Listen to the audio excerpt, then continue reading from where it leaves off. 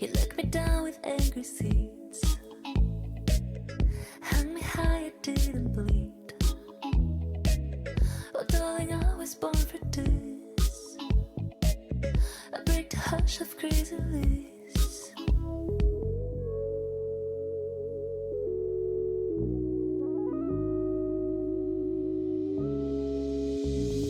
I'm no lie, but you spill the crime. Your peak aside, till I burn, I rise. Your all eyes, but I won't rewind. Let me shine.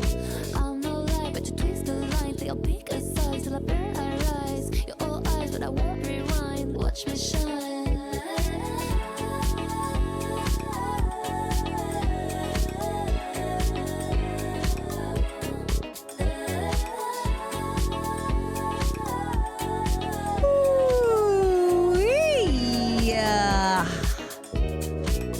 What is up, everybody? Clap your hands. Clap, clap, clap, clap your hands. Clap, clap, clap, clap your hands.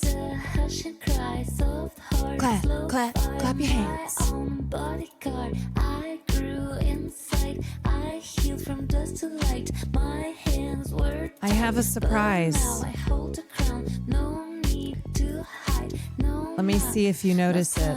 I broke the shell and cried. Hell, hell, high.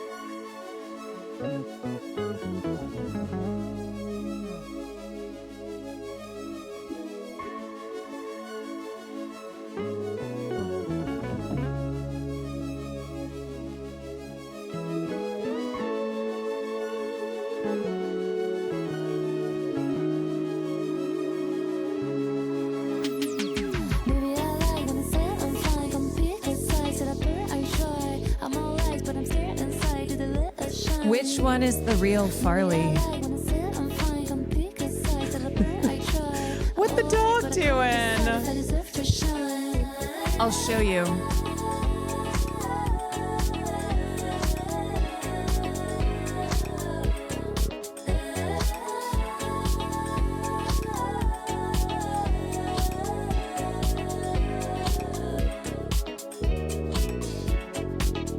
We finally got more dogs. Figured out a way how to clone Farley. Here's this one.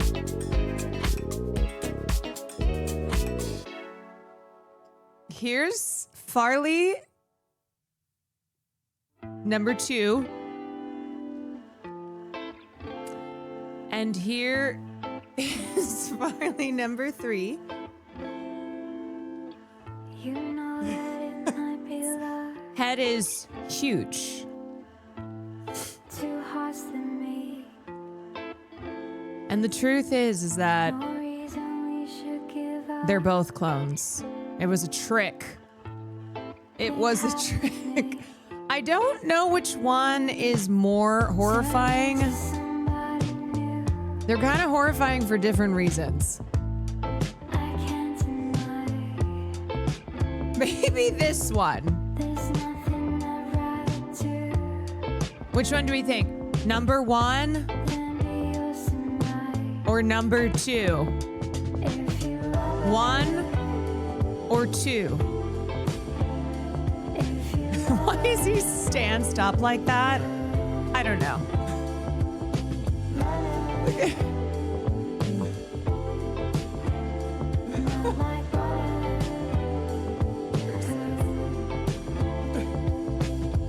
I don't know if I could try.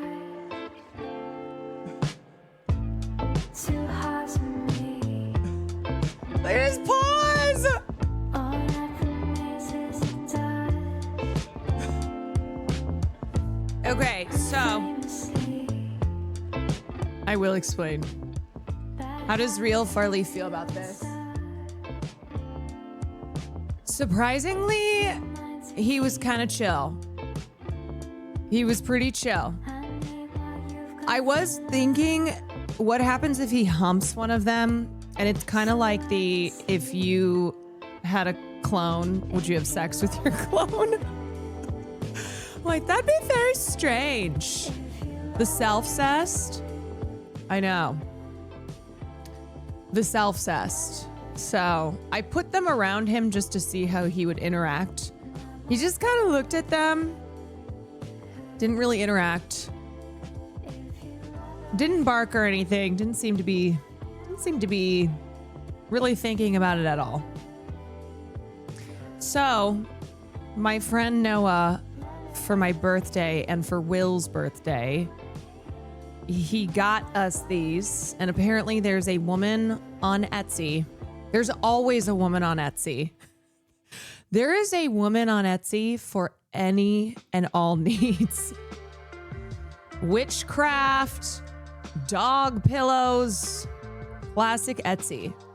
So he sent photos of Farley. And the funniest thing is the woman said, she was like, I need you to send some new photos because this one's not great quality and it will affect the work. And she said so with 100% seriousness.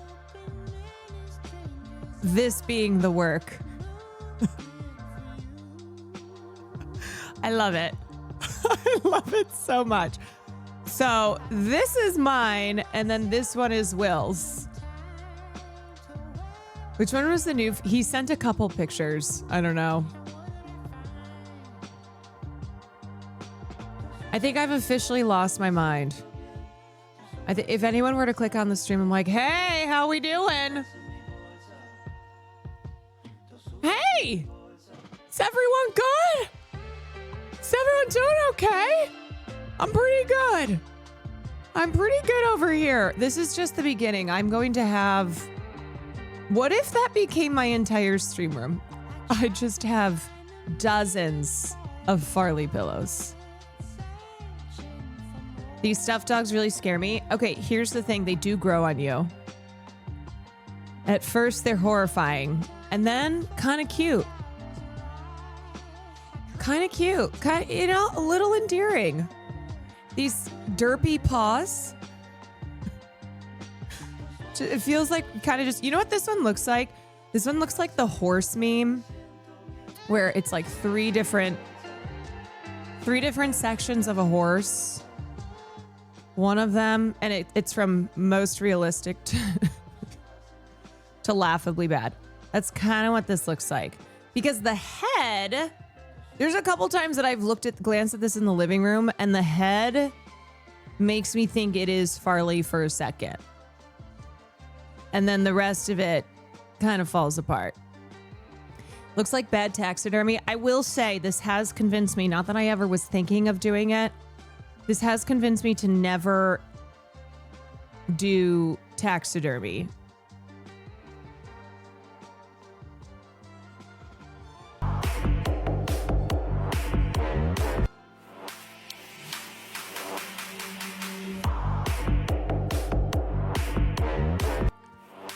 No. See, you get one of these, you realize you'll never do it.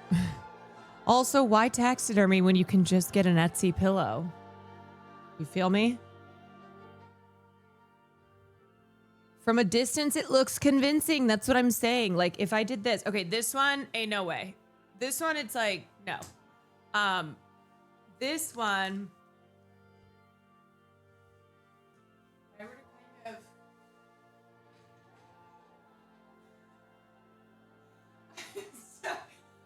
It's just...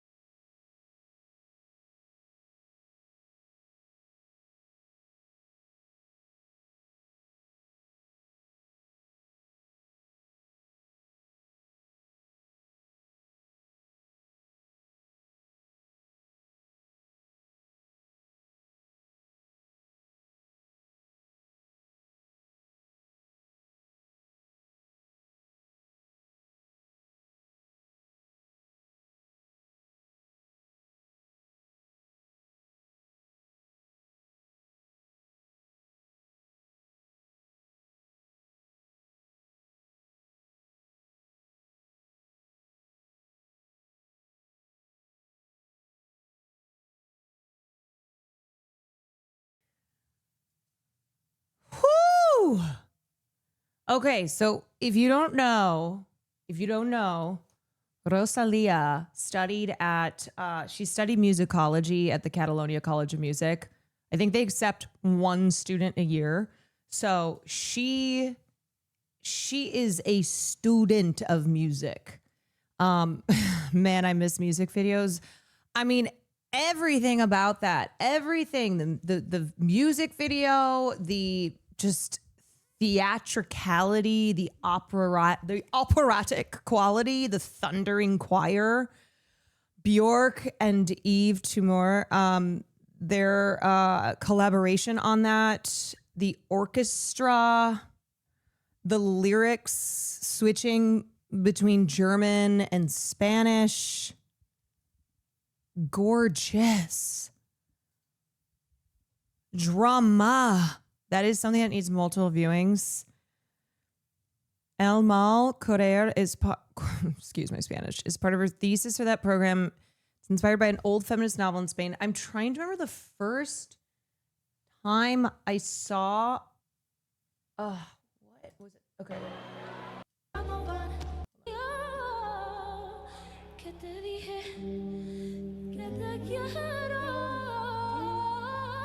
And I just remember being like, my God, she's incredible.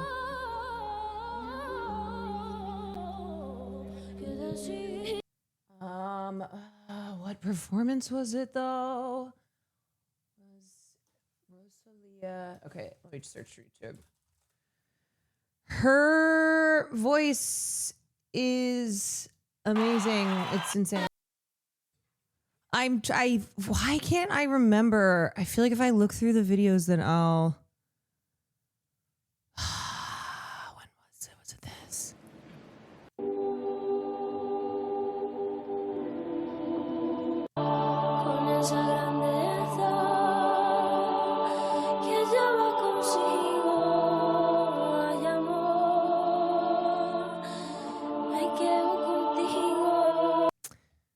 It wasn't mi nombre.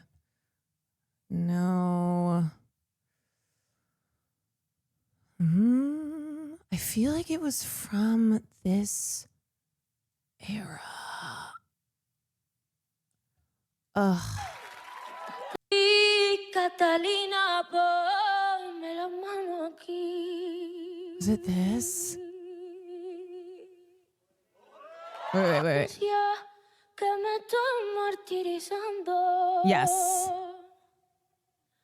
Ya la memoria me trae cosas que estaba olvidando.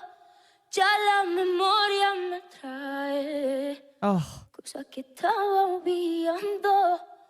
Ponme la mano aquí, Catalina, ponme la mano aquí.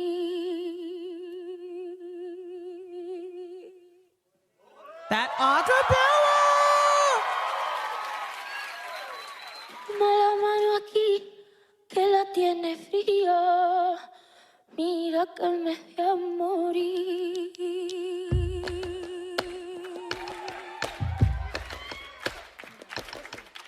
Oh, chills. I know. China que tenía se fue de mano y no volvió. Tiny zucchini, small frog. Thank you. It's abs, Marisa. Thank you for the resubs. A tomar un veneno. Yo quiero morirme. Ponme la mano aquí, que la tiene fría. Ponme la mano aquí, Catalina mía. Mira que me voy a morir. Ponme la mano aquí, que la tiene fría. Ponme la mano aquí, Catalina mía. Mira que me voy a morir. So she reimagines flamenco. She's classically trained. And she mixes with pop and hip hop. Mira que me voy a morir.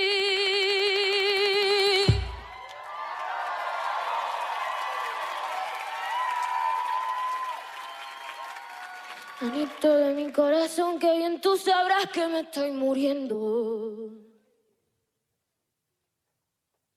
Te pido y te encomiendo que llame a un escribano, también a mi primo hermano.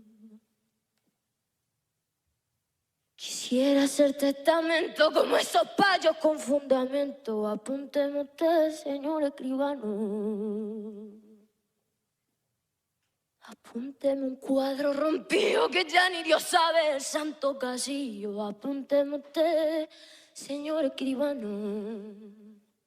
Apúnteme usted, señor escribano. Apúnteme usted una escopeta que no tiene llave, cañón ni baqueta. Apúnteme usted, señor escribano. Señor escribano. Apúnteme usted. Apúnteme usted. Ya apúnteme usted. Ya apúnteme usted. Ya apúnteme usted. Ya apúnteme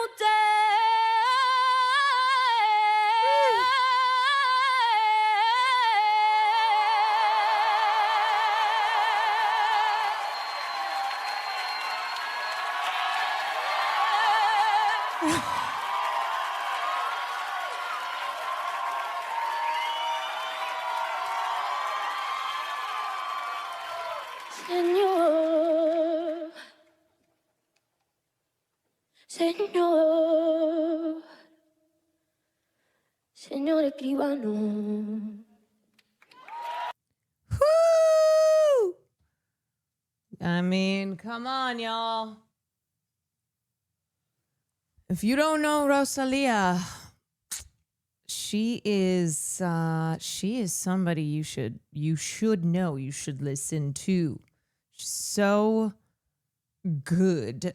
She is so talented, and I think what she's doing in the music scene is just fucking awesome.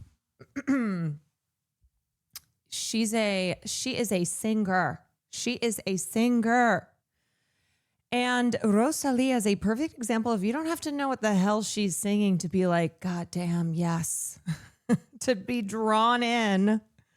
Drawn in. Yeah, I love some of y'all being like, it was fine. She was fine. It's okay. Y'all better be kidding. She's going to be on season 3 of Euphoria. Her and Trish Paytas. Coping mechanism. Thank you for the 7 months. Alrighty. So cool. All right. Vibes are good. Vibes are up. We're so back. And we got Florence album coming out. Oh, yeah. She dated Hunter Schafer. I remember that. Okay. All right. So just needed to start off with a little something. And they're still friends. Love that for them. Where's the jacket from? It's from Aloe. Okay. Okay. All right. Okay. Let's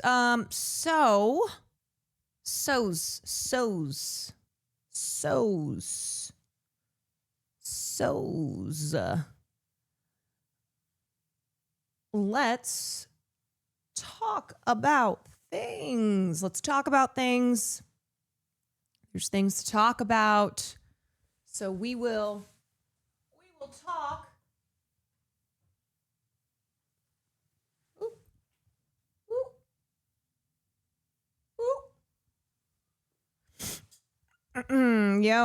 Don't expect you to watch this now, but I want to share fun, good content. I think you would enjoy. This channel does doc episodes on the latest of Theta Productions. This one is about Hades Town. But if you run through the videos, there's a lot. Oh, wait in the wings. Why do I know this?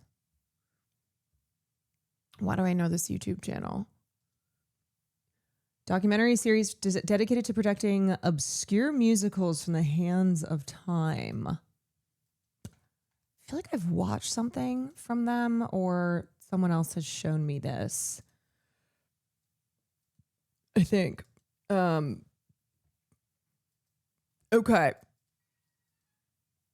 All right, y'all. So lot of stuff been going on. And on the one hand, I am so tired and feel like I really don't want to talk about shit that other people are involved in, and there are some things that I do think belong in private chats, need to be handled privately. And then there are obviously things that are public, and I do feel, as much as I'm tired and I am not out here causing problems, I throw my 2 cents in. I throw my 2 cents in on things. So it's been so covered by money. I don't care because those people aren't me. And I'm going to be honest, I think a lot of people don't approach these topics correctly. I think they only sometimes can make it worse. I think they miss the point. I think they miss the opportunity to push for change on this platform, cultural, societal change. So because of the person and the streamer that I am, I always do feel obligated to add my voice on certain things. And so that's what I'm planning to do. I am going to watch, I have a couple videos which I think will help me add my thoughts to not just the videos, but not just the videos themselves, but I think the relevancy that these videos have to what I want to express and what I see as ongoing issues. So I'm not gonna just sit here and watch hours and hours of people's VODs or watch other people's opinions. I don't really, pay too close of attention to what every other person is saying on this stuff. I kind of will get a general gist sometimes. And 2, I just don't really, I don't know. I just don't really move that way. I don't really sit there and watch VODs. So, okay, there's a lot happening. Yes. Yeah.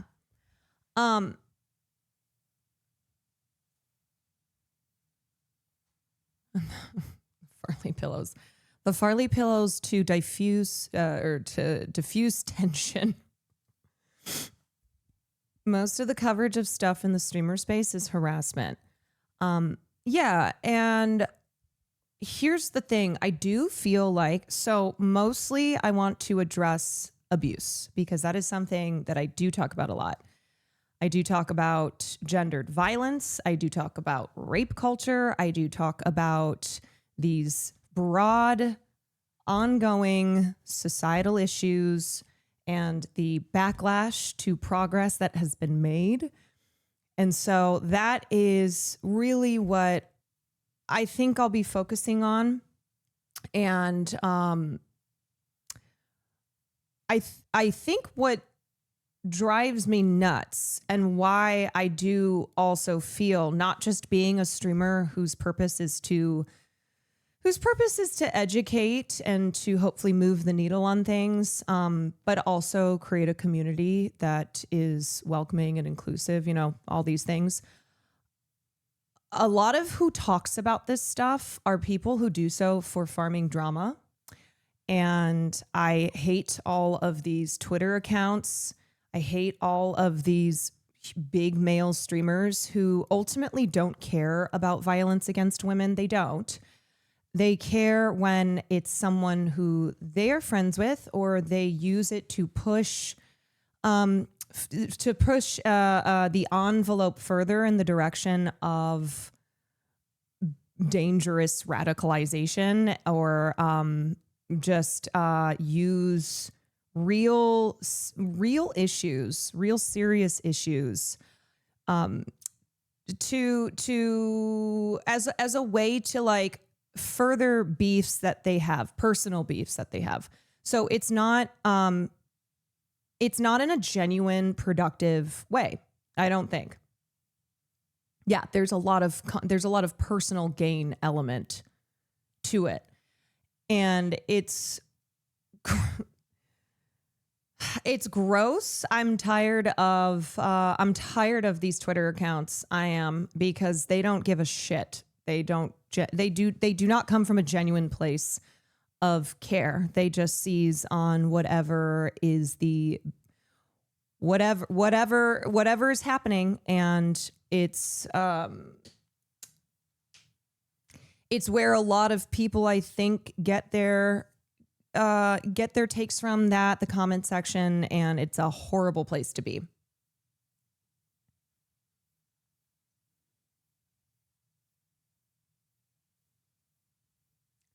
Okay. Now, I will also say there are other things that are circulating around on the internet. It does seem to be that the last couple of weeks, things have been bad, but the last couple of weeks really feels like there was an implosion and then an explosion. And what I would say is, I really do feel that we streamers have this issue of not knowing when something should be private, and then when because they don't understand that, it then becomes something that's handled publicly in front of thousands of strangers who all will have their own takes and their own opinions. And one thing that I do a lot of, and why, frankly, I'm tired a lot. This is not about me, but I'm just going to say I am tired, because I have a lot of conversations privately. I try and do a lot of work behind the scenes. So if you're like, why isn't she posting on Twitter? One, because I can't fucking be on that place right now. If really, me not being on Twitter is good. It's good right now. It's exhausting. But if I don't say something publicly, if I'm not addressing every single thing, it's because I make decisions as to what I feel I should address with people, especially if I have relationships with them, address privately, try and assist them in the ways that I know how I've made myself available for people, and then what I decide to address publicly.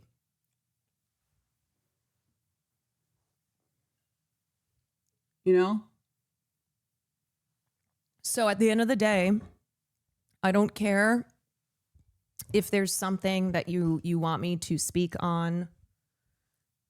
It's my decision what I decide to talk about on stream in front of people, and what I decide to handle on my own.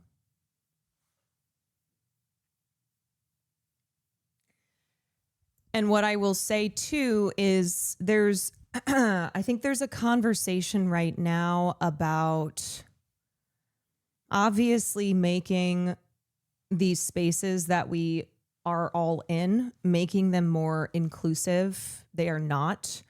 There are a lot of people who feel that mainstream Twitch is very male-centric. It is ultimately not friendly towards women, queer people, people of color, those who are in marginalized communities. And so that's this conversation that's being had on, there are some streamers who they have fashioned their communities to purposefully be for those on the outside who deserve a place to feel safe and welcomed. And I wish that that applied generally. But I think there's the conversation that is being talked about as far as the biggest streamers on this platform, the mainstream Twitch spaces where people have thousands and thousands and thousands of viewers. And when you get bigger like that, you are, it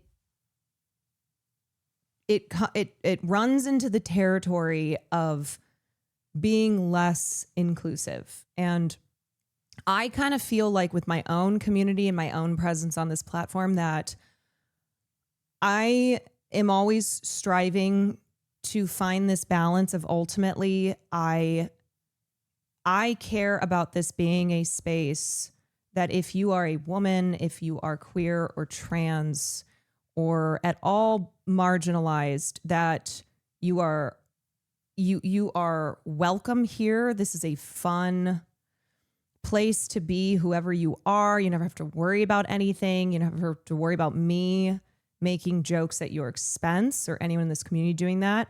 But also because I am a commentary streamer, I do view myself as a person who tries to educate, who, even though I'm not the biggest political commentary streamer, I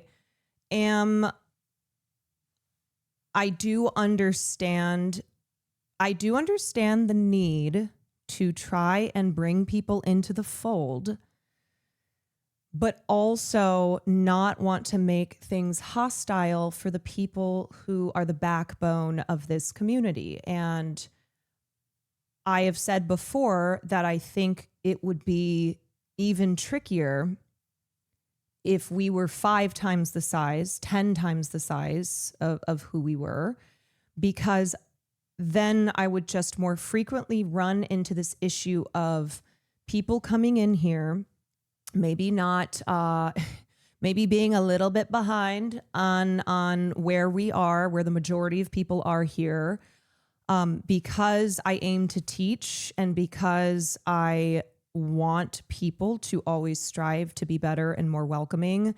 It means I don't necessarily want to cast everyone out who is, who's not where the goal is for them to be. But it's this balancing act. It's this balancing act. And the thing is that streamers, everyone will say like, ooh, that person's audience captured. That person's beholden to their audience.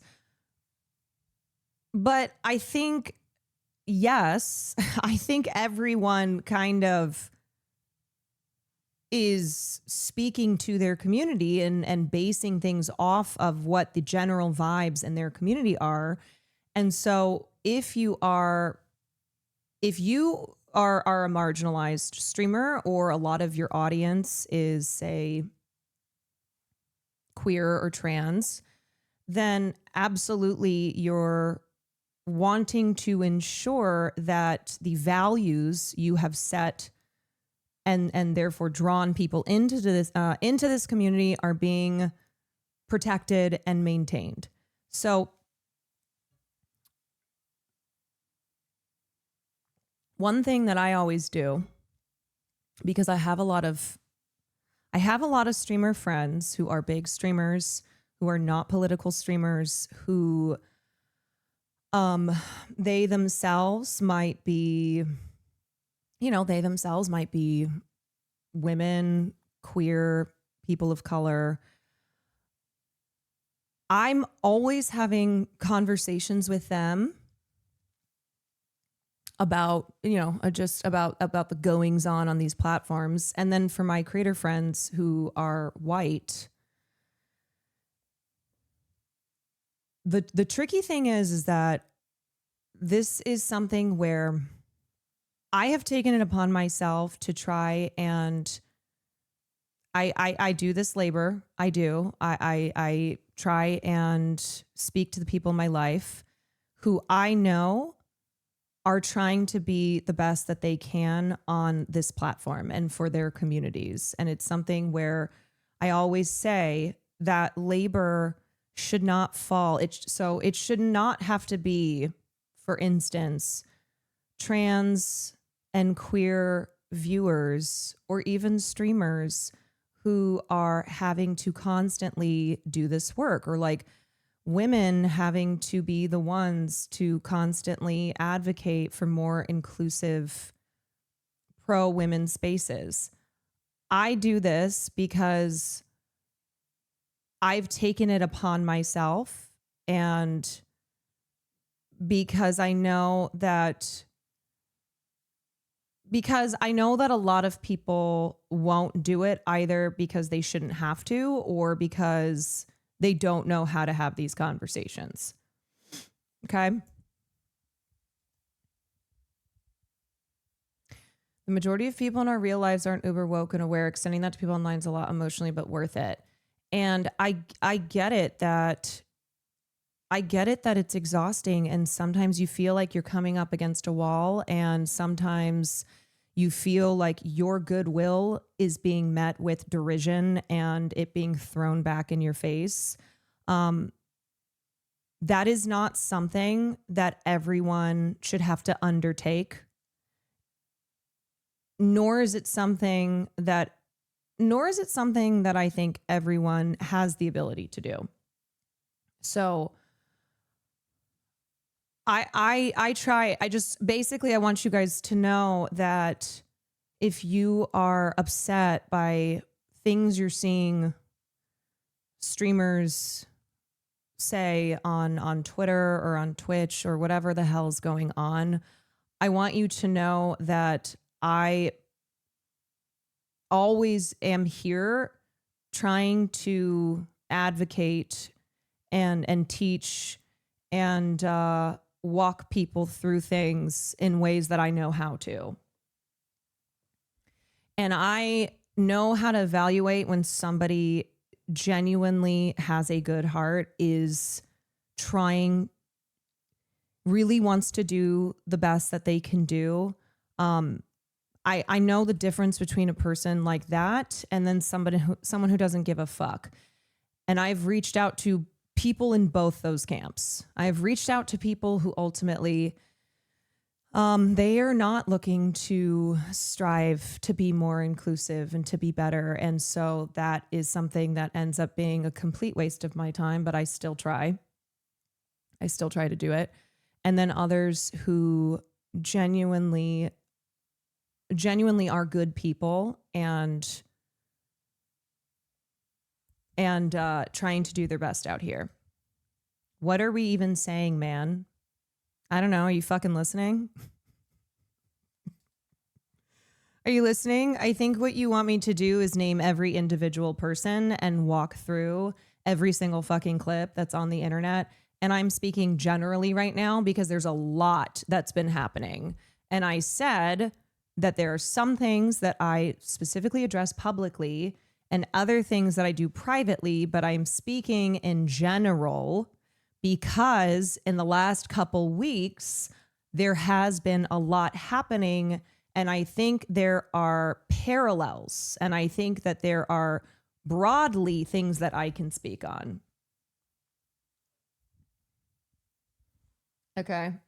I will say I do not have a frame of reference for why you're speaking generally. Like, I'm getting the picture. It's a little confusing. That's fine. It's fine. If you're not aware, it's fine. Like, I basically understand that not everybody is like locked the fuck into everything happening on the internet.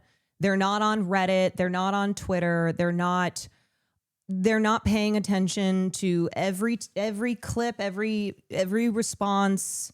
So this is more of a general conversation in how we're constantly trying to make these spaces better. And there are people who do care and are maybe, what they do care. They want to be better. I have conversations with them, and there are people who don't give a shit. Okay. So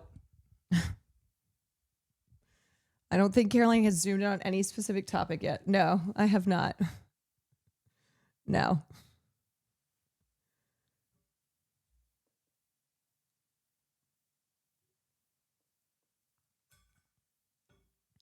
And what I will say too, and this goes to anybody, not just streamers or not just Twitch viewers, but just all y'all. If you are a person who's in a position where you are not personally affected by harmful rhetoric, okay? So say you are not trans. Transphobia is not directly causing you harm like it does to trans people. Or if you are not Black, anti-Blackness is not directly affecting you like it does to Black people. So if you are somebody who's in that position and you are wanting to speak to the people around you who are bigoted, who are saying harmful things, you need to be very diligent in it. You need to make sure that you understand your role as an ally, as somebody who is standing for and with marginalized communities, whether it's at work, whether it is in just your personal life. And so it's important that I don't believe that it's as simple as cutting people off regardless. Now, I've said this before. You can't tell anybody who they should and should not speak with, associate with, if they are being directly harmed by that person, by that rhetoric. If you are not, and you have decided that you want to be there to try and make things better, to try and educate ignorant people in your life, then the important thing to do is to call stuff out when it happens, because that is the way that you work on changing behavior. And that is the way that we unnormalize this behavior and rhetoric, and recognizing that oppression is constant, and if you are directly affected by it, there's no turning it off. You're not able to turn it off. And so I do think all of us probably have people in our lives who are saying harmful and hurtful things. I do think that's true. We talk about a lot here. People who have transphobic parents, people who have friends that repeat pro-Israel propaganda, and how what we're always doing, what we should be doing, is having these conversations, but also not everyone can do that, nor should they have to do that. So this is really for those who are in a position that they're not directly threatened by it, And so I just want to remind us all that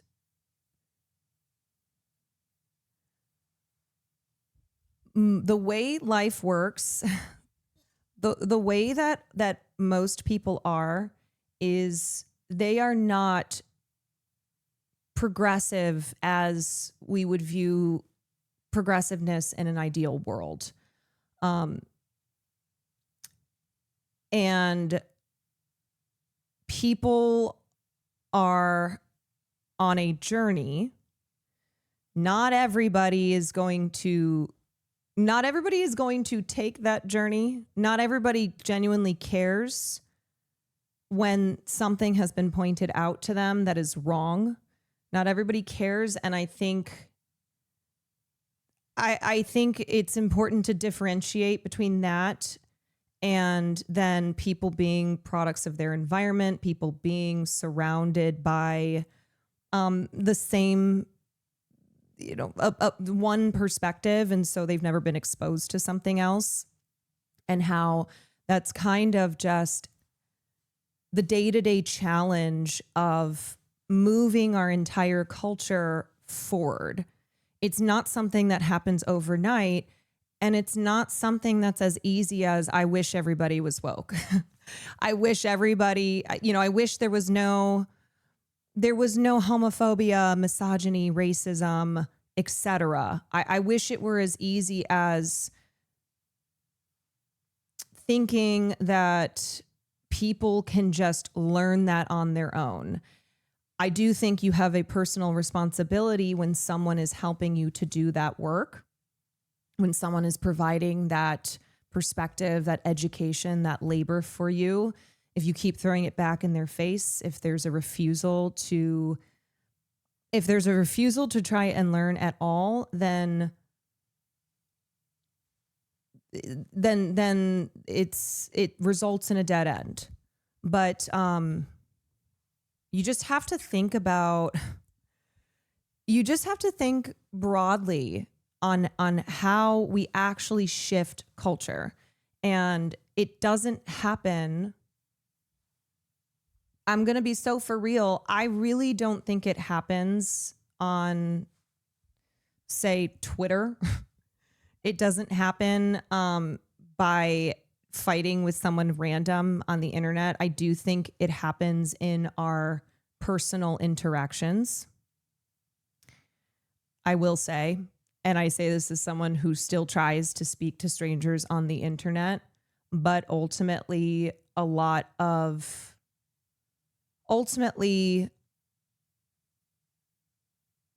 never not be doing the work in my day-to-day private life because of the ability to, in my opinion, have a productive conversation, especially if you have a personal connection with someone, a relationship there, and you can speak to them in ways that often feels impossible online.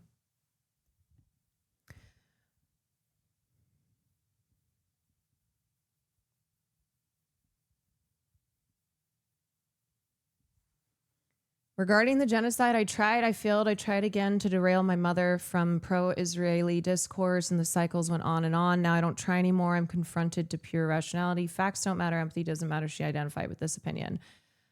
Yes. And sometimes that happens, and it is, it's really shitty. But then with other people, you can move the needle. You can. And for all of the issues that I advocate for and how I want to see our culture move towards an inclusive, progressive one, it's something that I have undertaken this. And so no matter what, I do this every day on stream, and I keep doing this in my personal life as well, because I feel that I'm equipped to do so, that I have the I have the ability to do so, and because I don't want that labor to fall on the communities who are affected by the pervasive bigotries that we see everywhere. I don't want trans people to have to be the ones who are constantly saying, hey, we're human beings. Please see us as human beings. And the way that life works is, unfortunately, those who are in the position of being in the in-group often have the power, the ability to have and move these conversations forward.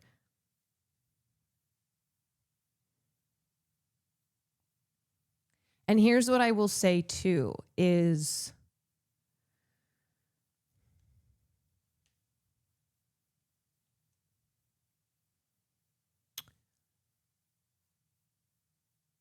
I look at the streaming space. Also, thank you, Anonymous Gifter. I look at the streaming space and I can't deny that a lot of the biggest streamers on the platform have very young, impressionable audiences. So, on the one hand, I understand the exhaustiveness and the frustration with how irresponsible streamers are constantly handheld and their communities are then handheld. But the reality is that they do need good influences, and some of them reject it. People fall on a spectrum, and some of them do have the ability to be influenced by positive forces around them. And it always sucks to be people who belong to groups, who belong to communities, who go, why do they get all, why is all this grace provided for them? Why do they get so many chances? Why are we doing, perceived infantilization, hand-holding? And I think it's because I do see that these are thousands and thousands of young people who I don't want to, if they are already on a kind of radicalized pathway, I don't want them to further go down that. At the same time, I don't know if I don't really belong in a lot of streaming spaces because it's just not very much my vibe, and I kind of like to do my thing here. But I think this is something I've thought about a lot with Hassan, because there have been times that I've disagreed with his strategies and the way that he views his role.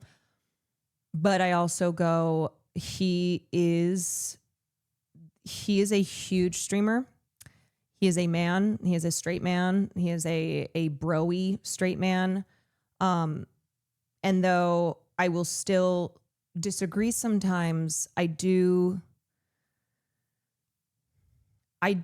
get more of when he says that he is trying to be a role model specifically for young impressionable men, so that they don't just fall prey to this swamp of really reactionary, right-wing radicalized viewpoints.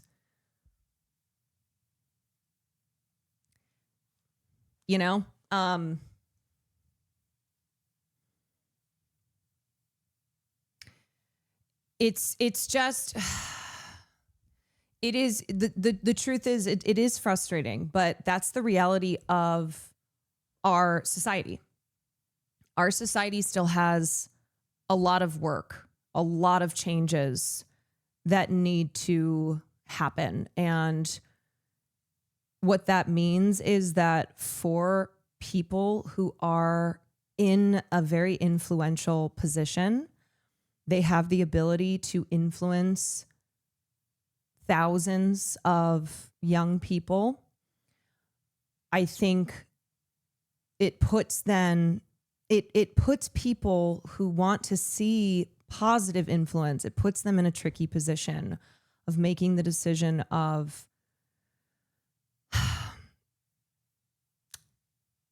I'm tired of infantilizing these people and holding their hands, but at the same time, I don't want these spaces to be completely overrun by really by people who are wielding influence dangerously.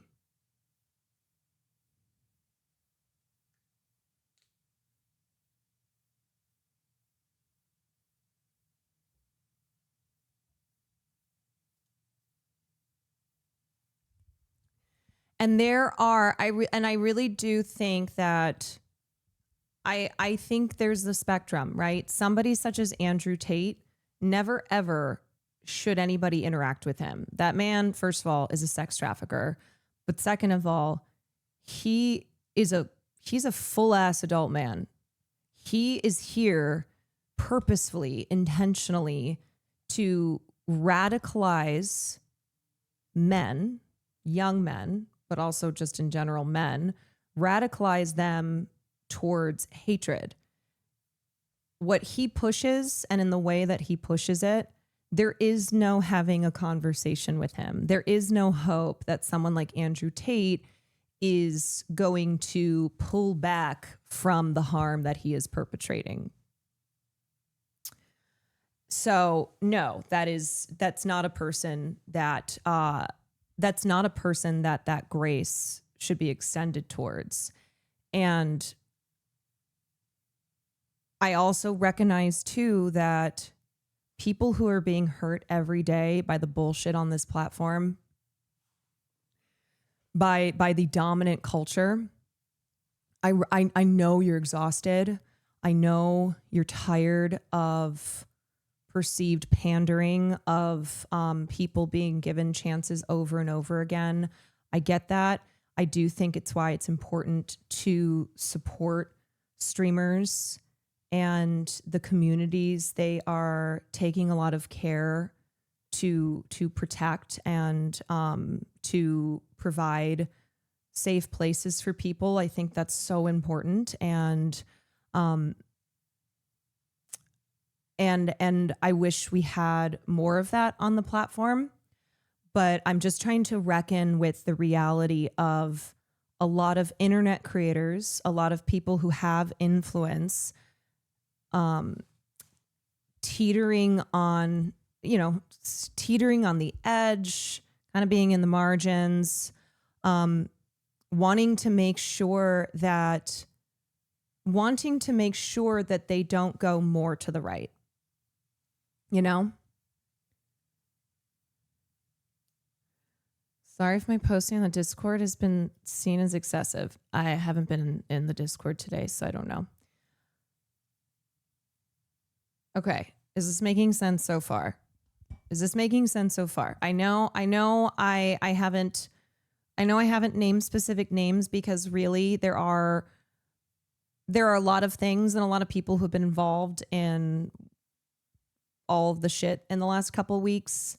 So I know I'm speaking generally, and I know that I can't say every single thing. I can't say I can't. I'm trying to speak to you all, but know that everyone is also in a different spot, and that we all have different takes on this. I'm trying to explain it to from my view as a streamer, as someone who's trying to make sure that those of you who are finding these places increasingly hostile, that on the one hand, you have somewhere to go, that you have somewhere to belong to. It's not going to be like that for you. But then on the other hand, looking at how do we work towards this broader shift, and how do we make sure that in doing that, the work doesn't just keep falling on those who are being directly affected by it.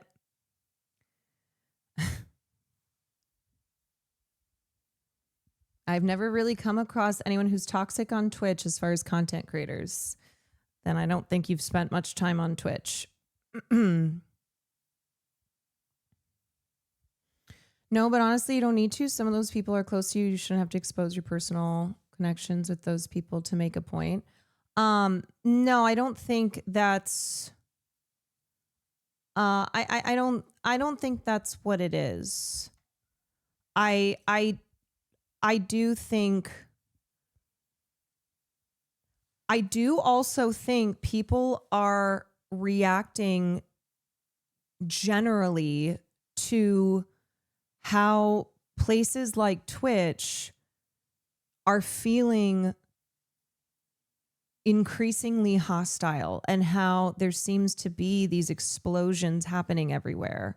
And you look at how culturally in our society we're seeing those shifts being reflected. And so this applies to the internet, but this is also something that applies. This is also something that applies to the broader culture. And I know it's not going to be fixed overnight. And I know that the pendulum swings back and forth. And I know that that these bigotries are not going to vanish like that, and that people will continue to feel targeted and exhausted by it, and feel like supposed allies, people whose communities that they thought were the good ones on here. It's like, oh, I've seen people express is like every Twitch streamer sucks, or everything on here sucks. I don't even want to watch Twitch anymore. And I hate that. I hate that there are people who feel like just so let down by the streaming space, and how this was once a place that was enjoyable, and that you came to as an escape, or whatever purposes you were here. And I feel that too. I do feel that. And I do see a lot of you expressing how much everything sucks. So trying to figure out a way here, trying to figure out solutions that ultimately are more long-term, and that's tough because that's not change that happens overnight.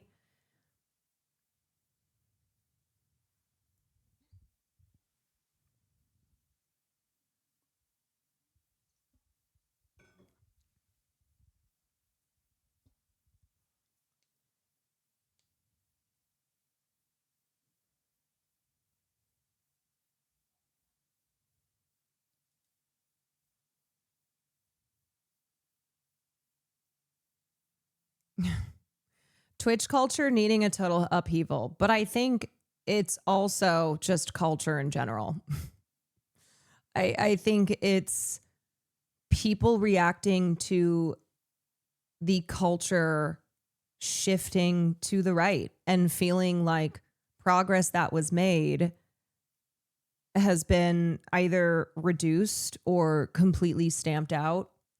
And so Twitch was a place that I think a lot of people came as an escape from the world, and feeling like it's just these spaces have all been infected, and that it's slipping away, that like it's just all around you. And that's a really bad feeling.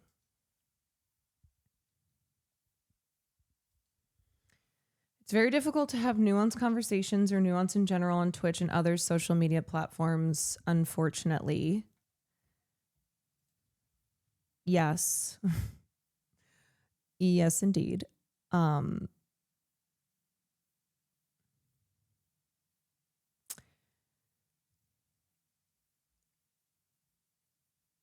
really, really wish that everyone was open-minded. I wish that everyone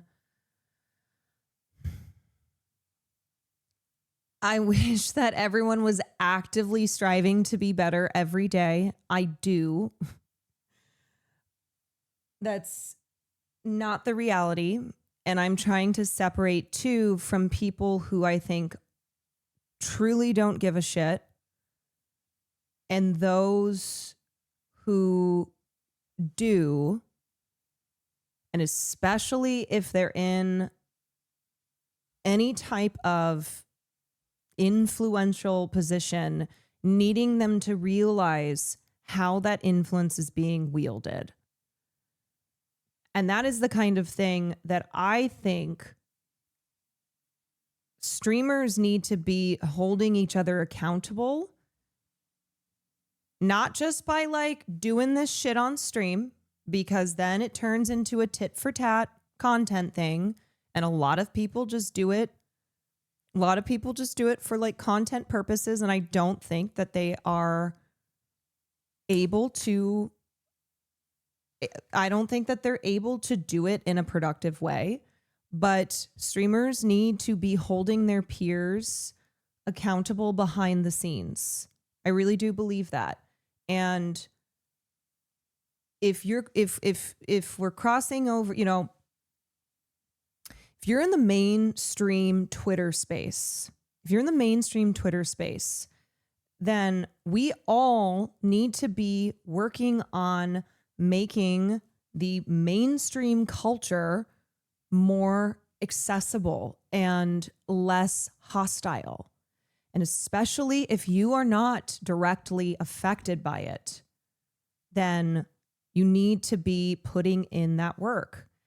And I know the people who are, and I know the people who aren't really doing that. From a chatter perspective, it feels really frustrating to not see this progress in real time respectfully. I understand. I do. I do.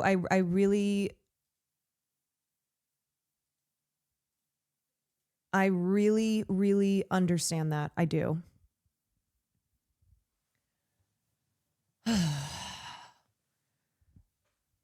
Public discourse is not just for contents, for signaling to marginalized communities which spaces are safe. Yes. No, I understand that. I get that. I think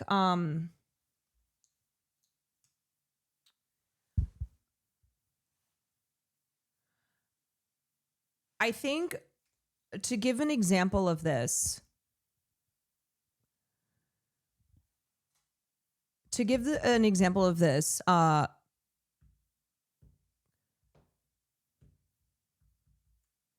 XQC was at TwitchCon, and there are people who will act like nothing's wrong, and then there are others who were attempting to speak to him and get through to him. So, I don't even want to use him as an example. That's, yeah.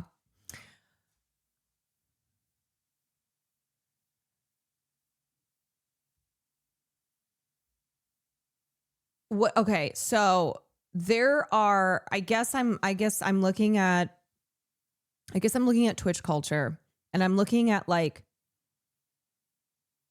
the popular streamers, the ones who are in more of mainstream Twitch in both Los Angeles and Austin. And I people go to parties together. They are interacting, and whether it's on stream or it is in private at one of these events or something, I think these conversations need to be happening. And I think that needs to be on behalf of, I think that needs to be done on behalf of the viewers, the those of you who come to Twitch to watch content creators who are a part of Twitch culture. And I think Twitch streamers, we have a responsibility here to fix our shit. Now, my role is like, I am trying to also look outside of Twitch culture, and I speak broadly because I am examining cultural issues and seeking ways to move ourselves forward. But as far as Twitch streamers go, I say over and over again, like, we have a responsibility here to be calling out our peers, to be ensuring that people who have a lot of influence in this space are wielding that responsibly.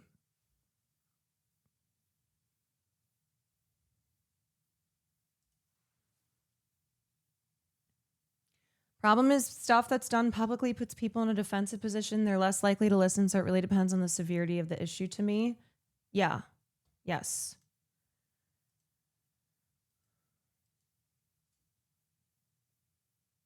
Yes. And as much as like it's frustrating and you go, well, I wish someone just wouldn't tweet that shit in the first place or say that shit on stream.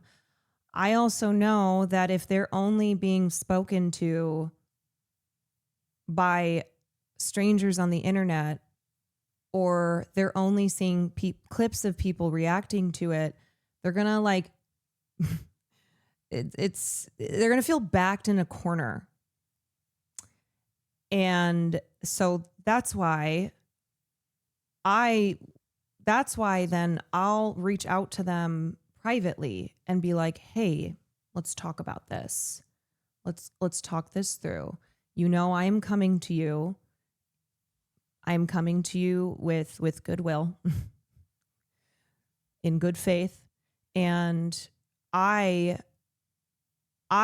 goal is for you to understand why people were upset by this and why it was upsetting. So this is just something that I would like more streamers to do. I would like people to I don't want to be one of the few who's doing this.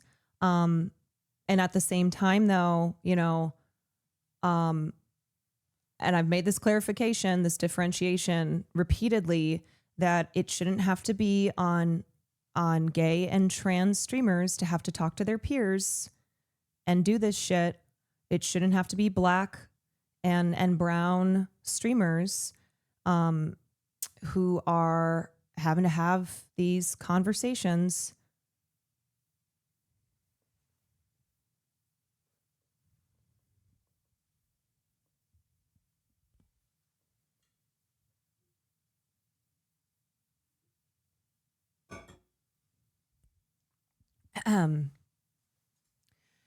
And you all do not have to feel forced to watch any Twitch streamers to be a part of these spaces where you are not welcome. But I want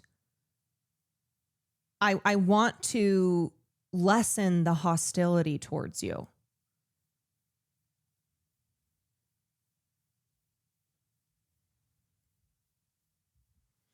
In theory, the idea is to expose problematic streamers to different kinds of people being cool and nice to them. But in the end, the streamer only usually sees their one new friend as the cool, nice person, not women, POC, queer people in general. Mm-hmm.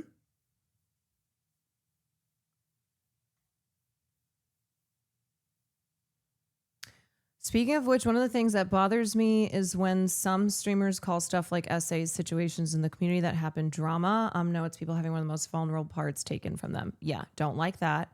Don't like calling everything drama when we're talking about abuse and violence. So that is not something to be labeled as drama.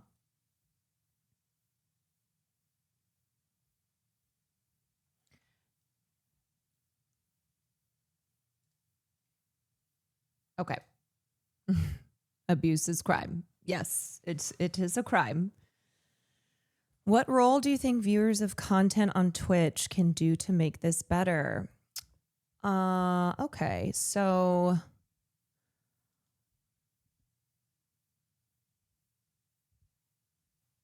what I would say is I do think holding streamers accountable, and I do see people do that. Holding streamers accountable. I think it depends on what kind of community you're in. So here's an example. Cutie went live today. She apologized for stuff that has been happening that involves her. There were people in chat. Now, I don't think those are regular community members because she had a higher than normal viewership, but don't say things like, you don't need to apologize. Don't say things like, oh, fuck these people. Recognize when you're not the one who's being spoken to, and recognize when maybe you're part of the problem. So as viewers, understanding when something affects you and when something doesn't affect you. So if a streamer is, say, going live and addressing an ongoing issue or something that's happened, that may not be for you. So you need to understand that not everything is for you. Not everything is for every viewer.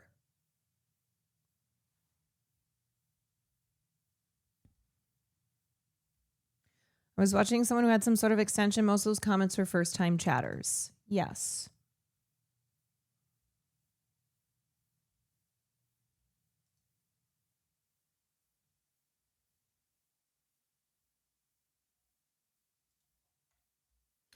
And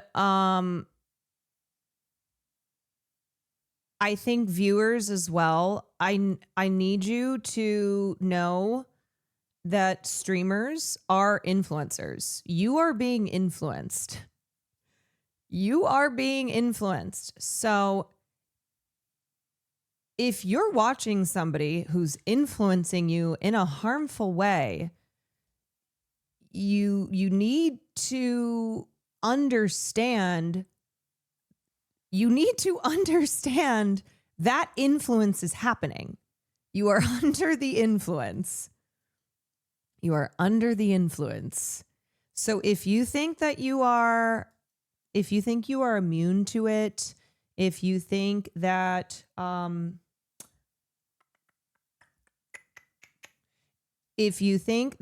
the opinions you are reaching are entirely on your own, but perhaps always seem to be 100% aligning with the person that you watch every day and is influencing you, then you should know those opinions you are not reaching on your own.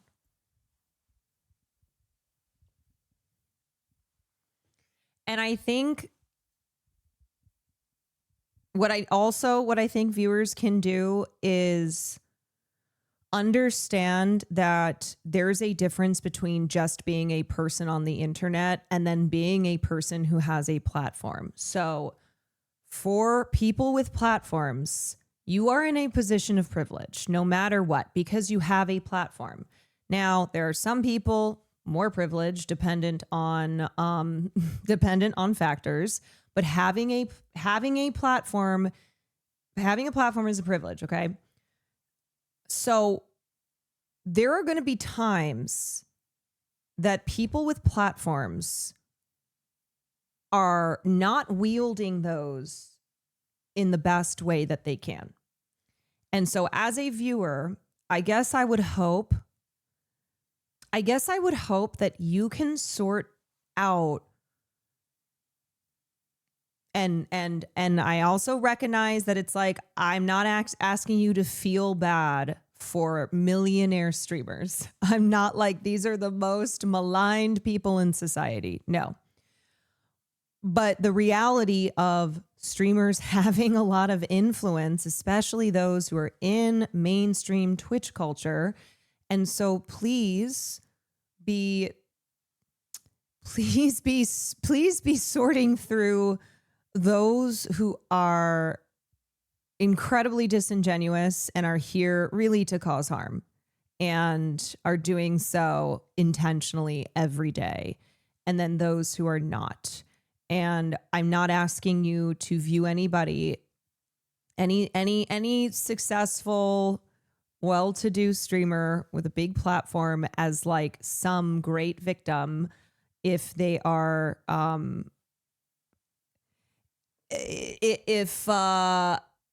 if they're wrapped up in if they're wrapped up in something and their community is mad at them or something like that. But there are shitty people, and there are people who are intentionally shitty. And ultimately, if we want this culture to improve, if we want to have less shitty people, be promoting less shitty people, we are going to have to make these differentiations, and we're going to have to make these distinctions.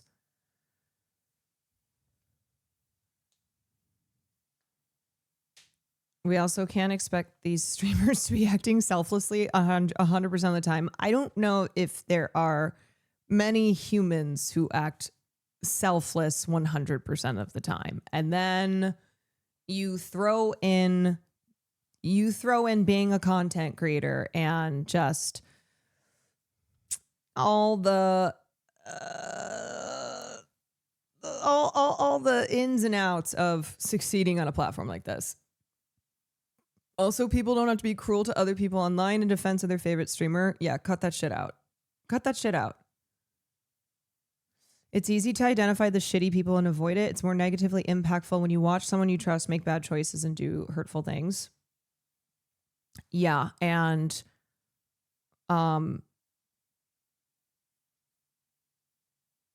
here's the other thing that I will say specifically to this community, because a lot of people here are progressive, obviously.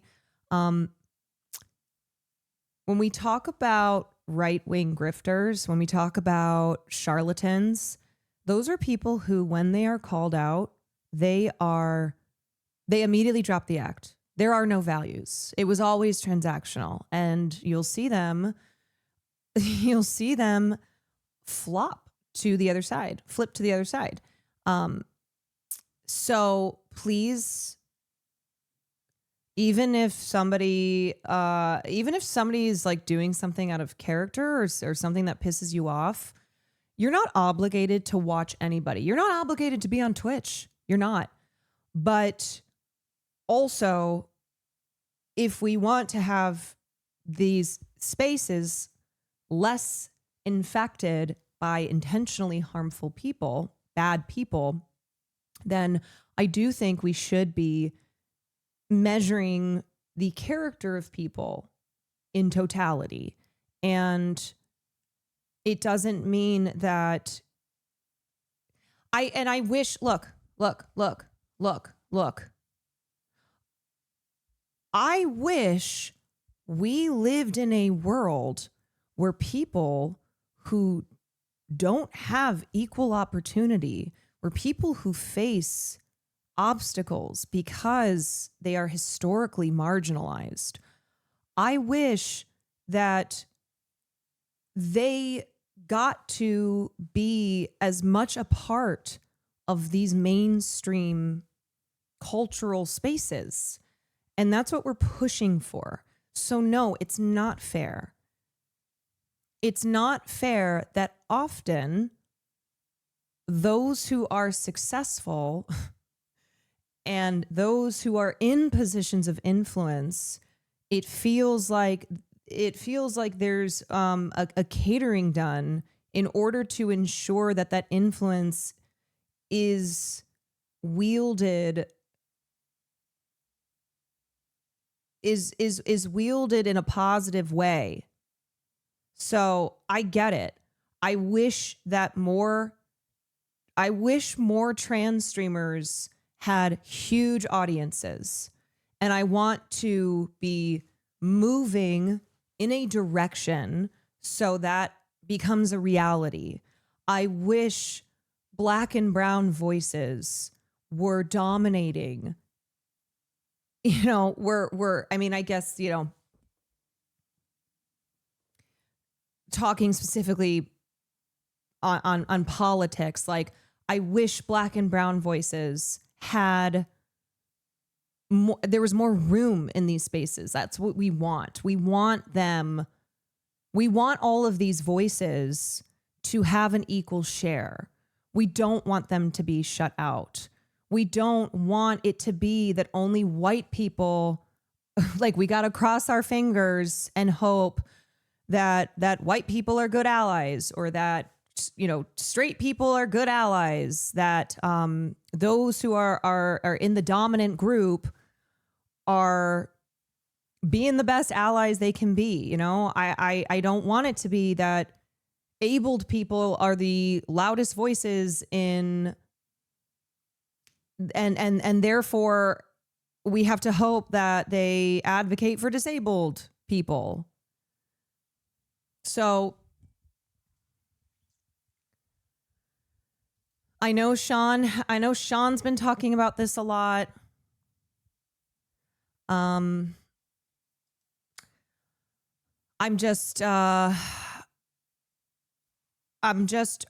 reiterating that I know the power dynamics exist. I know the representation is not equal. I know that there are extra obstacles to succeed when you are marginalized. So it's reckoning with the reality that we live in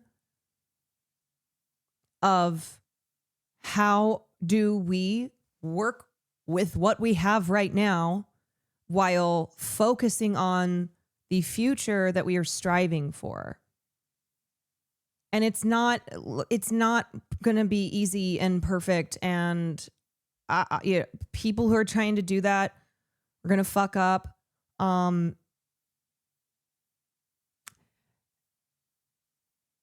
There's no easy answer here. I know that.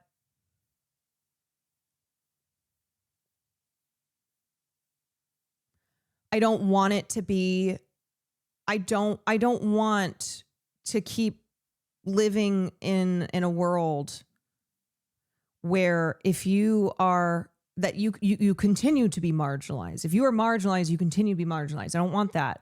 I don't want it that you have to like seek out cozy little communities that are safe for you, that it should be safe for you to watch somebody who has 50,000 viewers, that there are that there are equally big creators who are not causing problems. Do you know what I mean?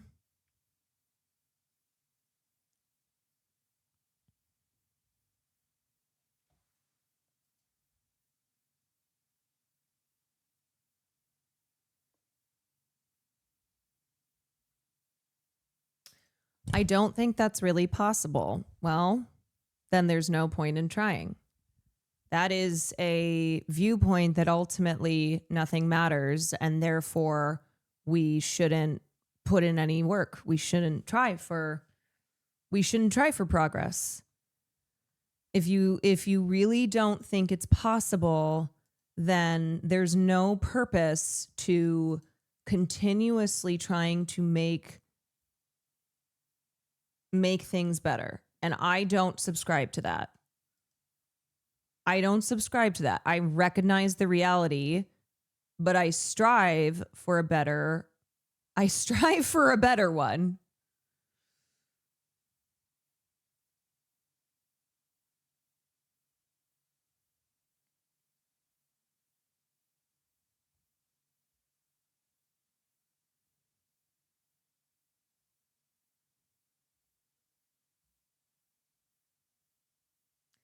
Because that applies to what we want in the real world too.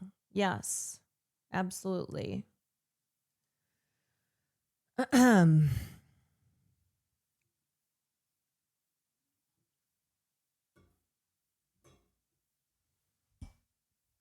Okay, sorry, I've been ignoring. Mai Tai, thank you. Not Christian. Mochi Pichu, Christian. Sheem, Graceful Ray, Anonymous Gifter, Aid Lover, Arcane Biscotti, Lazy Gains. Thank you very much. All right, so I would like to watch this video that Taylor and Kat did together. It is titled, They Do Not Care About Violence Against Women, because one thing that I specifically am always calling out and am trying to identify the problems, seek solutions to the problems, understanding that we swing back and forth and there is still such a pervasiveness of gendered violence, of misogyny and sexism. So we're gonna watch this video, and then I will use this to address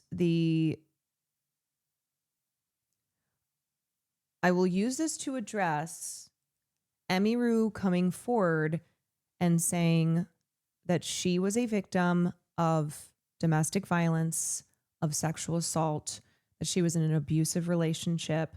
And this, unfortunately, is a common reality.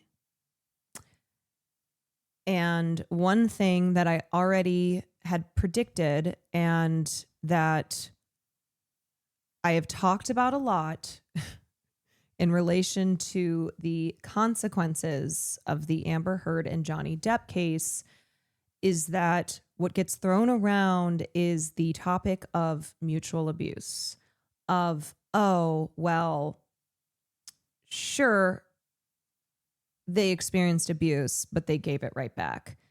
And this is something that we really, really need to understand the truth of, because people still believe in this. People still believe in the misinformation that is pushed all the time in regards to abuse, as to this myth of mutual abuse being the case in Depp versus Heard, in Emmy versus Mizkiff. They're both at fault. Oh, okay, well, this happened, but then she did this thing. And we can't move forward. We cannot move forward if we still do not understand rape culture, if we still do not understand misconceptions around abuse and victims of abuse. The myth of the perfect victim, people looking for something that attacks the character of a victim of abuse so that they can dismiss what was done to them.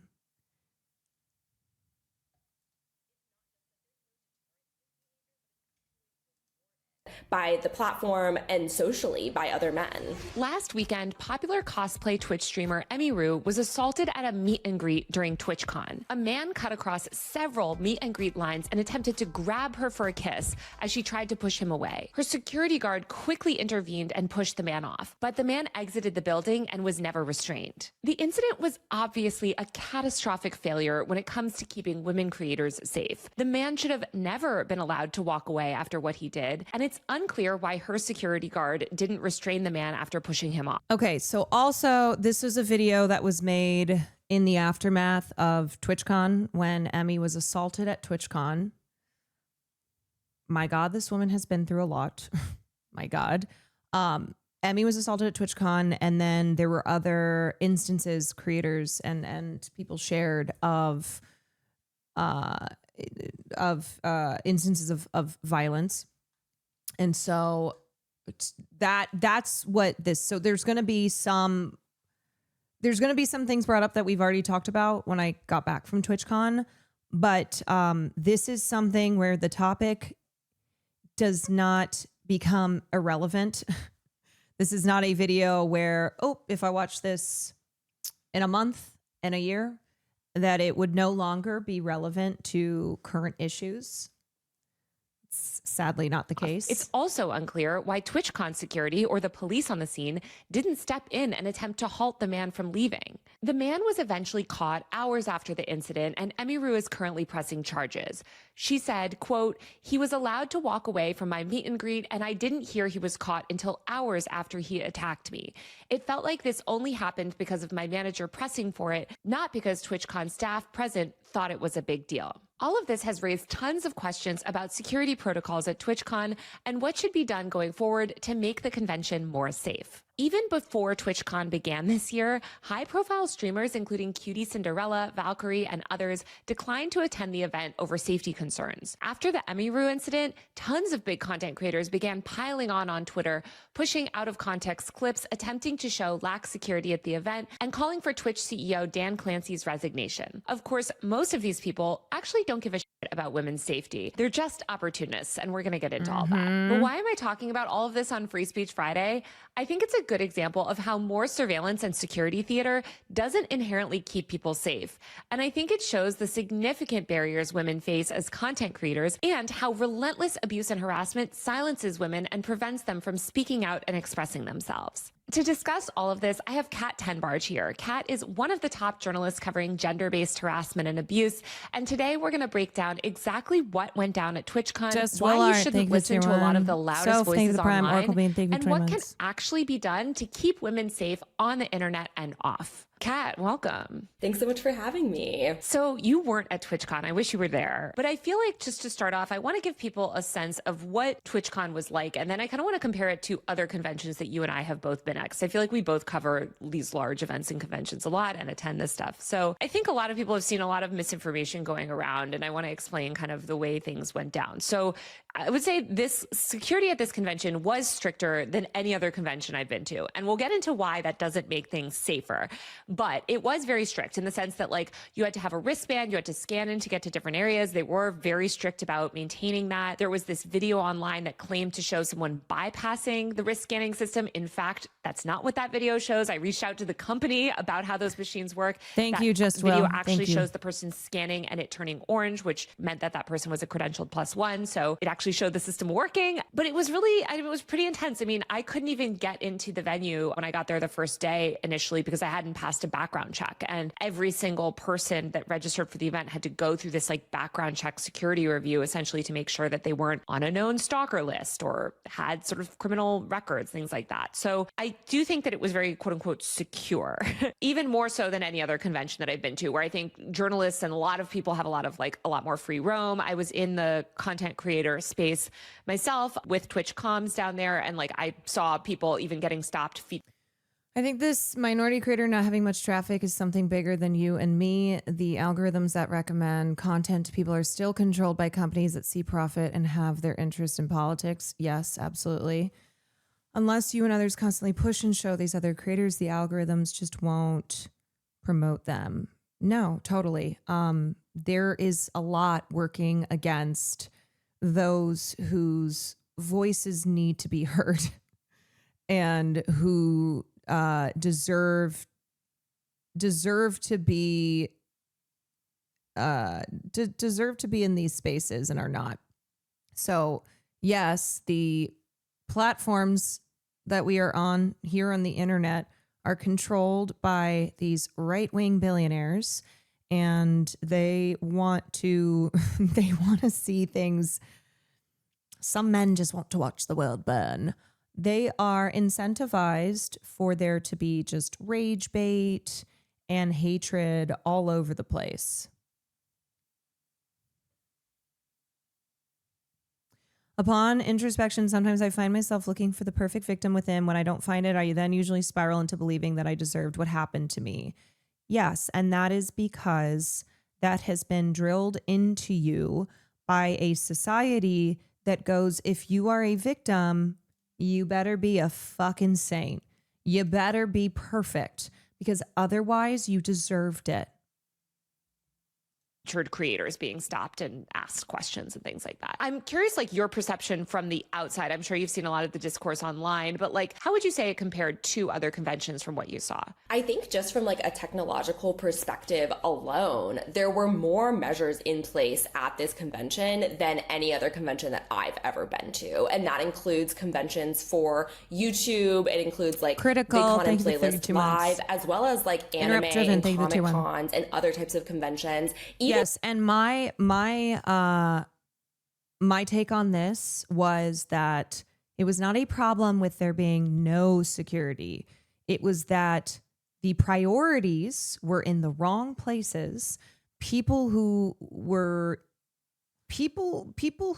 harassed, were over policed, over secured, and the issues that it caused.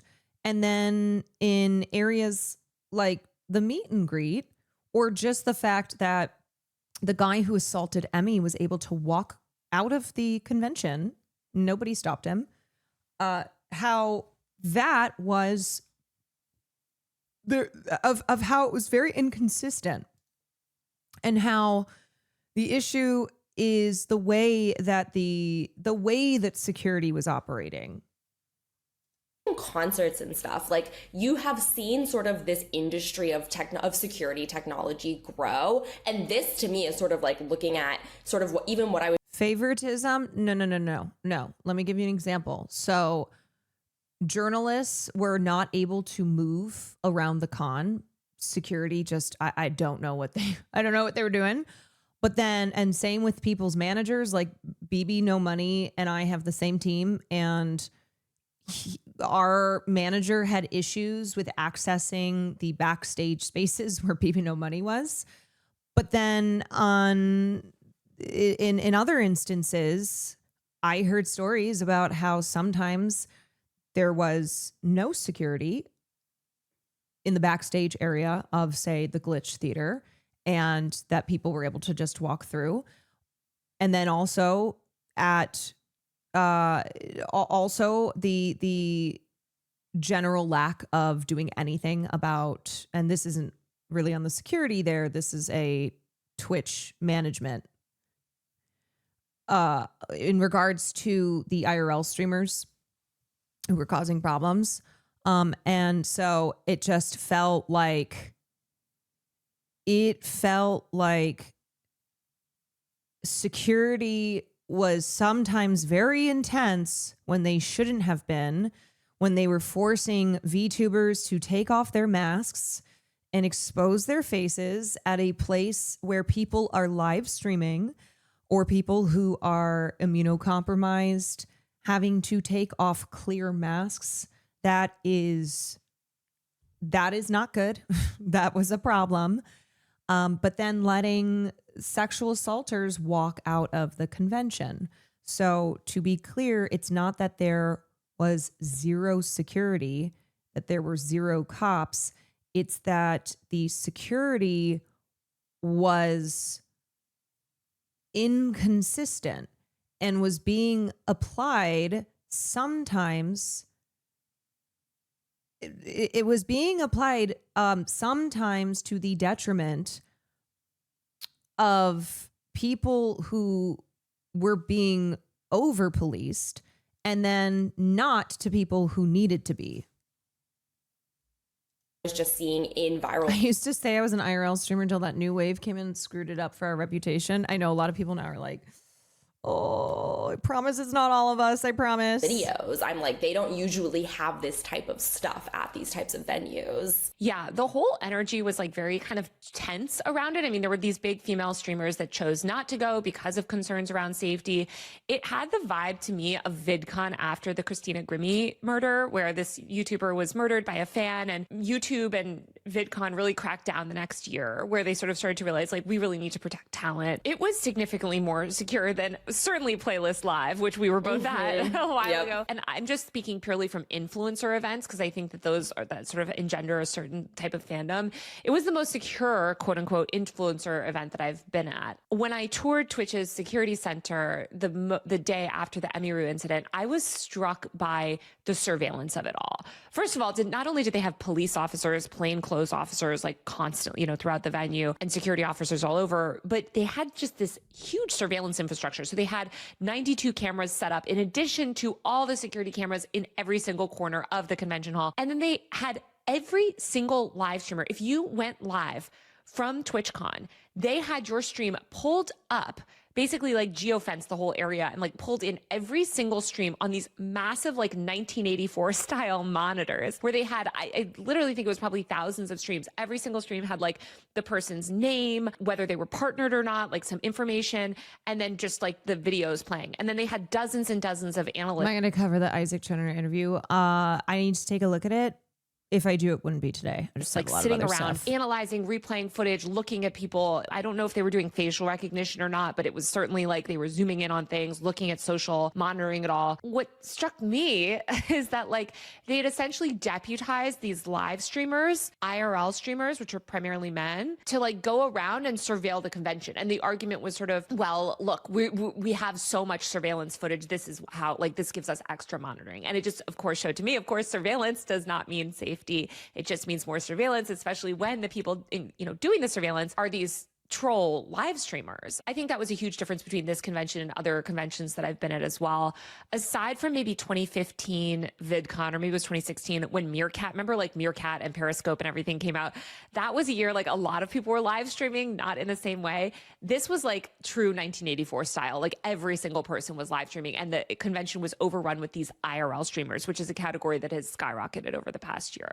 Yes, like this culture of IRL streaming, I think it's so important to point out that it is not done with like women's safety as like an interest. In fact, it's oftentimes the exact opposite. So much of this type of streaming and what you see succeed on this platform and elsewhere is actually just like harassing women, which is a really interesting juxtaposition with like, we need more surveillance, when so often surveillance in itself is to the detriment of like women and marginalized people. Yeah, exactly. I mean, I was struck when I was looking at this giant tile of like screens and streams, is that they were on mute. I'm sure that you could click in and hear what was being said if you wanted to zoom in on certain people. But to me, it seemed very, the sort of surveillance was optimized for like physical security, rather than the type of security that I would argue matters a lot as well, which is like, it is related to physical security, but it is like, the hate and harassment and abuse. And we'll get into that. So let's talk about the Emiru situation, because I think this was the most clear security breach. Like, I just want to be clear. I'll say it again. I think this was such a catastrophic failure. It was horrible what happened to her. It was completely unacceptable. It's a nightmare. I've been assaulted on the job before. It's awful. I completely empathize with what the threats that people like her have to deal with. The fact that she was assaulted and it was her security guard that stepped in and not Twitch's security or the police that were around, that Twitch's security and the police just let him walk out of the venue, was absurd. I think talent probably should have been behind tables with security guards on each side. That's what they do for a lot of big celebrities at like Comic-Con and other events. When I did my book tour, I had to be behind a table at public events. Also, sorry, I know this is a lot of what we've already talked about before, and ultimately like the new things that have happened in the last couple days is Emmy, unfortunately, again, revealing to be a victim of assault and abuse. But basically, I'm just waiting till they get to their conversation of talking about, in general, the culture of violence against women. Because I had so many threats and people threatening to harm me. But it seemed like this was just like a massive lapse in, keeping women safe at the convention. 100%. And I also think that that really goes to show, and this is reflective of just like policing and security in general, but this rhetoric that like men in the vicinity will protect women, this is a perfect example of why that is not the case. It was her personal security guard who stepped in, but you do have all of these men who are tasked with security standing around who just did not intervene, and that is not irregular. Like, that is a reflection of what happens when women go to the police and report that they have been assaulted or that they are being harassed. Like, it is not taken seriously. And I think that this just really does go to show why putting people in these positions, like men protecting women, it doesn't play out in real life. If anything, putting more men, more security in the situation can become more of a danger to women because you can't necessarily trust those specific individuals who have been tasked with like security. I was so appalled when I heard that Emmy Rue said that they were like laughing or sort of laughing off the incident. Like, I can understand if she was laughing because she has been through trauma, and often the trauma response would be to kind of like laugh it off and downplay it. But the people around her should have recognized how egregious. Yes. Okay. So it is one thing if you are the victim of an assault to be laughing in the moment, especially when it is on something like Twitch where you have a camera, you are aware there's an audience. In the moment, you don't you don't know what to do. Your natural instinct might be to play it off. It's another thing that the Twitch security personnel were joking about it, were laughing about it.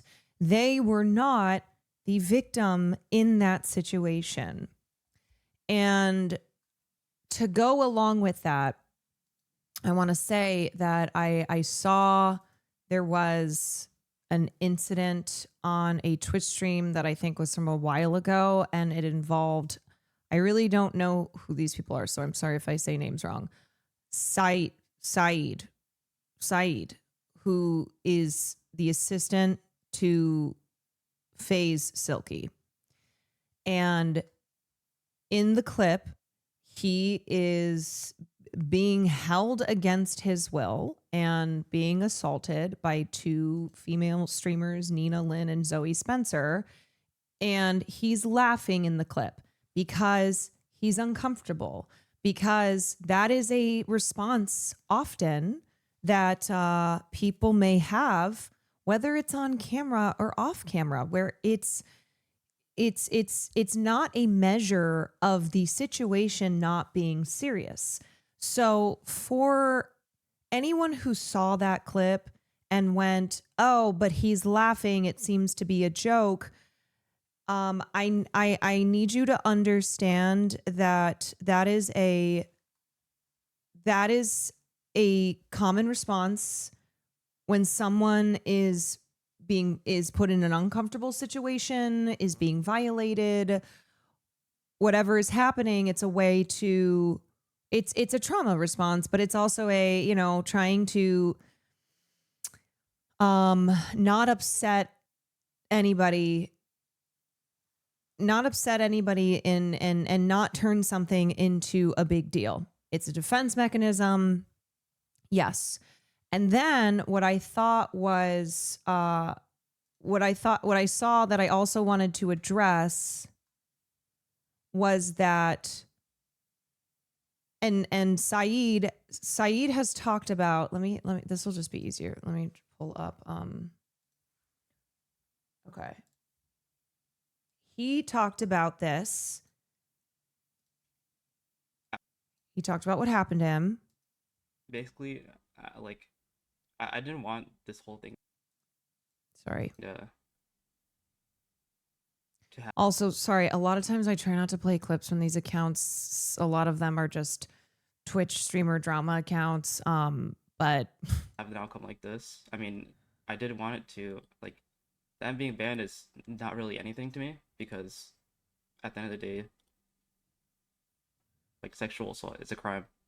And yeah. People that say that it's not sexual assault, I don't know what you think sexual assault is or anything like that. I don't know. I just ever since that this whole thing resurfaced, every single time it resurfaces, it just takes a toll on me, and I just don't want to talk about it just because of that. And the main thing for me is I don't want my parents to to see it and then have them break down over it, because I did later on tell my parents about the sexual assault, and my mom, she ended up crying for for a whole month and felt like it was her fault.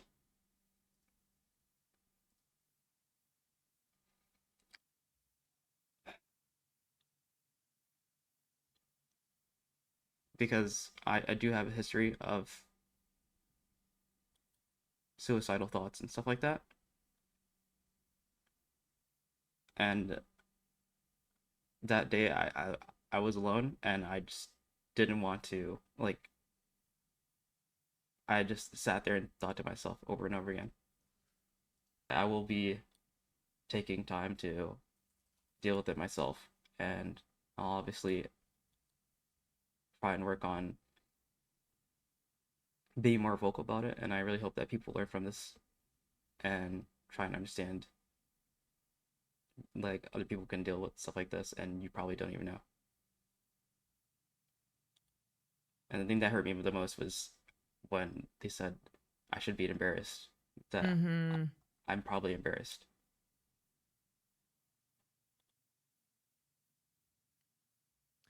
Okay, so what he was referring to is when this was brought up, this is a separate stream, a separate clip. And Nina was called out for having assaulted Saeed. She said it was embarrassing for men to be assaulted here.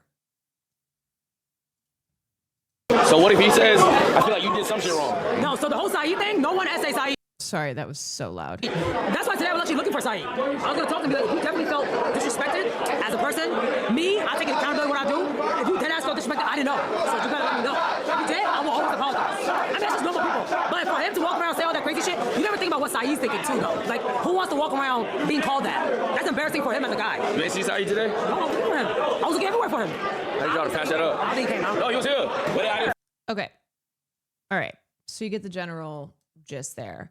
And this idea that it's embarrassing for a man to be sexually assaulted, this is a pervasive, harmful element of the patriarchal rape culture that we exist under. And male victims of sexual violence are either, they are dismissed. It is oftentimes you'll see the response be like, okay, gay, if it's a man who assaults a man. If it's a woman, especially a conventionally attractive woman, people think that just doesn't exist. They're like, no, that literally just is not a real thing. This is why patriarchal culture hurts men as well. And when we have these conversations around abuse, I'm also addressing male victims as well, and how ultimately all victims of abuse are being, are suffering from the symptoms of a patriarchal culture, but there are differences in the ways that victims are affected. And for men, the way that their experiences are dismissed as a joke, that it's embarrassing for them, because especially if you're a heterosexual man, the kind of idea is that you want to have sex with any and all women. So if a woman is assaulting you, then you're lucky. Then you should be happy, because don't all straight men just want to be having sex with women all the time? And then for men who are victims of men, it's embarrassing because of the way that homophobia then comes into the picture. So in having conversations around rape culture and around this culture of abuse that we exist in, it's in order to it's in order to recognize and understand how these issues are still perpetuated. And there are people who will laugh off what happened to someone like Saeed and not take it seriously and see him laughing and be like, oh, clearly it wasn't that big of a deal. See that it was women who were holding him down, who were forcing themselves on him, and be like, oh, dude, you should consider yourself lucky. So it's something that needs to be taken seriously. And I saw that they were banned for 24 hours, which I don't think sends a good message. I think that there is a problem right now with how Twitch handles when assault occurs on a live stream, because there's it's one thing if something is happening off camera, because streamers have bad experiences with other streamers. It's not always on camera, but it's another thing when it's happening on the platform. So I think a 24-hour ban for assault like that is sending a message that it's not a serious thing. And I think it is a serious thing.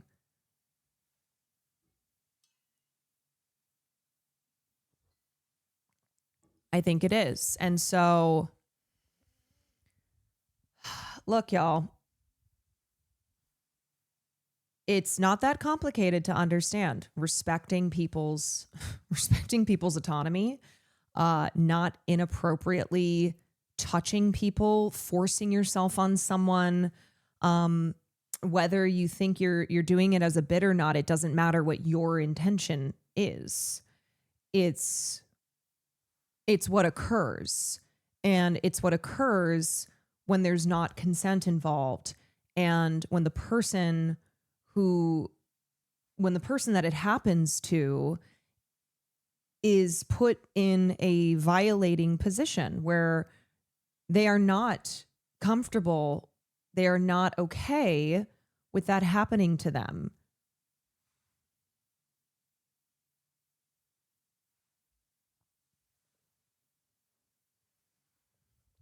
People put into perspective, someone compared it to Rogan's 30-day ban for the panel, putting it into perspective.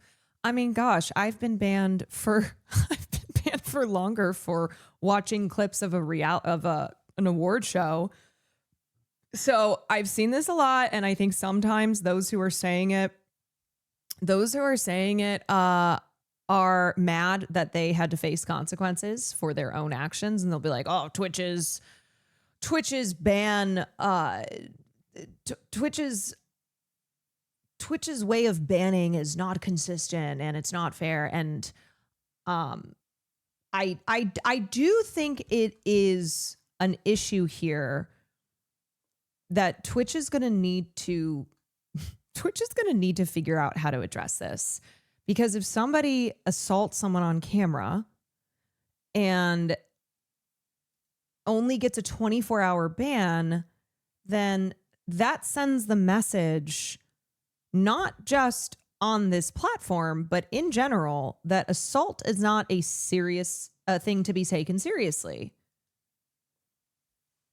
In the same way that the man who assaulted Emiru was not stopped by security, was initially given a 30-day ban, which again sends the message that assault, which is a crime, is not something that should be taken seriously.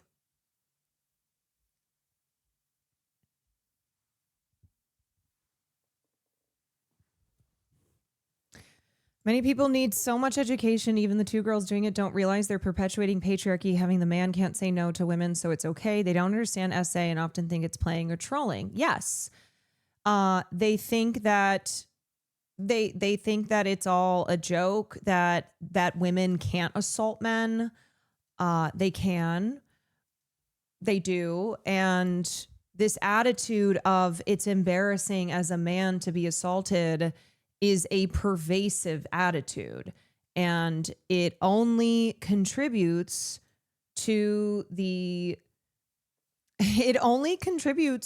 never-ending oppression in our society that dictates, one, what is expected of men, what is expected of women, the power dynamics, the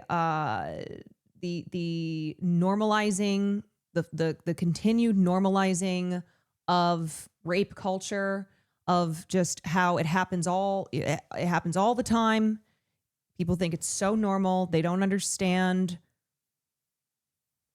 They don't understand how it just is contributing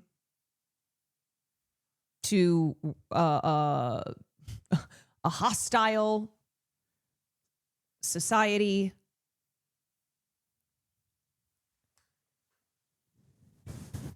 When I told my friends about being assaulted when I was 15, they said, hell yeah. It's like when you'll see a story of a teacher, a female teacher, who molested a student, and the response is like, oh, lucky. Oh, dream come true. No, that's a crime. That is rape. And language is very important. And a lot of times it will be framed as like teacher has affair with student. Teacher seduces student, shit like that. That is child rape.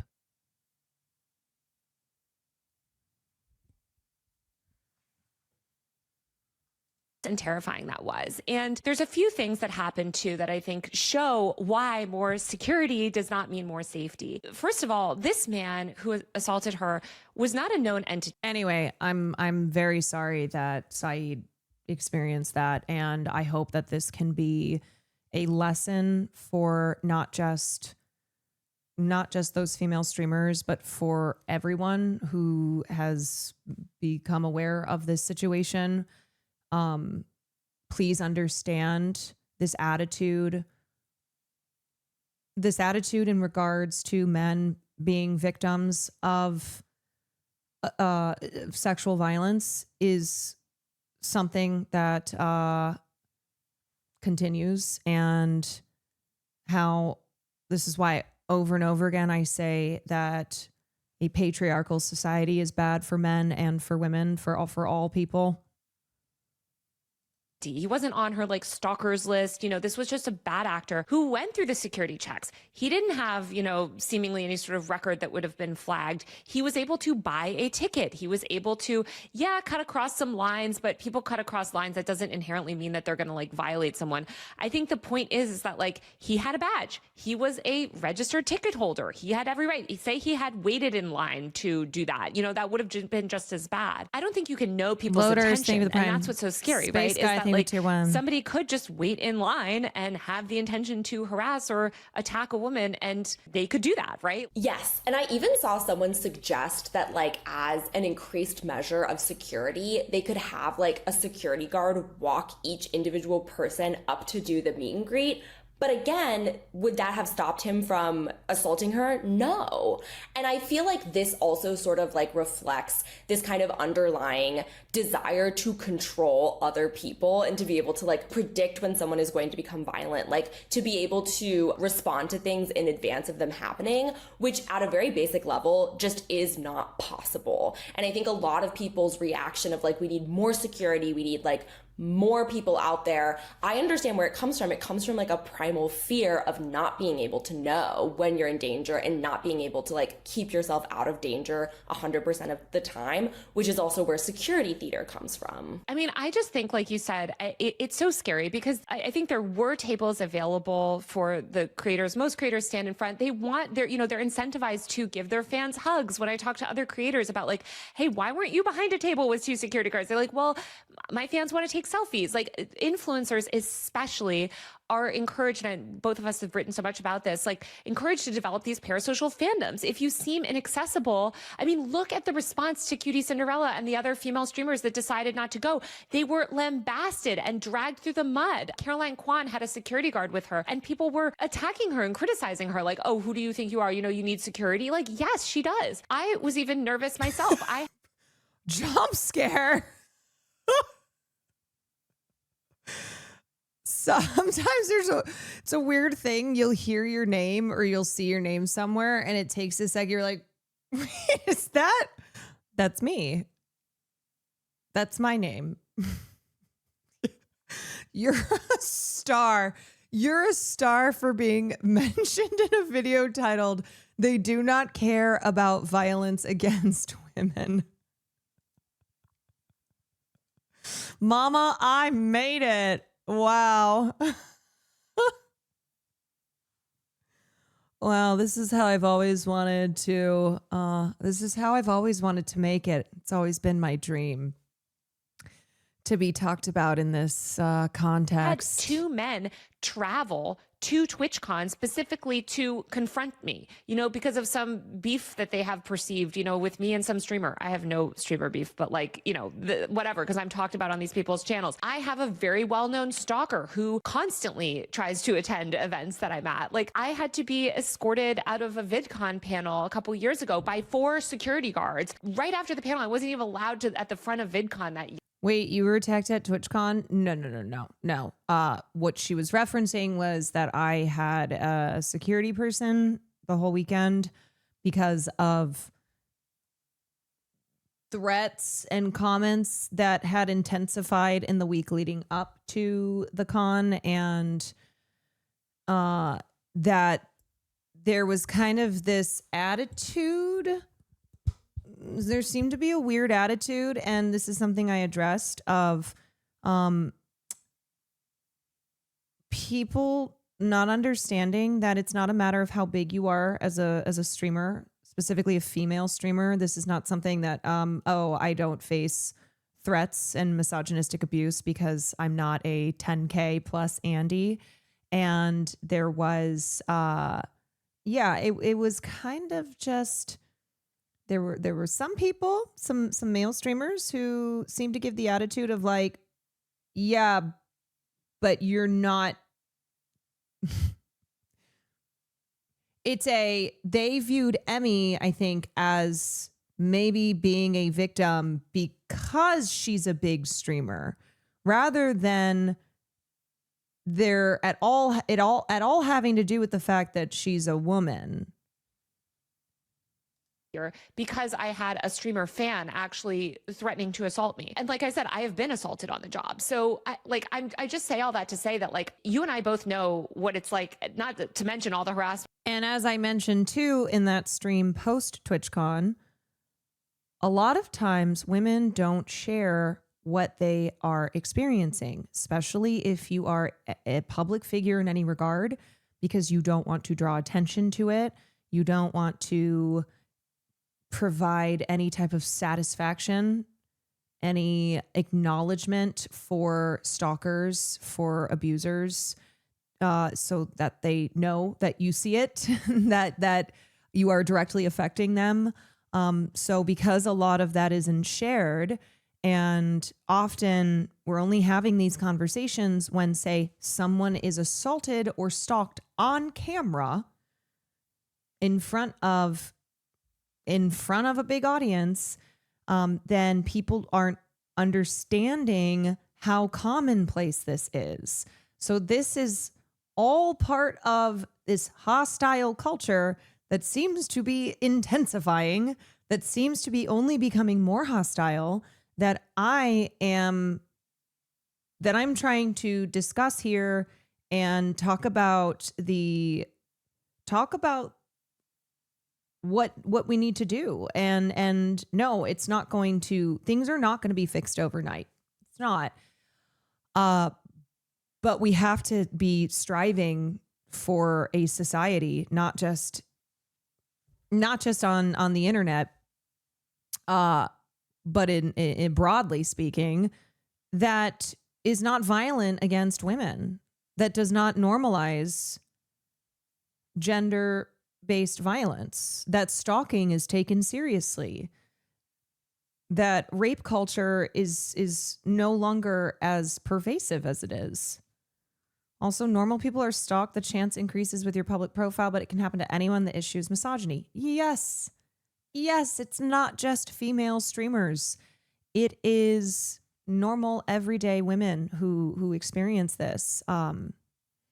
It's just when you are when you have a spotlight on you, when you are a public figure, there's just more eyes on you. And then there is the parasocial element with Twitch and how this has resulted in numerous men believing, say, that they're in relationships with female streamers.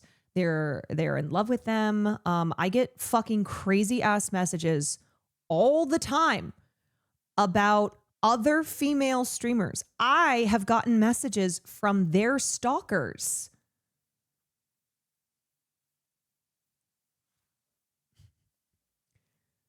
Yes. Anytime I do anything with female streamers, I inevitably get creepy, deranged messages from stalkers that they have that they may not be aware of. That we receive online, like, we know what it's like to suffer this sort of gender-based violence. And I think that, like, if we want to talk about what keeps women safe, it's not just like more cops standing around doing nothing. Like, that is not going to prevent this stuff. It's not more like face scanning or whatever. It is fundamentally changing the culture of what's permissible and acceptable, because that man knew that he could walk up, do that, and walk out. And he was right. Look at some of the other appalling behavior that we saw at TwitchCon, where these men, these IRL streamers, were rating women, degrading women, harassing and abusing women. We had featured creators like Neon, right, saying the most misogynistic stuff, harassing women. These are partnered content creators, right? These are people that Twitch has, like, given the seal of approval to. Yeah, these are people, like, I think about how Neon has, like, a publicist, and I've received PR pitches over the past week, like, do you want to interview this guy? He was with Iggy Azalea. Exactly. And it's like, this to me echoes so many of the issues that people don't take seriously. People don't take gendered violence seriously in general. And there's this idea that, like, online harassment, which directly escalates and leads to these incidences, is not taken seriously. And this idea that, like, police protect women, which is just so far removed from reality, which is that actually, like, police endanger women. One Twitch streamer that I spoke to about this incident gave me a quote that I've been thinking about a lot. And he said, what happened at TwitchCon was to a very significant degree unavoidable, not because there weren't enough barriers to accessing VIPs, checkpoints, or staff training, but because this is a Twitch culture issue. Rape culture and hyper-misogyny are rampant on the platform from top to bottom. Entire Discord and subreddits are dedicated to stalking and harassing women, POC, LGBTQ streamers. There can't be safety for women at these events until the company takes their concerns seriously on the platform. I thought this was so true and accurate. You know, I interviewed Dan Clancy at TwitchCon. I asked him about the Emmy Rue incident. He gave, Dr. Ritchie, kind of a PR bullshit answer. But I also asked him why there weren't more women streamers on the platform, and he didn't have a good response. And to me, I don't cover Twitch as much as I do other platforms, but that is in part because it is such a male-dominated space. It is a culture issue to me, where if you look at the biggest creators on the platform, a lot of them are deeply, deeply misogynistic and hateful.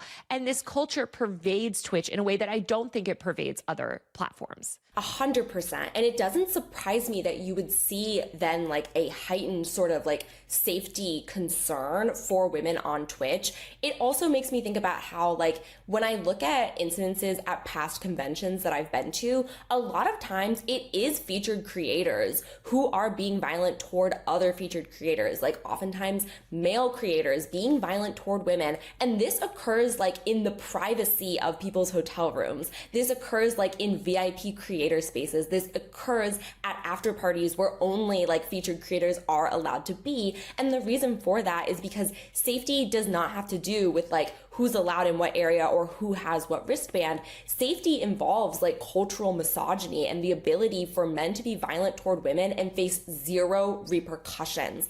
And when women come forward about these things, they are not taken seriously, and they're often punished more for speaking up than the men who actually assaulted them or harassed them are for doing these criminal acts. Yeah, I also just think about the stuff that happened around TwitchCon, because of course you had the convention itself, and then you have these parties. Now, previous TwitchCons, there have been people roofied at parties, women have been assaulted. This year we had people like Jack Doherty, this like kick streamers, show up and start antagonizing, saying slurs, Yeah, and here's the thing too. Male streamers who will speak out about what happened to someone like Emiru will also contribute to this harassment towards women who they view as the enemy, as say these are women who engage in politics. These are women who openly decry the Gamergate atmosphere, environment that really seems to have never gone away, and how you don't care about violence against women when you only care if it happens to someone that you personally know.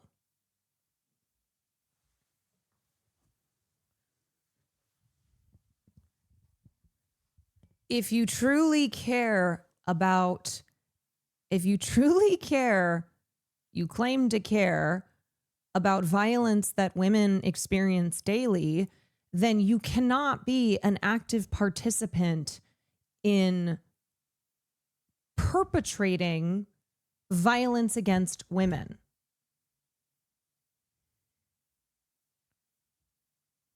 Organizing people.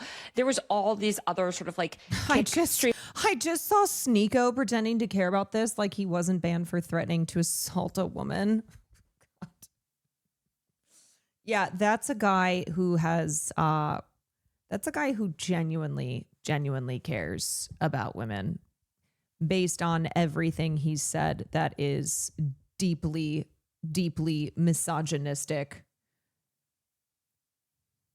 And people on Rumble. Rumble's a right-wing video platform. Kick is this sort of like content for moderation free, like, you know, streaming competitor to Twitch. The creators on those platforms are some of the most toxic people on the internet. You also have people on Pump.fun live streaming, these crypto trolls that bought tickets, that came in, that even were antagonizing Dan Clancy, etc. And not antagonizing Dan Clancy in a good way, right? Like not antagonizing him to make things safer, but in a negative way. And so I think it's just so hard as well, because streaming culture rewards outrage. And I think a lot of these people have made a name for themselves online by going up and harassing women, attacking people, like being awful. And they can just buy tickets to this convention and get their content. They know that there will be these prominent women here who they can harass. And so much of this stems from the objectification of women, which is a huge problem on Twitch, because it reflects the broader trends of objectifying women in society.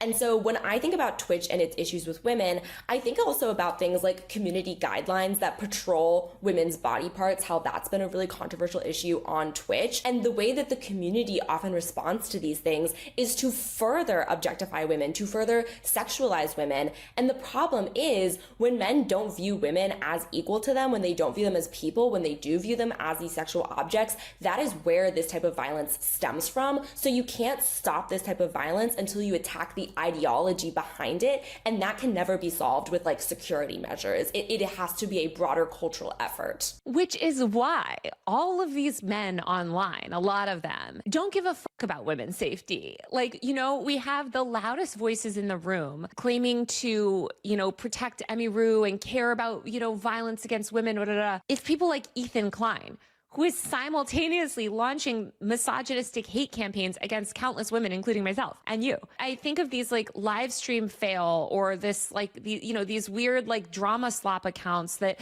have been posting every single thing that I have said about this Twitch incident, right? And trying to make it seem like somehow like I don't care about women's safety, which is freaking crazy, to the point that this female streamer, Cinna, who's very well known, who, she was even saying like, oh, Taylor Lorenz started repeating a bunch of libs of TikTok conspiracies about me. Like, no hate to Cinna. I don't think she probably even knows my work. Like, this woman is probably dealing with a lot herself. But you see this content sort of repackaged to further misogynistic hate campaigns, right? To further this misogynist hate campaign against me and you and others who actually report on gender-based violence. And I think that's what's so disturbing as well, is the weaponization of violence against women to further violent campaigns against women. This is back. Yeah, I mean, Cinna does not know, Taylor does not know the many male content creators, male drama Twitter accounts that relentlessly push anti-Taylor stuff. And I think what happened too is it wasn't just Cinna, it was people misunderstanding Taylor talking about the security at TwitchCon, where no one was saying that she wasn't saying there wasn't a problem. What she's trying to point out is the same thing that I said, which is that having more cops and more security isn't going to fix this broader cultural issue of misogyny, and that there was security at TwitchCon, and that guy still was able to walk out of there, and that Twitch still only initially gave him a 30-day ban. So, I do think her response to Taylor's tweet was taking it as Taylor like defending Twitch and saying that there was no security problem, when that's not what Taylor meant. And then people in her chat, because she was just reading chat, she doesn't know anything about Taylor. People in chat were typing things and she read it out. She did say like, I don't know if that's true. She did say, I don't know if that's true.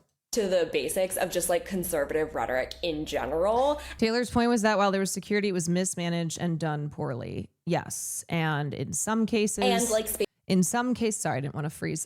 That was a mean freeze frame of Kat. In some cases, it was so over the top that it caused distress for VTubers. It prevented people who, like journalists and managers and people who needed to like move around the con. And then in other cases, it allowed offenders to get away. Cases like live stream fails, they lean conservative. They use slurs. They make fun of marginalized people. Like, they contribute. Jump scare again. Hello. Who's that? Weren't they forcing VTubers to take off their masks? Yes. Yes, they were. And it was very distressing for VTubers. There were some people in Cinna's chat trying to steer away from the BS, but a bunch of people were dunking on Taylor with arguments. Yeah. So Taylor also said in the video, no hate to Cinna. I don't think that I don't think she knows who, like, anything about me or why people in her chat were saying those things. And I think she misunderstood what I was trying to say. To this very ideology that puts women in danger. It's also so ironic to me that Ethan Klein would act like he cares about women's safety and women on Twitch and misogyny on Twitch, when I think about famous. Also, sometimes what happens, I will suggest this. Sometimes Taylor tweets something, it's not that clear. People take it the wrong way, and then she does a video deep diving, and goes into further detail of what she was talking about in her tweets. And I think the security thing, it wasn't just Cinna who misunderstood what Taylor was saying about the issues with security at TwitchCon. So that's also what this video is going into. He like couldn't stop himself from laughing at QT Cinderella when she was talking about being deep faked and having her likeness exploited. Like, he mocked her, and then when he tried to apologize for it, he like mocked her again. So it's like these individuals who are pushing these campaigns are so clearly coming at it from a bad faith perspective, because they demonstrably, not only do they not care about women's safety, but they are part of the problem. Oh, great. I just opened Twitter and the top comment is Ethan Klein responds to Taylor Lorenz claiming he's leading a misogynistic harassment campaign. I don't know what you're talking about, you lunatic psychopath. She's crazy. Keeps lecturing our community, which is majority female, about how I'm dangerous to women. Ethan Klein, women can also participate in misogynistic hate campaigns. They're actually often a core part of it. I keep seeing people say, like, wait until you find out that most misogynistic comments are made by women. And I'm So I've talked to Kat about this. When Kat was reporting on the Blake Lively and Justin Baldoni case, she said, and she's written about this, the majority of people who were sending her hate, who were harassing her in her comments, were women. And in the pop culture world, with podcasters and content creators who discuss the happenings in an industry like Hollywood, a lot of times it's women with majority female audiences. Same thing with Meghan Markle. Same thing with well, I think her Depp was pretty across the board, but there were plenty of women who were participating in that. And I mean, I've experienced this as well. I've experienced women who get mad at me, try and call me out on my takes when I'm trying to point out misogynistic abuse. And so it's not something that women are somehow immune from. Women being immune from misogyny. And we just looked at that incident with Saeed where he was assaulted by two female streamers, one of whom said it's embarrassing to be assaulted as a man. Like, that's embarrassing. That was a woman who said that. So women absolutely uphold a patriarchal rape culture and are not immune from falling for smear campaigns.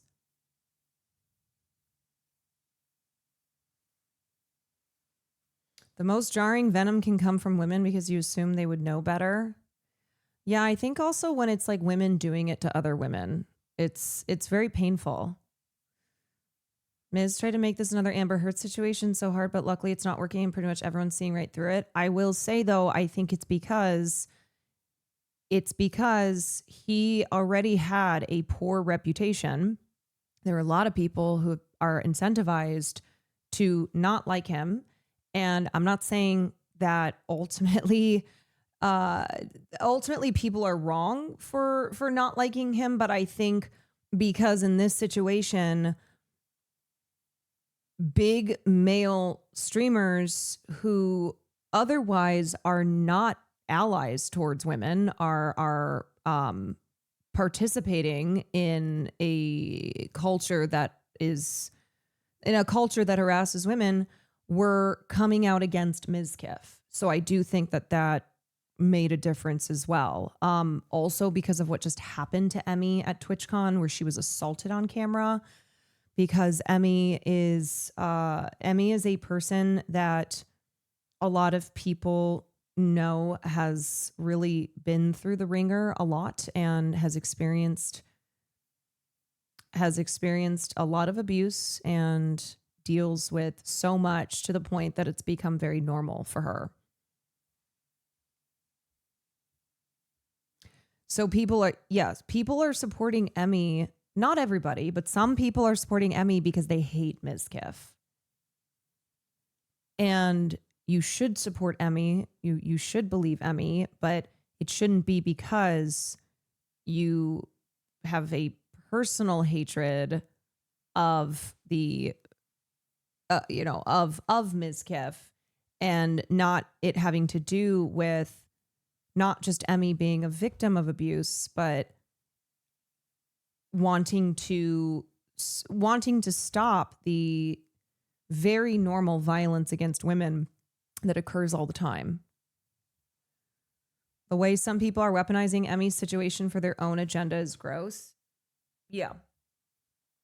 Like, wait until you find out. Like, you guys know nothing about feminism. This has been a core feature of the feminist movement for its entire existence. Like, and to be clear too, people do not like Mizkif for valid reasons of their own. So I'm not saying that people who already hated him were wrong for that. It's more of examining the motivations of those who are discussing the abuse that Emmy spoke to and are using this for their own personal gain, and ultimately it not really being about her, and it not being about the violence that women face every day.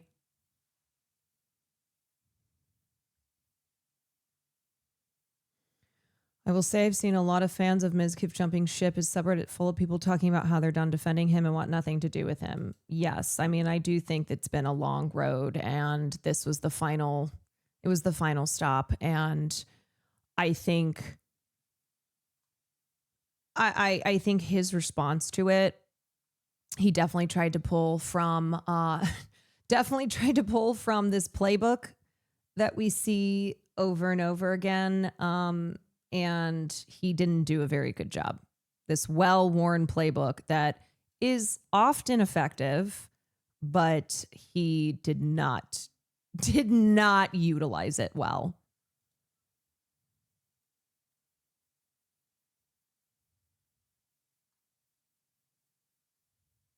It's true. The difference is people don't like Mizkif due to how he presented himself throughout the years. Videos are coming out of his past with Maya, and it shouldn't be this way. People should support Emmy because she's a victim. Yeah, I'm trying to think what happened recently where it was the same thing. I'm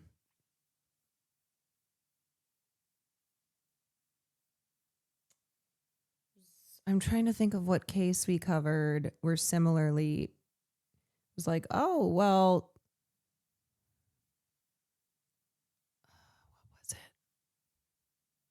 can't remember. I'll see if I can think about people who actually care about women's safety are fully aware that women perpetuate misogyny. How do I feel about the vague threats Miz is making that he's planning to take a lot of people down with him?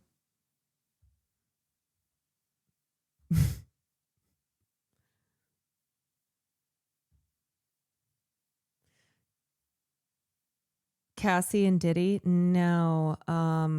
Oh, Nicole Kidman.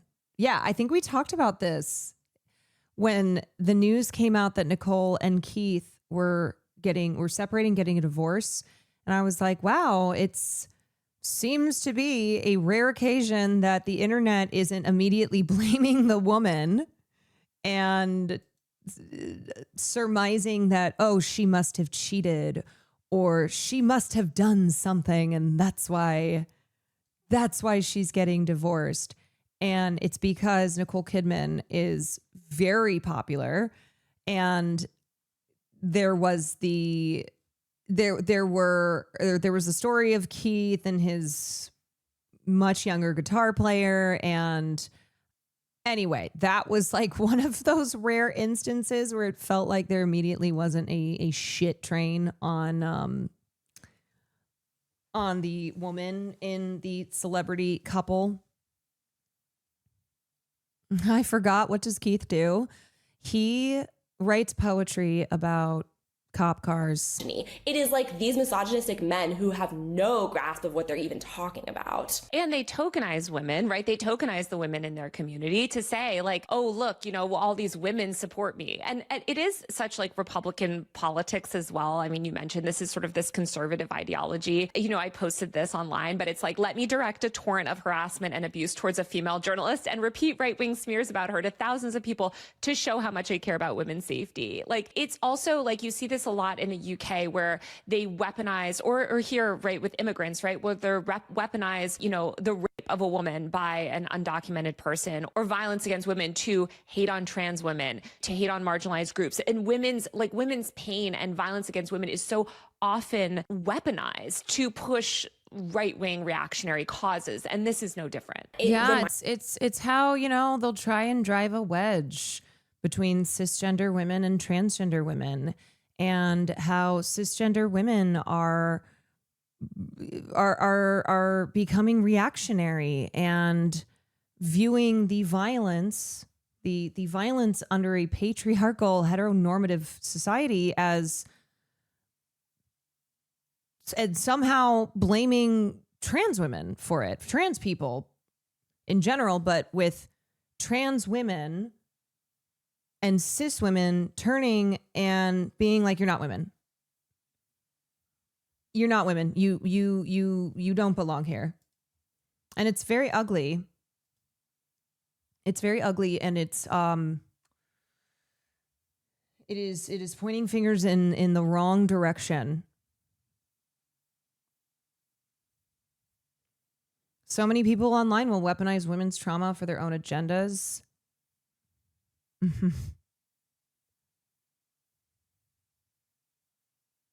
Reminds me of while campaigning, Donald Trump said that he would protect women whether they like it or not. And then as soon as he was put back in office, his administration defunded pathways for women to report when they were sexually violated by federal agents. So it's like you see this cycle over and over again where the idea of protecting women and women's safety has been so thoroughly weaponized by the right that it's actually used as a cudgel as they take away protections from women, as they objectify women, and ultimately as they enact this violence toward women. Which is the ideology that a lot of these men support. Like, they do not support actual accountability. They don't want Twitch to rid itself of this culture of misogyny. It's a culture that they benefit from. A lot of these male Twitch streamers, they benefit from this culture of misogyny. They benefit, you know, by having women objectified. Like, they don't want to change the culture. They just want more security theater that doesn't keep women safe. And they don't actually care about women's safety.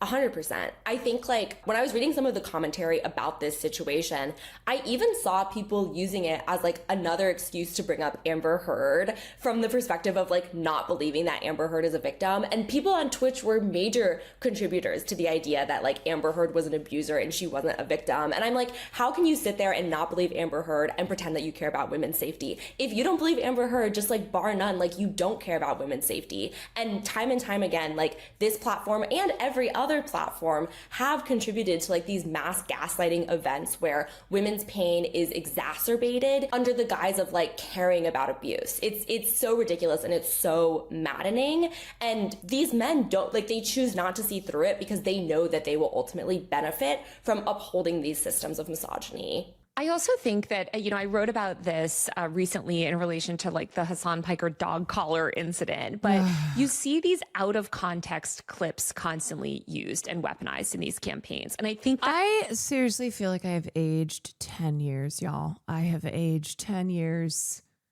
I'm not trying to age 10 years out here. I'm not. I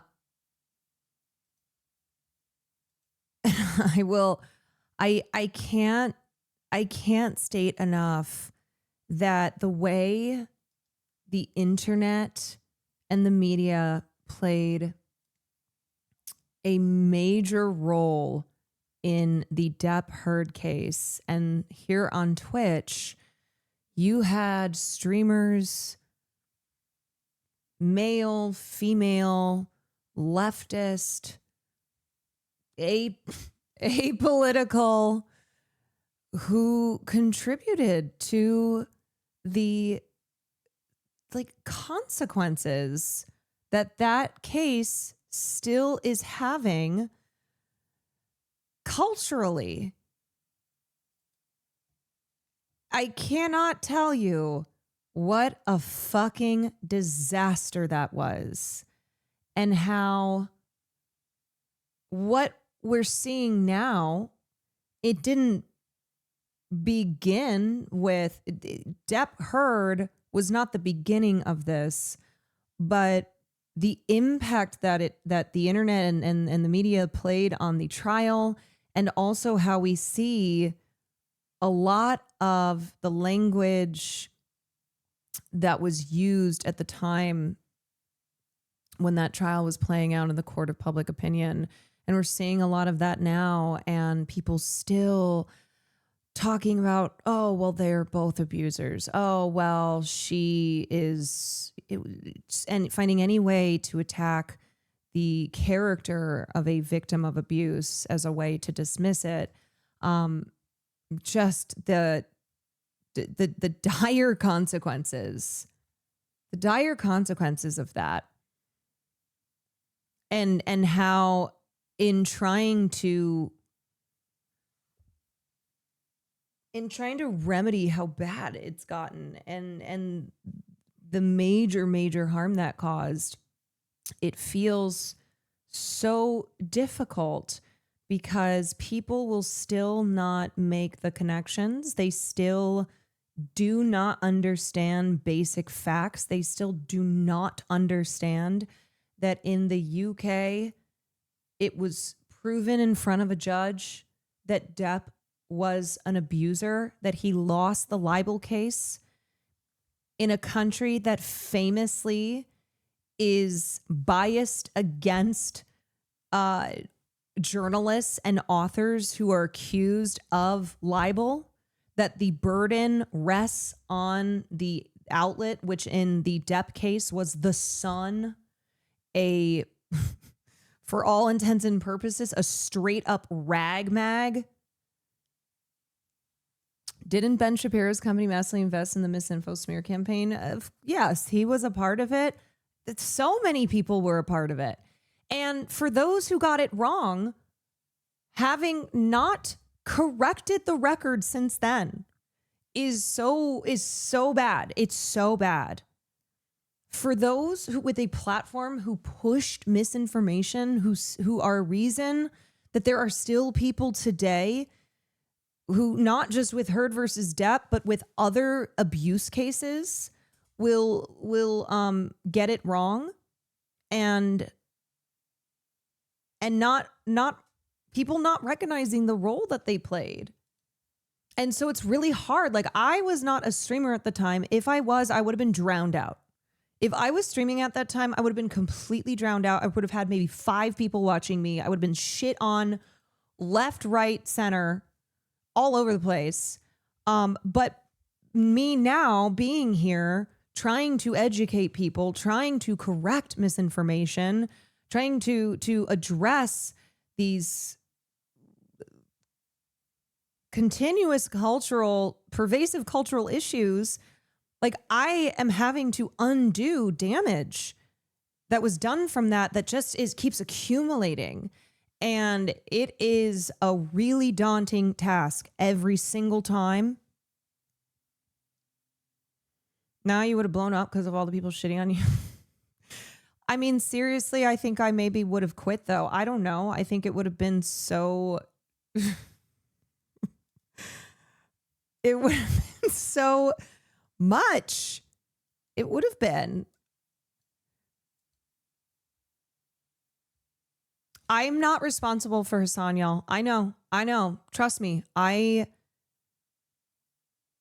recognize the role that he played. He needs to correct the record, but I'm not responsible for him. I'm not. So unfortunately, all I can do is hope that when people don't know what they're talking about, that they don't talk about it. That when misinformation is spread, that contributes to these lasting consequences, that they recognize that, you know, I do that for myself. Sorry, not asking you to do it. That's fine. I saw other people mentioning it. So I'm like, y'all,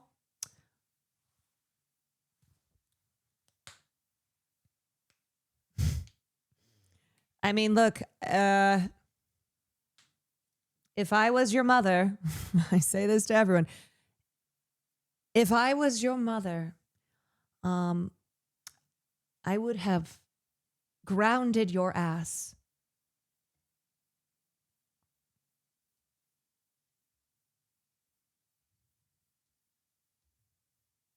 Actually, that video of that person scanning their wristband and how misrepresented that was is like a perfect example of this. Like, people coalesce around a narrative, and it's a One of my biggest regrets is that when the trial was happening, I was the editor of my school news team, and I wrote a story on it that leaned pro-DAP. I unironically played a role in the smear campaign, albeit a small one. But at least you recognize it now. The problem is people still not recognizing, and people who have enormous platforms, and those who also continue to engage in the same misinformation and smears post Depp and Heard. And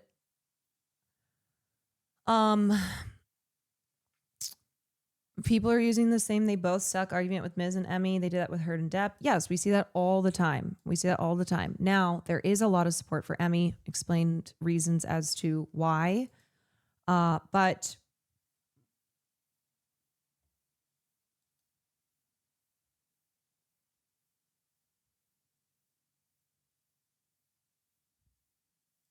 yeah, see, this person got timed out, but she was no victim. I watched every second of that trial.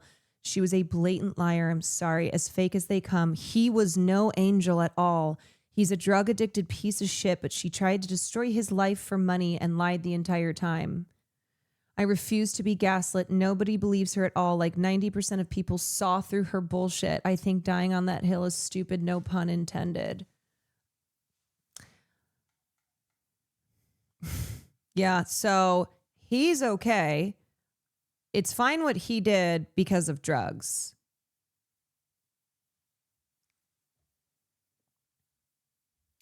You know what happens is that people will look at the person who's reacting, and they will go, that's violent, that's abusive. And they don't at all consider what caused them to react like that. And this is all part of the myth of the perfect victim. And there was evidence that was laid out both in the UK trial, which was in front of a judge, and in the US trial, which was a jury.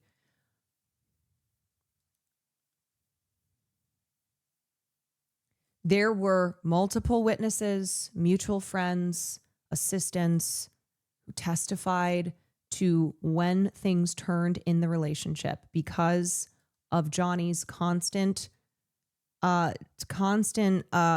substance use. And then the first time that he physically abused her. And then throughout the remainder of the relationship, all that people still look at are the instances of Amber not being the perfect abuse victim. And whenever she would react, things that she said to him, people took that completely in a vacuum. And they're like, see, and ultimately this has been, it's been something that many people in the years since have come to understand that they were completely led astray by people pushing misinformation on TikTok, the way that being pro-Depp was rewarded in the algorithm. So a lot of people were incentivized by it. And so that is how they consumed the trial. Or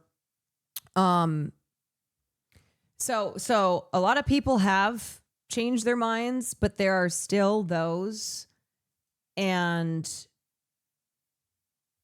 there are still those who will say either Johnny was the victim or that they both abused each other. And then since that case, it has led to it has led to just a further, it feels, deterioration of any progress that was made as a result of like the Me Too movement.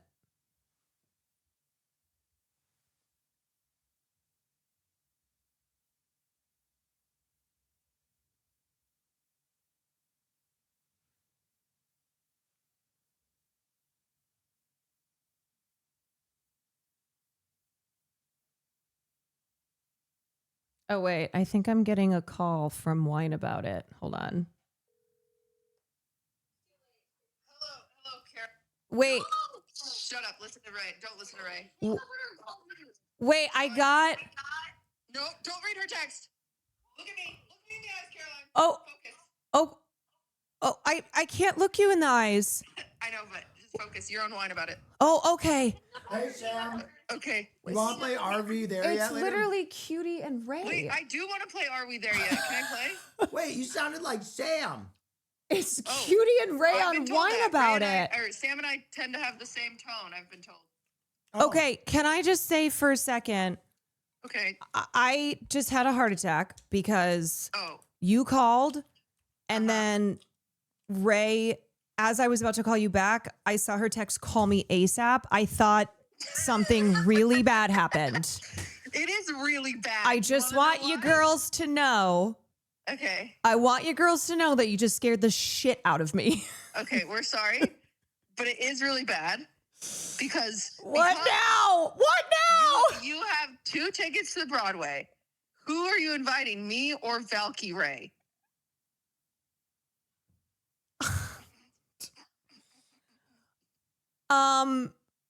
Who has, for the record, only ever seen Lion King? I feel like I can't say Okay. What do you want for the record of me, Ray? Don't you? So many times. here's okay. Wow. The reason that I'm Someone that would like to go for once. the reason I'm torn is because of Ray versus Cutie. I know that Cutie likes to go to musicals. I know that she's into that kind of thing. We just went to one. But I would want to expose Ray to theater. So I would so I'm torn. It's like, do I take the person that I know for sure is into this kind of thing and who I have experienced live theater with before, or do I take I'm giving a very apolitical centrist answer. I'm a maid in Cancana. I'm a queen in Peru. I'm a mermaid dancing. See, upon the you're sea. you're auditioning for to be the pig. I'm a huntress in an African safari. Wow, Pretty good though, huh? that's so good. Wait, Thank okay, you. so why? Ray, What? name that musical. I wouldn't know because I haven't been See, exposed Ray to it. hasn't been exposed. She is. Yeah, she's gatekeeping it from me. She's gatekeeping a friendship. Ray said I could never make it on Broadway, and you just heard me hit that note. I said it would take lots of years of practice. African safari. See that? That's pretty good. Okay, it's from Cinderella. Yeah. Just- Roger and Hammerstein. Just so Ray knows, you know, in education, information is power. Okay, here's my answer. I'm getting. You're both go. You're going, and I'm staying at home. Wait, I don't want to. Okay, Caroline is in between us. Okay, so you're telling me we could get 3 tickets. I would either get a third ticket, or I go. You know what? I want the 2 of you to go, That feels like a non and I will be at the bar. I will be drinking at the bar, We're and fighting. you report back to me. I almost spilled so much wine and I stopped it. All right. Well, you know what? I was gonna. Hey, finish the song. Where's my cigar? Wow, really, Kat? Wait, oh, I thought. Where's my cigar? I'm okay. Wait. Still still Let's another. start at the beginning. Hey, Let's start. mama, we got words I'm to as do. meek. I'm as mild and meek as a mouse. Okay, wow, we're on different What are you parts. Hold on, I was starting at the beginning. Mouse. What are you talking about? Oh, I'm very as beginning. yes, I'm as mild and meek as a mouse. When Yeah. I hear a command, I obey. No, I'm on a different. I'm on Newsies. You're still on Cinderella. Oh, bro, I'm in Cinderella. Now we're seeing Newsies. Yeah. Oh. I said, where's my cigar? I had a very clear and defined New York accent. I'm so sorry. I completely missed it. Okay, well now you're just like Ray, so never mind. Okay, fine. I'm taking Ray. What? That just sealed the deal. That just sealed the deal. Ray and I are going. We're What gonna was the point? have a wonderful friendship time. We're gonna take a lot of photos. We're gonna tell you how amazing it was. Yeah. Thank you. Okay. Thank you so much. Okay. I dreamed a dream. You know, actually, What? I'm liking this this musical cutie. I had a coat with silver lining. Ah. No, I'm pretty Okay, good. now I want you to hit all of Hamilton. Oh, my name is Hamilton. You know, I just don't really have the rhythm for that one, unfortunately. Oh, really? You don't have the Yeah. rhythm? Okay, Yeah, ready? I'm trying to think. I'll start it Don't off for you. Go- What's that song? Uh-huh. He was a bastard, orphan, I son don't know it. son I know of the one a that's like- whore and a Scotsman dropped in the middle of a forgotten spot in the I Caribbean by just feel like you're not providence, singing it with impoverished, the right key. in squalor, grow up to be a hero and a scholar. Okay, work on that. Oh, I'll work on it. Okay, thank you. Okay, all right, girls. Bye. Okay, bye.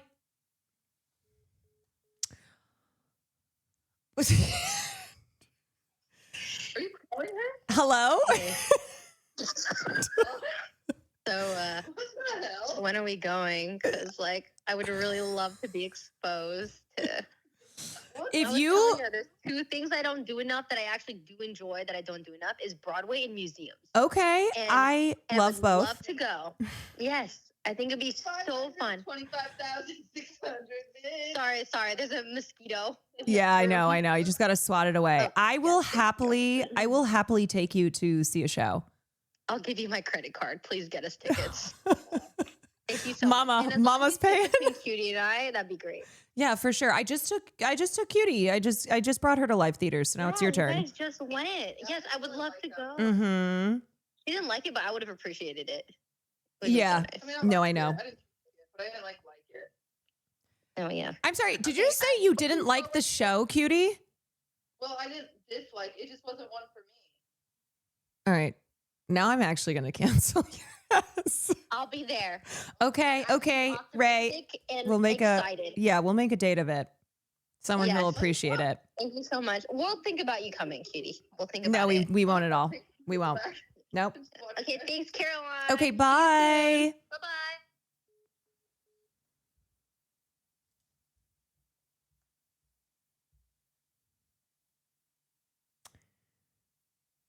That is the last time I take Cutie to a musical.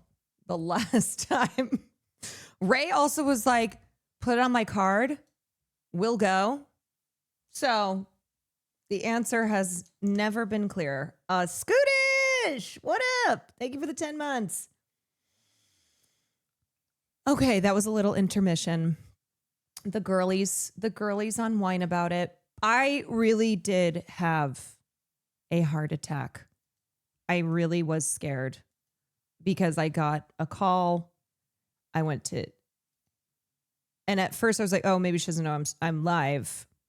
I was about to text her back and be like, hey, I'm live. And then I get a text and the first thing I see is call me ASAP.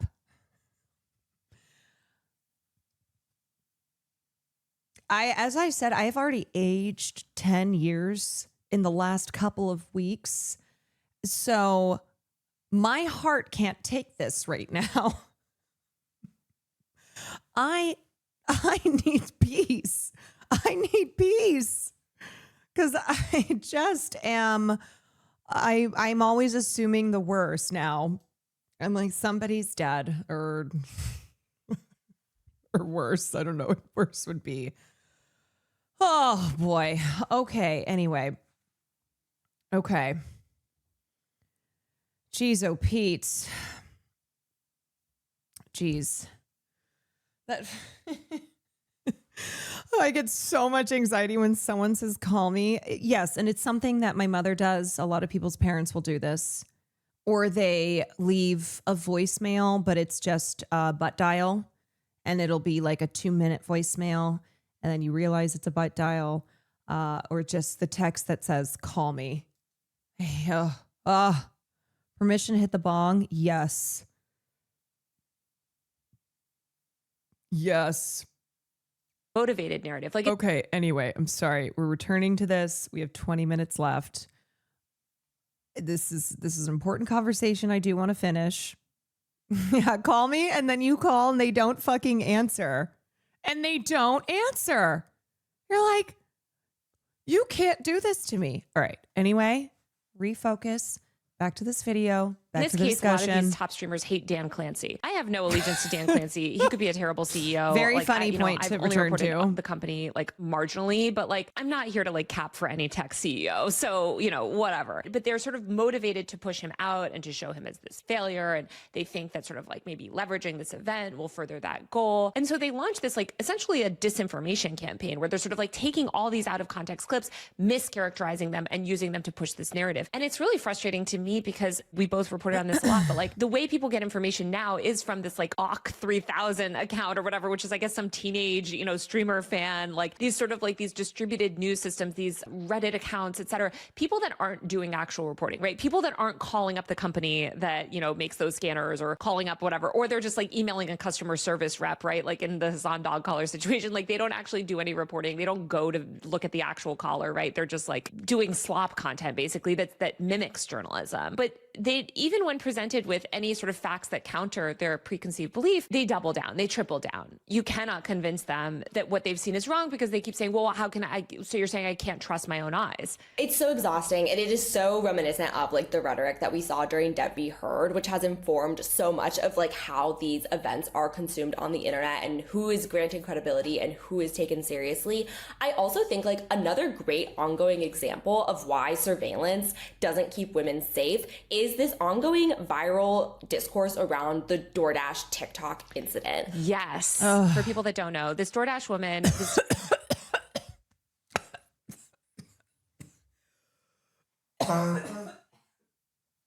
Oh my God. Jesus.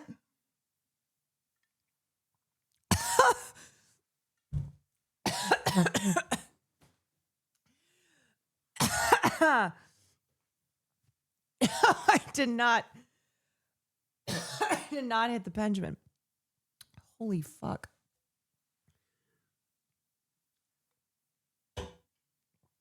Oh my God.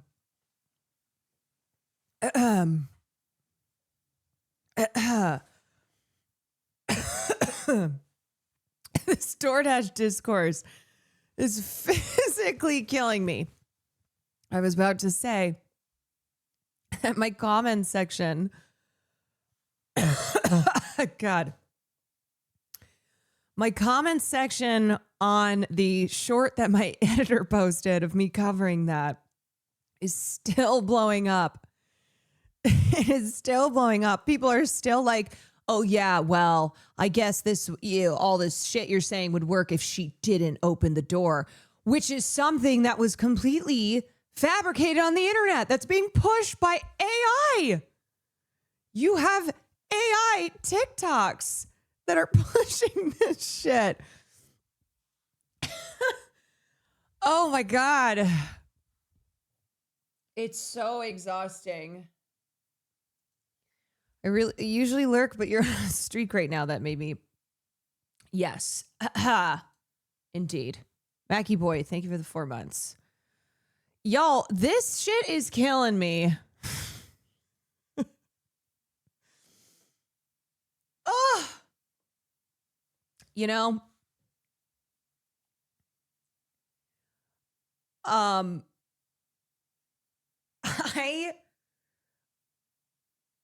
I am tired of talking about this stuff too. Let me just be clear. And I do try to have fun on the stream, and sometimes I wish that like I could just have fun and just be just be somebody that has fun vibes only. I really do. But I feel like I have to talk about this stuff all the time. And I wish other people would. I wish this wasn't something I felt like I had to do constantly. And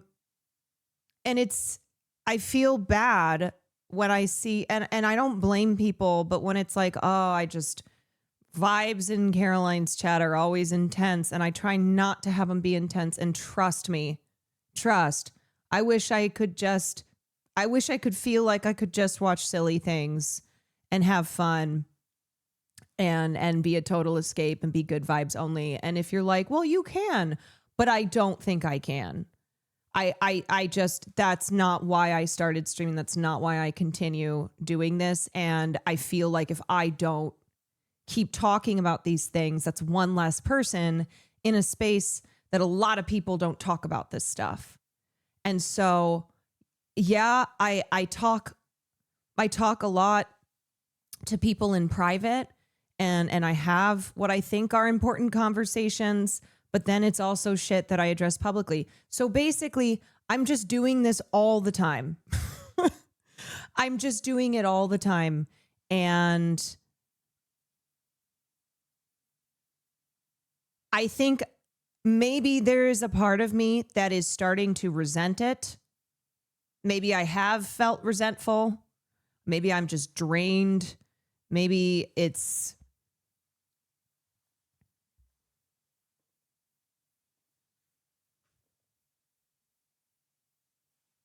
I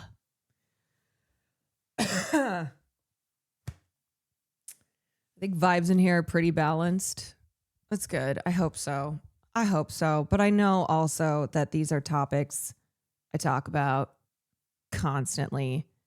And I hope it was clear what I was saying earlier, in that I do this too because I always want to be an advocate for y'all.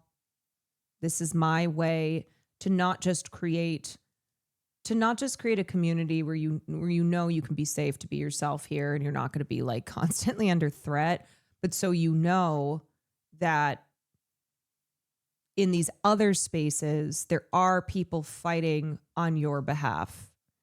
And I'm not the only person. Like, I will say, let me just say, I know people, maybe you watched Cutie's apology. Maybe there's still things you're bothered about. I do want to say she is a person who does have a lot of these tough conversations in private. And it's one of those where you don't reveal those publicly, because the whole point is to like be talking to people privately. And so whatever, everything else aside, I just wanted to point that out.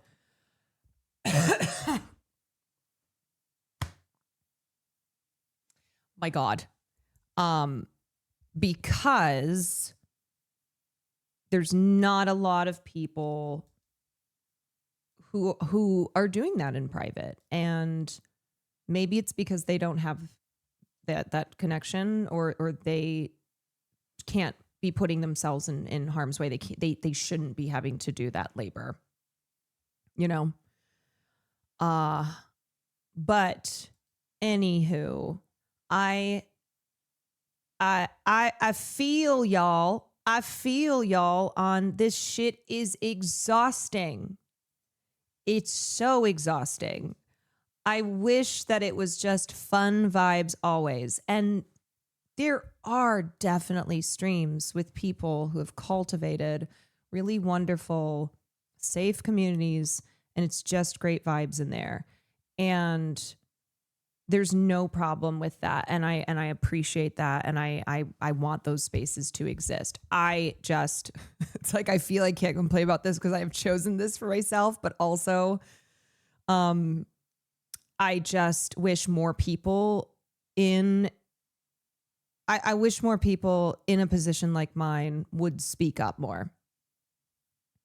You don't have to be a political streamer to try and be a part of changing this culture. Yes, that is Farley on the floor. Yes. Okay. Anyway. Delivery woman came up to a door delivery. This man ordered delivery. The door was wide open. This man had his pants down and, you know, was sort of appeared to be sleeping. We don't know if he was actually asleep. Theoretically, he was probably not asleep because he did order the DoorDash order and had exposed himself to this woman. She recorded that. She posted that online. She was promptly fired from DoorDash for violating privacy guidelines, I guess, like filming a customer without his consent. Okay, fine. But the point is that she recorded a sexual assault, as you mentioned. This led to this like days of discourse and abuse. And now we have this AI smear campaign happening right now where essentially she's being attacked and re-victimized and people claiming all sorts of things about her. 100%. And it's like that to me is such a perfect example of why surveillance doesn't keep women safe, because these types of clips can always be weaponized against women. Like, it's so frustrating because at the end of the day, like, if the ideology blames women for violence that happens to them, then no amount of security or proof or evidence will ever be enough. And we see this time and time again. And in fact, having all of this material has only served to make this woman less safe. But if she hadn't captured that video, nobody would believe her. And even with that video, people still don't believe her. So it's like, it really is a lose-lose situation for women and girls, like, time and time again. Exactly. I mean, I am just so... And I think that was the thing with the Emmy and Ms. Kiff situation, is that now people have found old clips, ones that Maya's in as well when she dated Ms. Kiff, and they are pointing to the apparent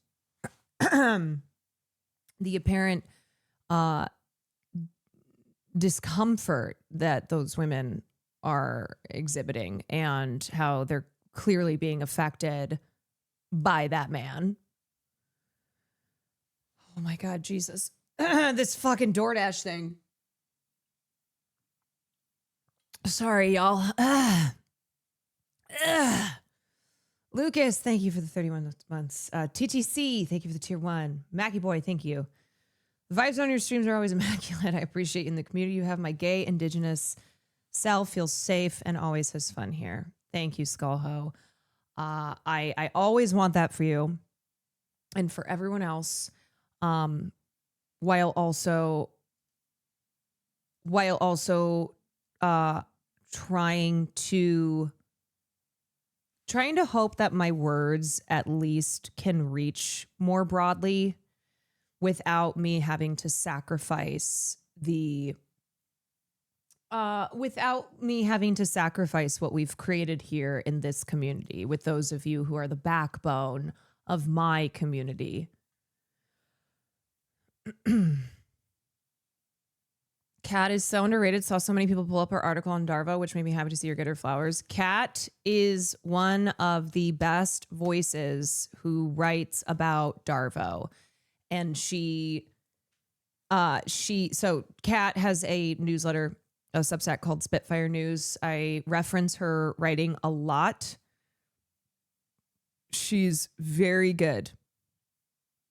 And if you want to understand Darvo and see how it applies not just in these cases of domestic violence, but how she applies that to how the Trump administration employs Darvo, how protesters are turned into the into the violent offenders and rather than like being victims of the state. Because when you see that video of the man with his pants down, right? Like, and of course we can't know the motivations, blah, blah, blah, blah. Whether that was intentional or not, that is sexual abuse, right? Like that is appalling what happened. But people are litigating. Oh, well, why did she do this? Why did she do this? The video is so quickly weaponized against her. And that is what a lot of video evidence does, right? Like, I mean, the Amber Heard thing is a perfect example too, where like you saw even photographs of her own bruises were litigated. Like there is no amount of evidence or surveillance or whatever that could possibly vindicate a woman, because people have already decided that the woman is the villain and the woman is guilty and she is the aggressor and she is wrong in these situations. Also, like, it's worth noting that this stuff isn't new, because even predating a lot of the technology we have now, like studies about bias show and have shown historically that you can show two people the exact same like audio recording, video clip, picture, or like wall of text, and they can both walk away being like, oh, well, it's clear as day, like my preconceived opinion is reflected in this evidence. So it's like there's not like a universal understanding of what footage reveals, and in fact it can so easily be weaponized against like victims, and it happens every single day. I want to get back to TwitchCon, because I do think like TwitchCon. we should talk about like kind of what should. Your impact is larger than you think. I sometimes bring up perspectives or resources on social issues you've touched on. When my friends and I talk about them, it's a ripple effect. Oh, that's so good to hear. the education at work. I love that. I enjoy the bro vibes at times with either Will or Son, but sometimes I feel the need to feel the vibes here, because when I'm here, I get to be more reflective towards myself and see more clearly towards people I care about, for instance, my mom and sister. And that's why I said I ultimately want there to be more voices in the mainstream space, so that we aren't relying upon those who are part of the dominant culture to be good allies, to like not be total shitbags, because that's exhausting. And it means that there's not, there's an imbalance ultimately. And I recognize too that the purpose that people like Will and Hassan serve as straight bro-y men who are there to be a role model for young men and show them, hey, you don't need to be an Andrew Tate. Hey, you don't need to be a little shit fuck bag. I send your clips and videos. Oh my God. Thank you. As someone who's been in Emmy's community for over 3 years, I'll say that streams like yours tonight are definitely appreciated just as much as the fun vibe streams. Y'all, as much as I'm like every day, Caroline, don't seek validation. Remember why you do this. It does mean a lot that the work I do here is having an impact, and that there are people here who have learned things, who have passed that along. So thank you for the reminder.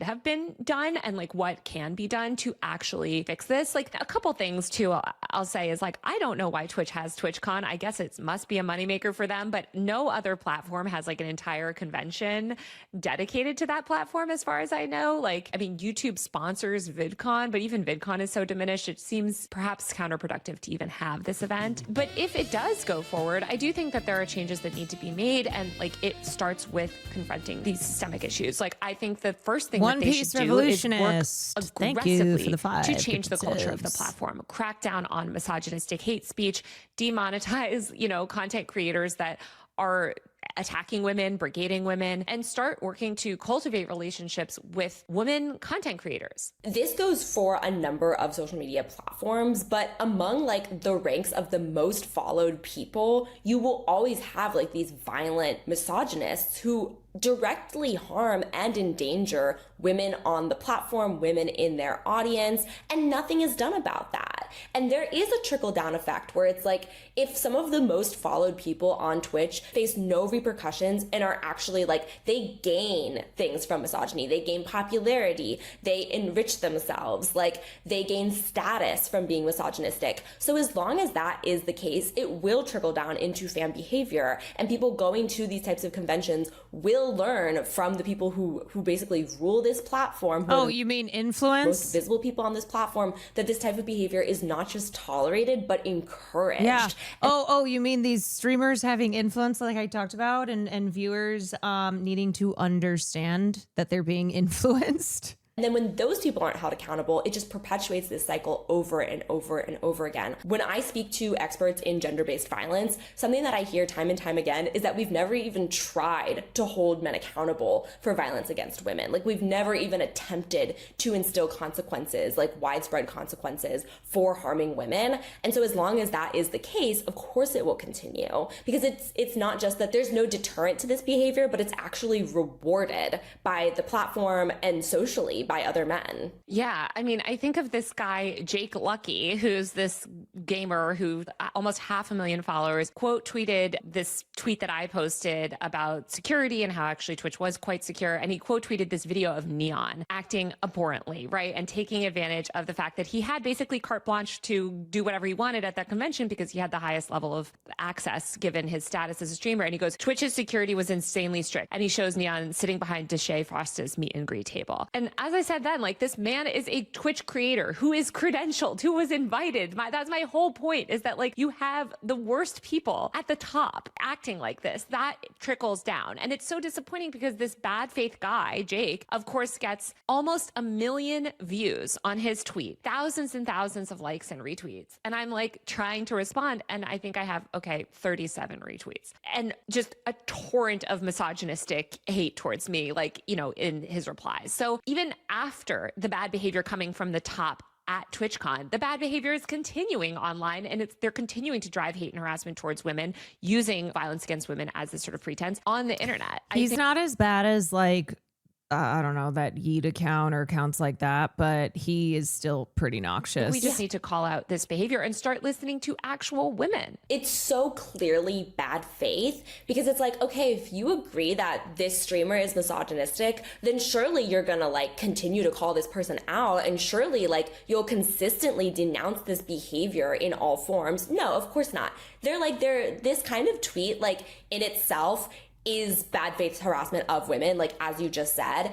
It's just under the guise of like, oh, you guys are in the wrong. And it is so exhausting, because all of the people who are joining in on this bandwagon, they all know what they're doing. They all know that they don't care about women. But when you are arguing in bad faith, you have no requirement to like be morally consistent. You have no requirement to actually believe the things you say. And everyone else joining in on this bandwagon comes from the exact same perspective. And so nothing will be done. And if TwitchCon were to continue happening, then this behavior will continue happening, because no one in the community actually cares about it. They just want to use it as an example to weaponize against their own political enemies. I think the fact that like Hassan has been brought up in regards to this so many times gives the entire game away, because what on earth does that have to do with these incidents? Nothing. But this is political gaslighting, like in its purest form, and all of these communities love engaging in it. The Hassan stuff is so appalling. Here's the other thing as well. So when we are constantly bringing up things like harassment and other forms of misogynistic abuse and identifying it as such, and are met with people rolling their eyes and being like, oh, you call everything harassment, you call everything abuse, maybe you should stop and realize that that's exactly because we are talking about the pervasiveness of it and how fucking normalized it is. And so it's everywhere. And it's something that we are calling out over and over again. It's a pattern of behavior. It's just baked into our culture. And so do you think it's fun? Do you think it's fun to have to be like, this is harassment? This is an example of misogynistic abuse. Do you think that's fun to have to constantly be talking about it? No. But people have this mentality of, because something is identified over and over again, rather than seeing that that is a result of a problem being so persistent, they look at it as just a copy paste response with no merit. You're all pussy, radicalized people that can't think for yourself.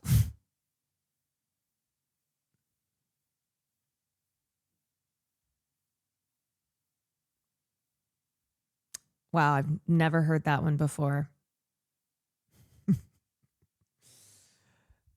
Have never heard that one before. I'm pussy. Who's pussy radicalized? Who's been radicalized towards pussy?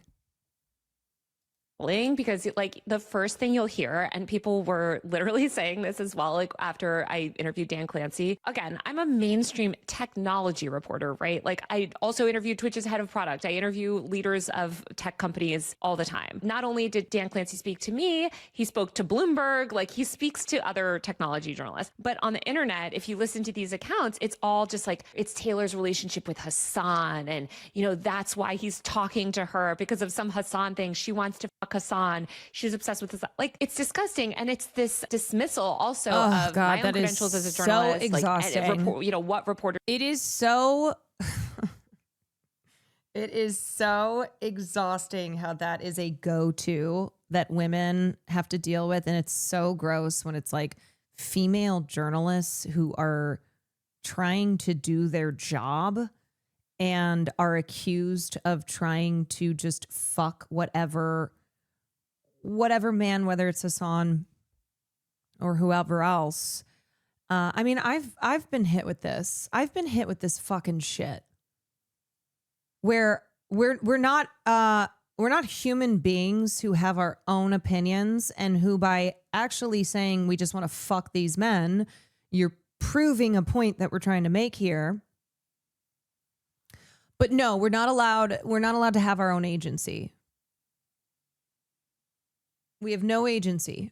And so the only reason for having the opinions we have and saying and reporting on the things we do is because everyone just wants to have sex with Hassan Piker. That is so misogynistic. And if you can't see that, if you can't see why that is misogynistic, then you really don't see women as human beings, and you don't see women who are in positions like being journalists. You don't see them as capable of forming their own opinions and trying to do their jobs. Zero sense of irony when they say things like that. Yeah.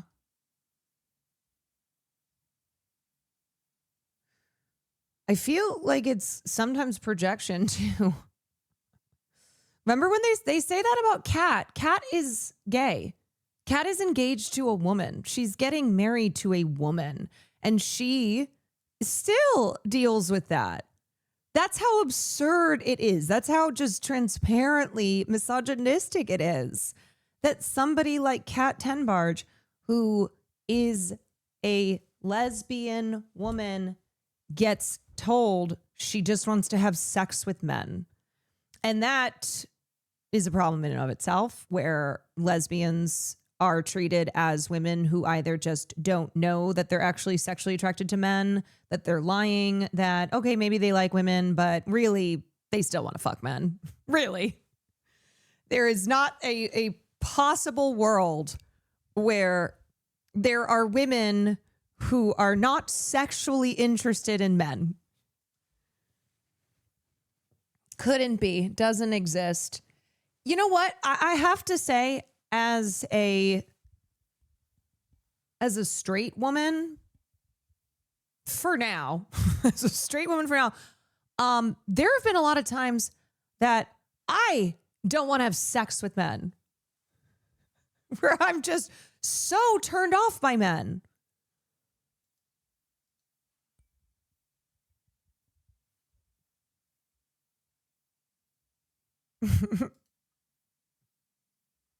Yeah. Who chooses? This is how you know. This is how you know it's not a choice, because oftentimes for straight women, and I'm not saying that there's, I know the whole like, oh, it's not some easy thing if you are part of the WLW community, but I just speak as a woman who has only dated men that that this whole idea that being gay is a choice, it's never applied to looking at straight people, because no one would assume, no one would ever look at being straight that way. When it's like, do you think straight people just like, straight women just love men? That they're just so happy. They're so happy all the time to be sexually interested in men. Do. It's always sort of like reframing this woman and her accomplishments or her career in the context of this man and this man streamer, right? I've also seen like viral posts taking Emiru's response where she explains the situation and turning it into a meme and saying that like she's being blackpilled. So basically they are using this incident to say that like women who are victimized are becoming conservative and holding conservative ideology as a result. The sad thing about that is that there is truth to the idea that like when women experience systemic misogyny and sexism, yes, it does sometimes like lead to people becoming more conservative, because it's like such a backwards ideology that is just so propagandistic in nature. It's the same thing where it's like when conservative far-right groups take examples of like white women being abused or even murdered by like men of color, they will take those incidences and they will weaponize it against entire immigrant communities in support of their far right ideologies. And they regularly do this, like despite the pleas of the families of these women and even of these women themselves to not weaponize these cases. But it just goes to show in itself, this is a form of objectification of women. Like they don't actually care that she was violated. They don't actually care that she was assaulted. They just want to further objectify her and use her to push their own ideology. Exactly. And I think it's so funny that this same Jake Lucky guy, who's of course like dunking on me or whatever, is also boosting this clip of this guy, American Dad Live, asking Dan Clancy basically like, why hasn't he banned Hassan? Like that's the subtext. He's saying like, you know, would he properly enforce certain streamers, what certain streamers have said that America deserved 9/11, veterans deserve PTSD. It's basically like, why haven't you deplatformed the people that I don't like? And, you know, boosting this conservative, bad faith American dad guy as if he's holding like Twitch accountable in some way. And the truth of the matter is, politically speaking, there is misogyny on like all sides of the aisle. Like there's not like one place politically where you can go where like women are actually taken seriously. However, like generally speaking, most people who actually value women and who actually oppose misogyny are going to be progressives. So the fact that like all of this comes back to this like conservative agenda just goes to show like how bad faith it is. And it just like, it blows my mind that people are still falling for this idea that like conservatives actually care about women. They don't. Like they're just like objectifying and using violence against women as a way to further an agenda that is, again, objectifying and violent toward women. I don't know. I mean, this is why when we've had conversations in the past addressing the misogyny issue on the left, it's like, how the fuck do you think we are going to broadly progress on this if we can't even do this on the side of the political aisle with the political affiliation ideology that says they are against sexism and misogyny, that they're pro women. So, not to rehash that whole conversation, Everybody has blind spots. Being on the left doesn't make you infallible. Whether it's misogyny, anti-blackness, queer, transphobia. Okay. So,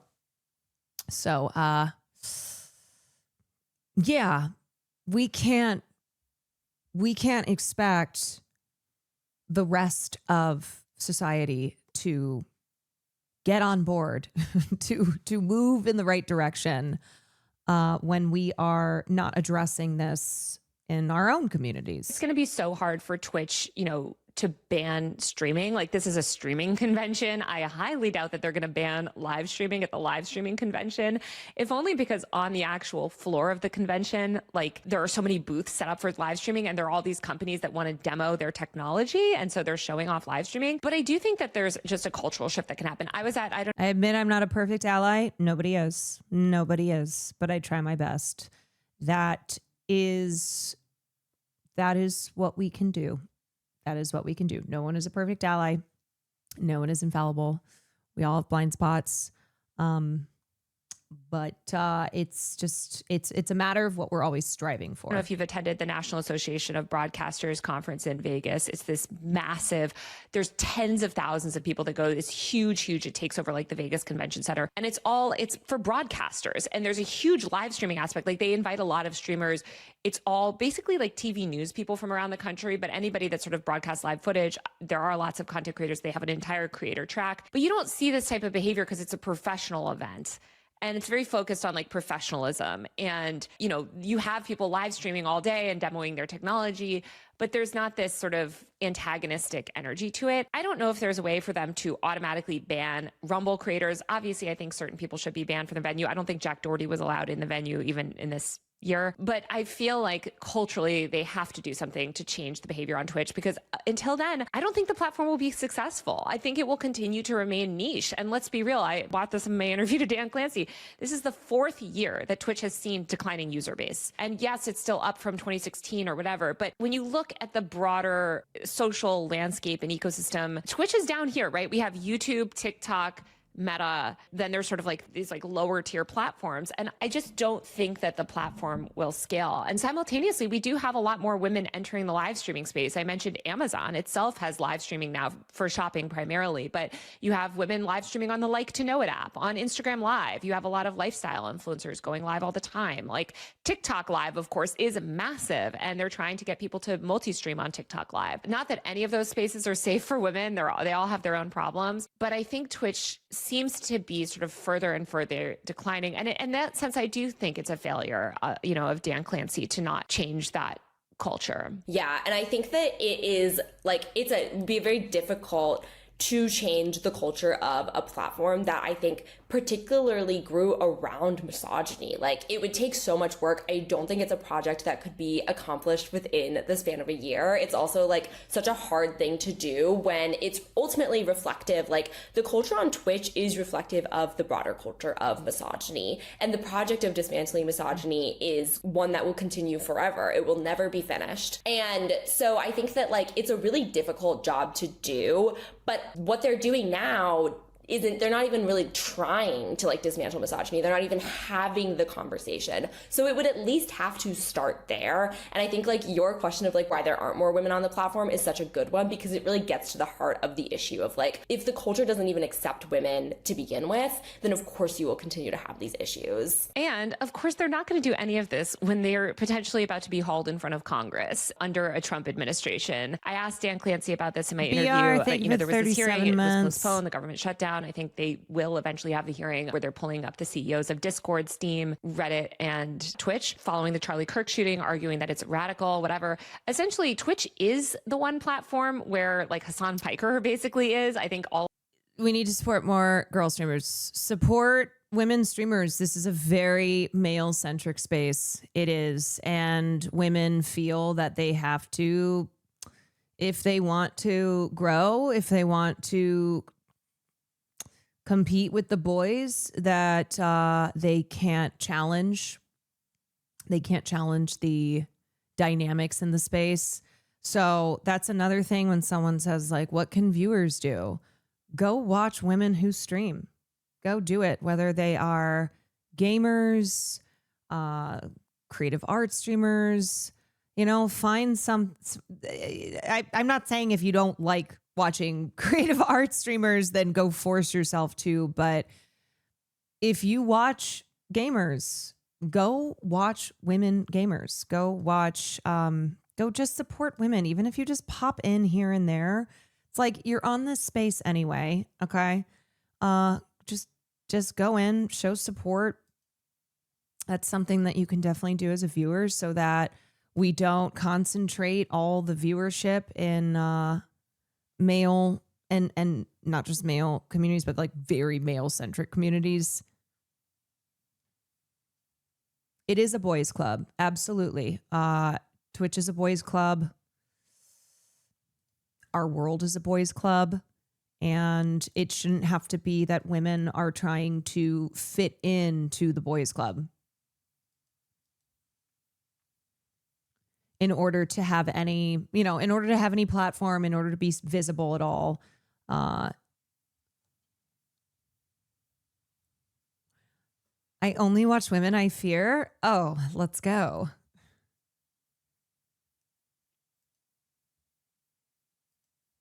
All of this is an effort to basically deplatform him and other sort of leftists on Twitch. Twitch is also the one platform that hasn't caved to government pressure yet to censor speech. And I think that that's going to be harder and harder to do. So I highly doubt that they're going to like turn around and start, you know, banning misogynistic streamers. I think that would just so quickly be weaponized against them by the Trump administration and would be used to potentially try to get the platform shut down or to punish it in some way. 100%. And I think that like when I saw all of this unfolding on social media, that was my first thought, is like to think about the political backdrop and the context under which all of this is happening, which is that Twitch is being subjected to like a very highly funded, like very specific, like bad faith campaign around issues that they do intersect with women's safety, but they are so far removed from like the topic of discussion around like this specific assault or this specific environment. But it's so hard to have a conversation about it without recognizing that like so much of this stems from that bad faith attempt to ultimately deplatform Hassan Piker and to punish Twitch for allowing like this type of progressive anti-Israel speech. Yeah, because Twitch is the one platform, because it's live streaming, it doesn't have that sort of like real-time moderation. So of course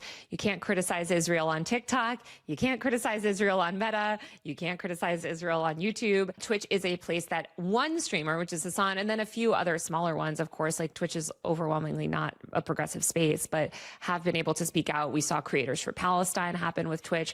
I wrote about this actually a year ago, about how Twitch had become this bastion for leftist sort of content. And I think that the government is very eager to eradicate that. And I do think that they will be successful, and that will only exacerbate the problem of, you know, harassment and misogyny. Any conversation about like what's happening at that level, it's no coincidence that this rhetoric of like men need to protect women and like federal police and agents need to protect women, it coexists with exactly what the Trump administration is doing. It's literally the same ideology. I just want to reiterate again, Boney, thank you for the prime. I'm so disgusted by the response from these bad faith trolls saying that people like me, or I'm sure they're going to say this about you, don't care about gender-based violence, don't care about women's safety, something that we both have dedicated a significant portion of our careers to, you especially even more. But like, I mean, I wrote about Gamergate extensively. I covered this in my book. Writing about the weaponization of the internet against women is something that I have written about and experienced very publicly for years and years. And so to say, yes, Twitch was very secure. Yes, they actually had way more security than other conventions. That does not make it safe. That is not like simping for Twitch or whatever, which I'm very critical of. That is not defending a corporation. All these corporations, fuck Amazon especially. It is simply trying to redirect the conversation towards the root problem and the fact that this is a bad faith campaign actually aimed at distracting people from the real problem, which is misogynistic abuse and hate and harassment. And that underpins all of this. And you can never have safety for women until that root problem is fixed, because you can have all the security theater in the world. It's not going to prevent the violence against women that we saw this year at TwitchCon. You're totally right. And I think that like if I could reiterate one message for people to take away, it's that security theater does not protect women. It is a psychological sort of construct to make people feel safe that ignores all of these root issues. Increased policing does not protect women. Militarization does not protect women. And these sort of conservative ideologies around like protecting women with men at their root cause, it just endangers women more. So like if I could have people take one thing away from this, it would be that it is about dismantling misogyny. It is not about enacting more control and more surveillance around women. We just need to lock women in a room and have men, big men with big guns protecting. And that surely is the way to go about it. People get scared and say, oh, TwitchCon needs more security, more police, et cetera. And that's not the issue. Yeah. Just like societally, this idea of protecting women, almost like locking them away in a tower to protect them, just like in Shrek. Exactly. In their lives. Yeah, I saw one Twitch streamer who All I love, problems but was solved even with saying, and I'm gun. sure maybe he was saying it in like a joking way, but like, oh, too many of the security guards at Twitch were twinks. Like they were small. We need like big burly men to be security guards. And I'm sure he was joking, but it's like these little things that drive me crazy because as you said, like having big burly men around does not inherently make women safe. Having 24/7 IRL live streamers around does not inherently make women safe. Having all the kind of like wristband bullshit in the world, like again, should we have a baseline level of security? Yes. But all of that stuff will not prevent so much of the just disgusting stuff that women had to deal with at this year's convention and previous year's convention. And I think that Twitch needs a radical culture change. And I think the influencer world. Okay, I know what she's saying, and I know it relates to the conversation, but it's so funny. The Twink Brigade clip was so funny. Generally needs to confront its misogyny problem because although Twitch is the sort of the nexus of a lot of this stuff, it's all over Reddit. It's all over YouTube. It's all over Twitter. Like it is this like network of hate that spreads across the entire internet. Yeah. Hate will never make women safer. It will only put them in more danger. Well, Kat, thank you so much for joining me today. Thank you so much for having Women should be more aggressive IRL to defend themselves being passive, and scolding men won't work. Let me tell you something, Chatter. Let me tell you something. As a woman who has been in multiple street fights with men, I have been in too many physical altercations to count. That doesn't work. That's not the solution. Also, what happens then is we place the onus on women. We place the onus on women to, and at the end of the day, women do protect women. That's who protects women. I saw the clip of like the guy in Japan who was looking up a woman's skirt, and then women caught him and he tried to get away, and just this mass pile of women just formed holding this man down until the police arrived. Just all of these Japanese women who were holding this man. Anyway, Chatter, this idea of women being more aggressive to defend themselves being passive, that's the solution. No, it's not. And it shouldn't have to be, it shouldn't have to be this like, well, women, if you can't defend yourselves, then that's too bad. I think in the culture we exist in, women do learn. They do self-defense. They do try to protect themselves and other women. But that is not something that is the solution. And also women who have confronted men have put themselves in danger. This is the thing that pissed me off the most. How is it that we teach girls to protect herself and fight every man, but can't teach men to be normal? Yeah. It's like teaching women to defend themselves against men. Do you recognize the problem with our society? That women have to learn self-defense against men. That women have to form a woman pile because a man was looking up another woman's skirt and they have to hold him there so that he doesn't get away.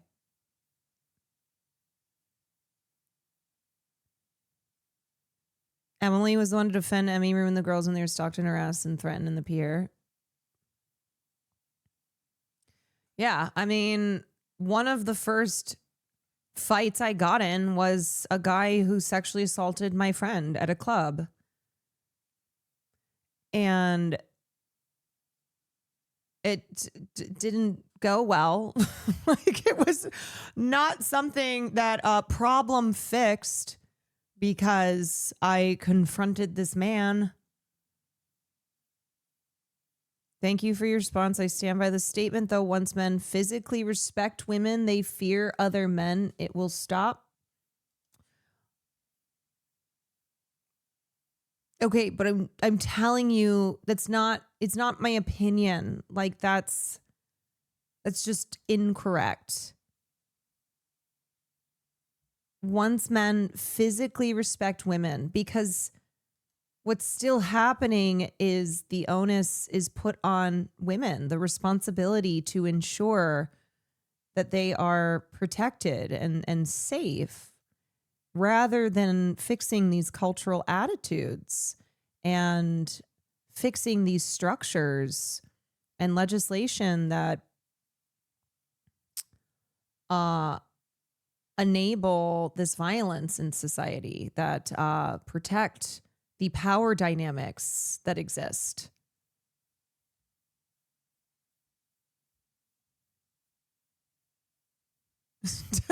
Telling women to pull themselves up by the bootstraps in regards to abuse. Yeah.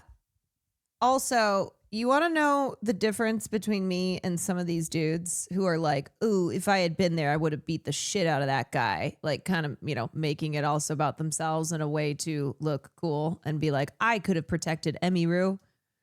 So, I've probably been in more fights than some of these young lads who were saying those things. I'm not saying that to brag in any way. I'm saying that as somebody who has been in many physical fights with men.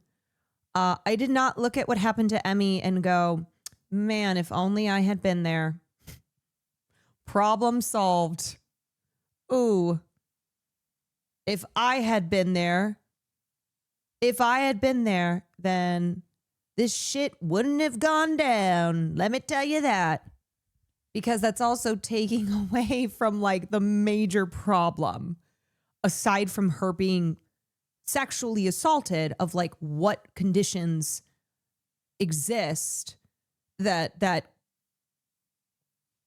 lead to something like that.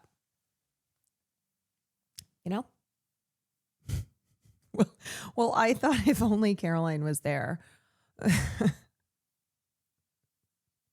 Caroline Wahlberg, that's right. If I had been there, I would have stopped 9/11.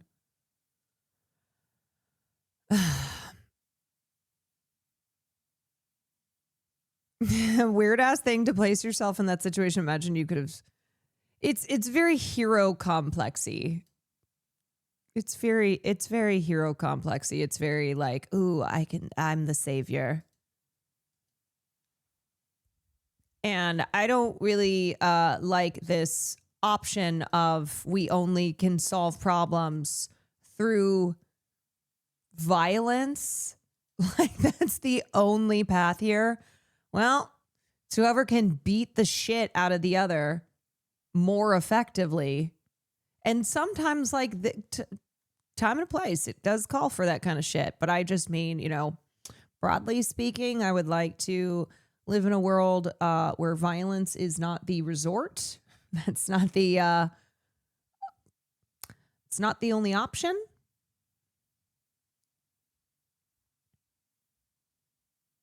It's hard to judge a situation that fast in the moment. You can only say you would have done something from looking back after assessing the situation. A lot of people do that too. A lot of people are like, oh, I know exactly what I would have done, even though I wasn't there. And it's easy to say that when you're not actually in that situation.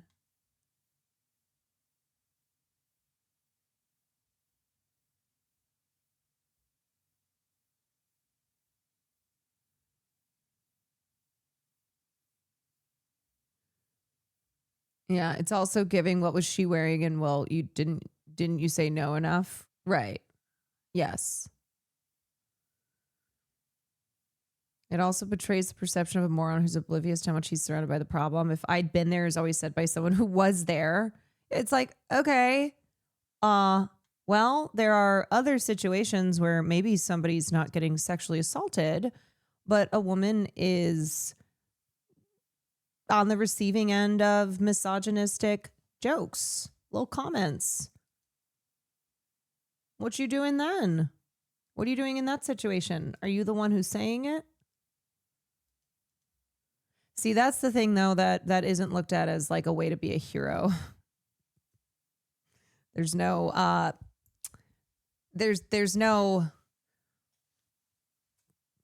fists of justice being fantasized about.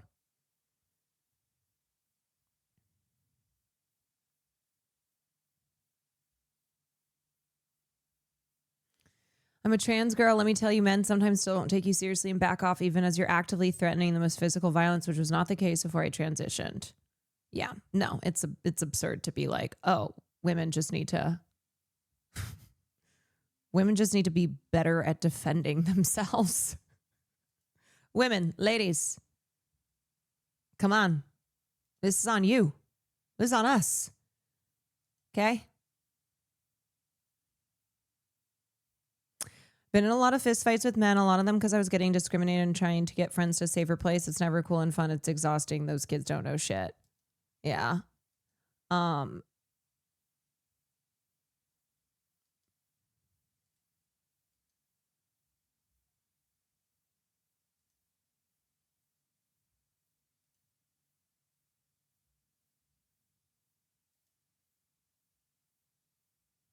What's this? She was okay. Wait, hold on. I was trying to figure out who the problem was there.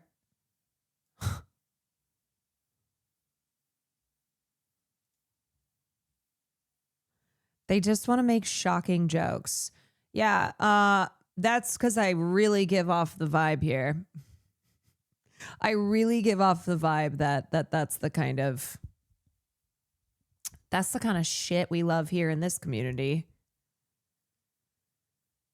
The strenuous part of a platform like Twitch is that all this work has to be done constantly. People come, people go. There's always a stack of clueless youngins that have no idea about nothing in life yet, and so they fall for those simple tricks. You ain't know nothing about nothing.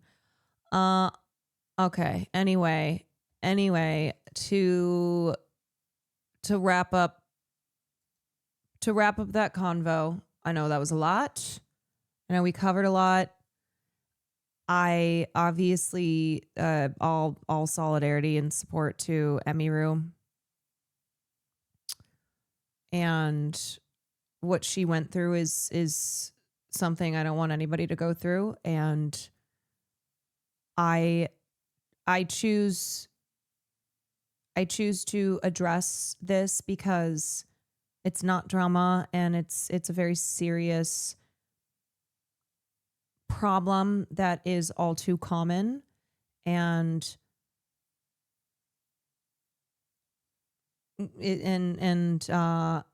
keeps happening.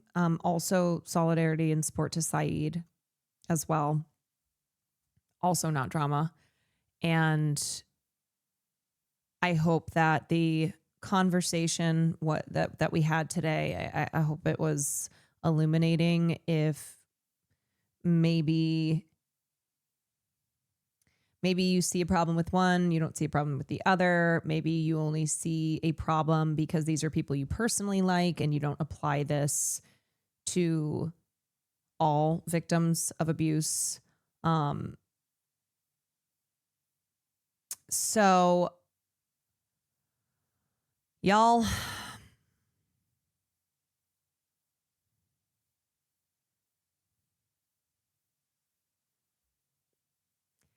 I think what Kat said when she said, we will always be working to dismantle misogyny, and that goes for all forms of bigotry that are propped up by oppressive structures. It's not something it's not something that the change happens overnight and there's no like, just give it a year, y'all. There's no predicting. This is not something concrete. What we aim for is working towards a better world, and one that no matter who you are safe and secure. And if you are not a part of any dominant culture or group, that those spaces become more inclusive and welcoming, but that there's always going to be communities for you in the meantime as well. I think that's kind of, I think there's like short term and then long term goals here, like the fight that we're engaged in, where short term, obviously it's you can find a community that exists, that is created, that is safe and welcoming to you if you are a member of a marginalized group. And long term is that it's not something that's like on the fringes. It's not something that is very separate from the mainstream, that if you want to belong somewhere, it's going to be all the way off to the side. Ultimately, we're striving for what currently is the dominant culture to be less hostile to women, Black and people of color, the queer community, all groups. So that's what we're trying to do. And you don't have to be a part of those spaces if it is something that you don't feel welcomed in right now. But we're trying to fix things, and change is incremental, and right now there really is a strong backlash to woke culture. We're trying to make woke cool again. We're trying to make woke cool again, to make it something that like people don't use as a pejorative, as like a slur, that is a label that's put on people in a really dismissive way. Like, we got to make woke cool again.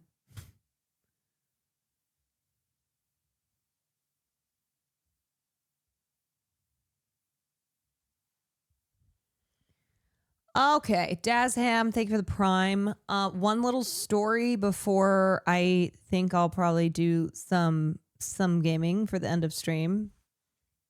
Who saw this? Rachel Zegler and Ben Platt will star in a limited concert run of The Last 5 Years at the London Palladium next spring for its 25th anniversary. Christian, are you just now seeing this news? I am not kidding you. I would seriously consider going.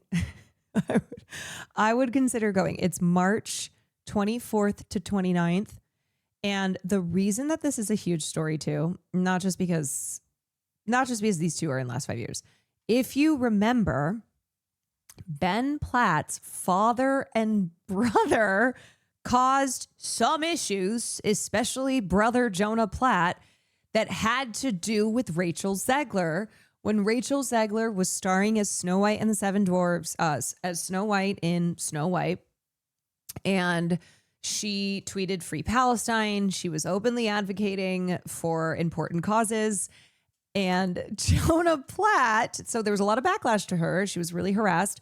Jonah Platt posted that fucking Instagram comment, which I have said so many times on the stream, but basically my father, the owner of enormous Disney IP, had to leave his family and fly out to reprimand his employee.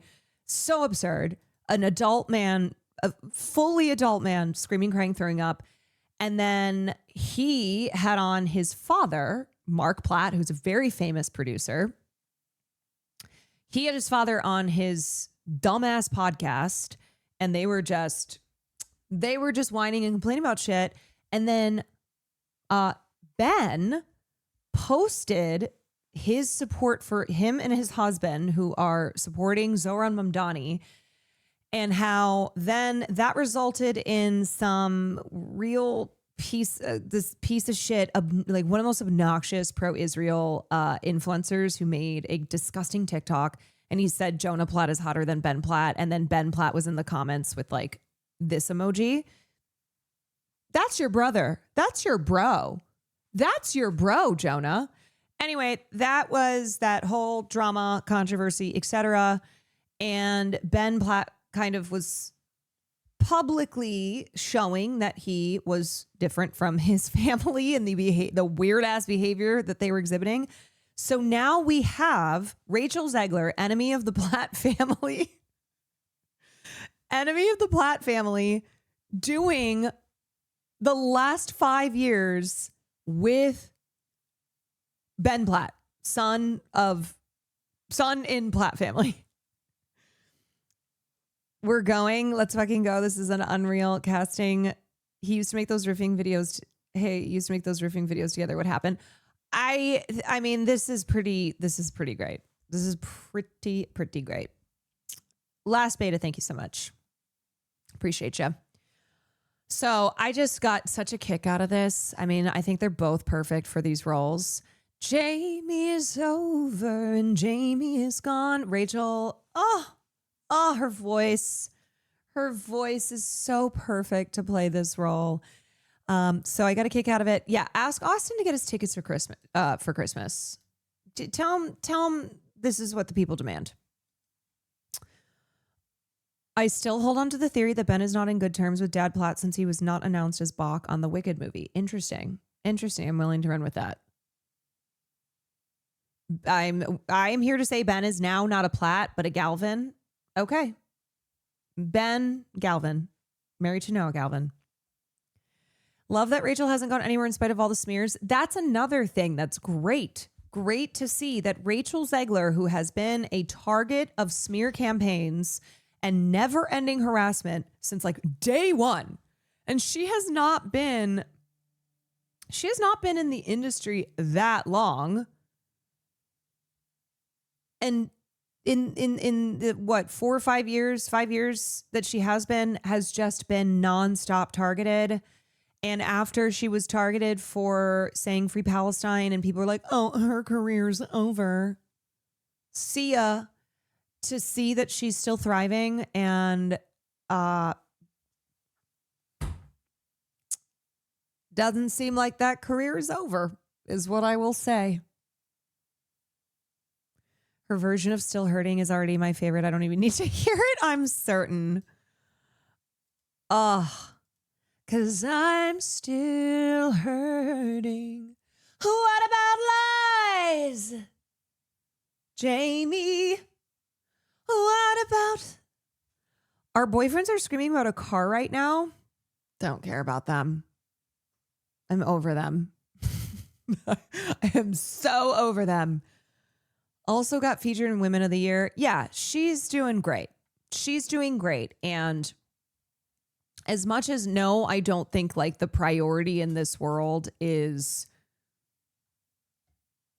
well-positioned celebrities, people with resources.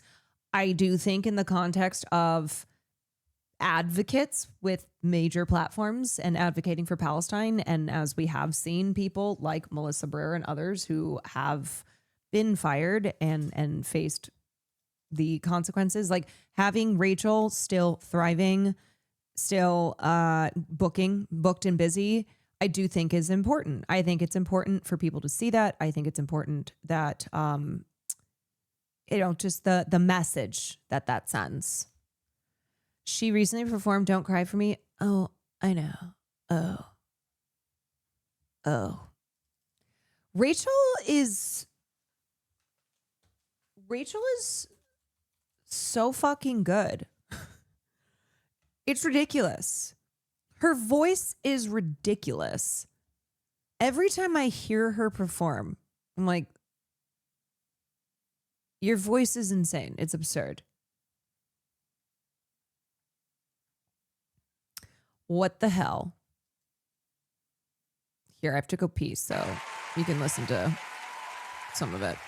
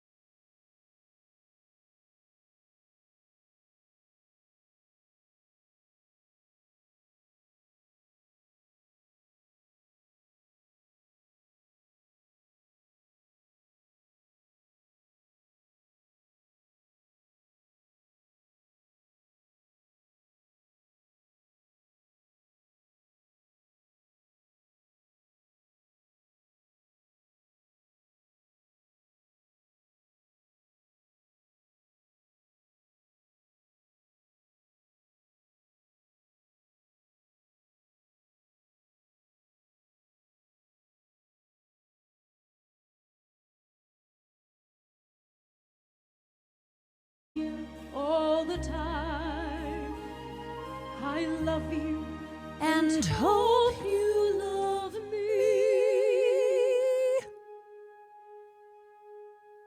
Don't cry for me, Adina. The truth is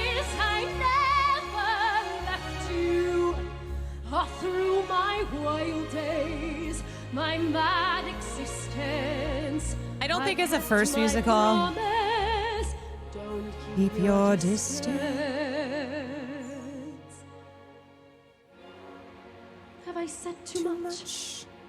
There's nothing more I can think of to say to you. But all you have to do is look at me to know that every word is true.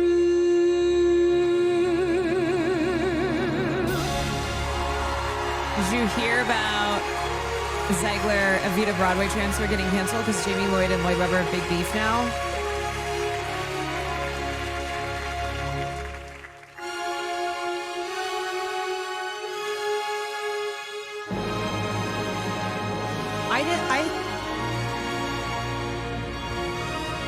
No. Oh, so gorgeous. Stunning.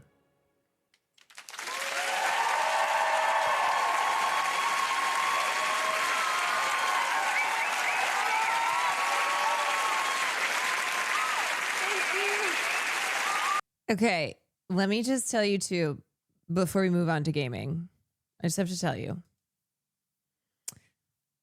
Let me tell you personal growth in my own life.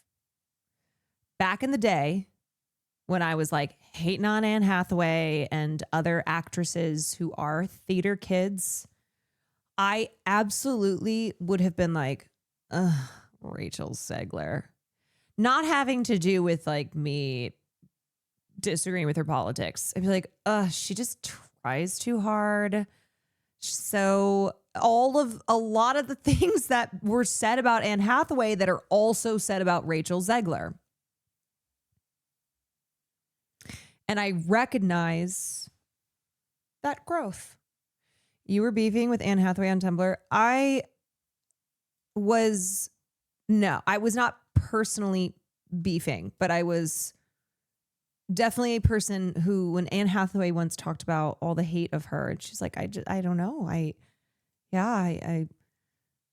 guess I'm just doing the most. I was one of those people.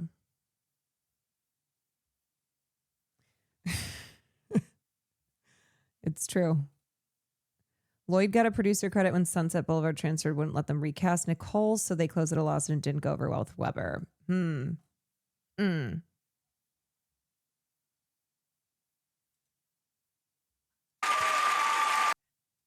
Yeah, Anne Hathaway was at Sabrina's concert and was the one that got cuffed.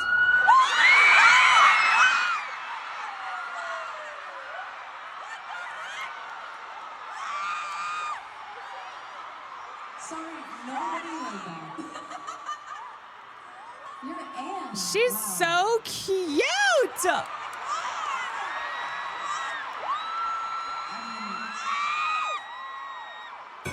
just don't know what to do when I see a face like this in the crowd. Where are you from? Genovia.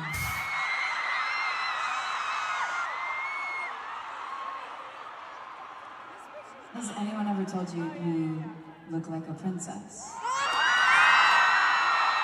The Queen of Genovia. Presence of a princess. I'm getting so flustered. I just have to say too, it's really nice to see just all these women, these girly pops, just freaking out for Anne Hathaway. You know, a lot of whom look very Gen Z, because a lot of millennial women in the early 2010s were participating in the online hate that Anne Hathaway received for no legitimate reason, except for misogyny.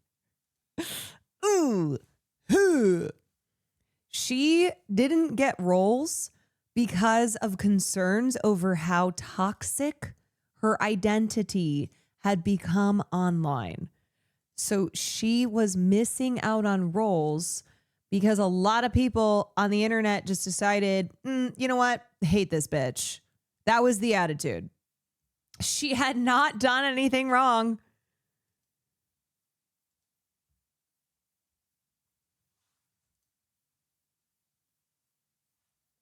And it really kind of started with the infamously bad Oscars that she did with James Franco, which at least I look back on that, I go, she tried. James, you know, I'm blaming that one on James. I'm blaming that one on James Marco. Or James Marco. James Franco. James Franco. Fuck James Marco too. Fuck him. I'm just kidding. I love James Marco. Speaking of women thriving, I know, Mother Nicole. Mother Nicole. I mean, hello? Excuse me?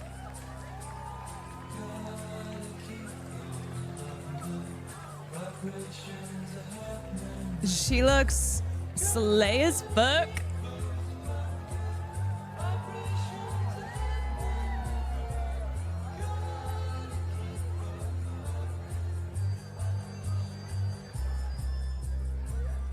Cast and crew, cast and crew. So good. Cast and crew. That is a wrap.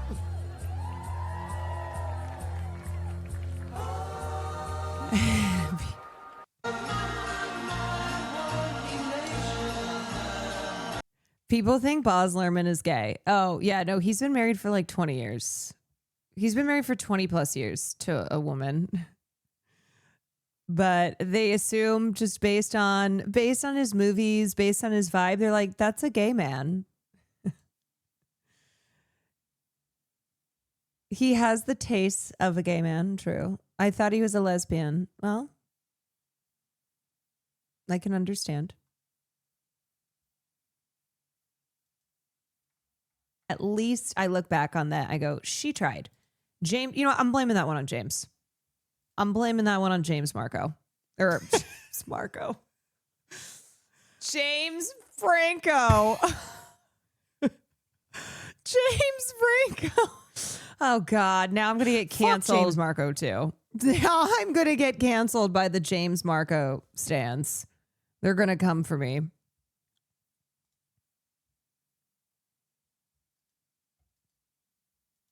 All of Germany's gay society.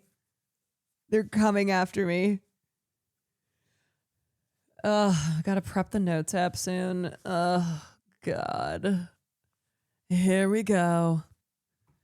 All right, y'all. Let's do a little bit of Soma. A little Soma to take the edge off. A little Somacy. Just take the edge off a little bit. Let's just do it. I need whatever you put in your brows. I use Anastasia brow glue. I can't remember what it's called. It's the one that comes in the circular container. It's like glue. It's not the wand. It's the freeze. Yeah, the freeze. My eyebrow lady has been on maternity leave. She had a baby, so I haven't gotten my eyebrows done. I'm past due, but I'm waiting for her to come back. So I've just been like, just gluing the shit on my eyebrows. Your eyebrows always look so good. It makes me mad when I don't look that good. First of all, thank you. There are tricks and things you can do if you don't like your eyebrows. And I think finding good eyebrow products, making them nice and fluffy. You can try lamination. How dare she have a baby without thinking of my brows? I know. I can't believe how selfish she is. I can't believe it. Women just don't want to work anymore. Nobody wants to get off their ass and work. Did you ever have an overplucking phase? Oh, yes, I did. In fact, I can look at a photo. I could look at an old picture of me and pretty much know what year it's from based on just my eyebrows. I'm like, yes, 2006 when I discovered threading and I paid somebody $5 in the mall. I went and paid $5 in the mall, and boy, oh boy. Or like 2010 when I discovered coloring in my eyebrows. And they were really, they were, it was a lot. Oh yeah. When I discovered an eyebrow pencil and went to town, and there were very sharp lines. The Sharpie brows. A little bit of coloring is fine. Totally. Not what we were doing in like 2010. The James Charles brows. Yes.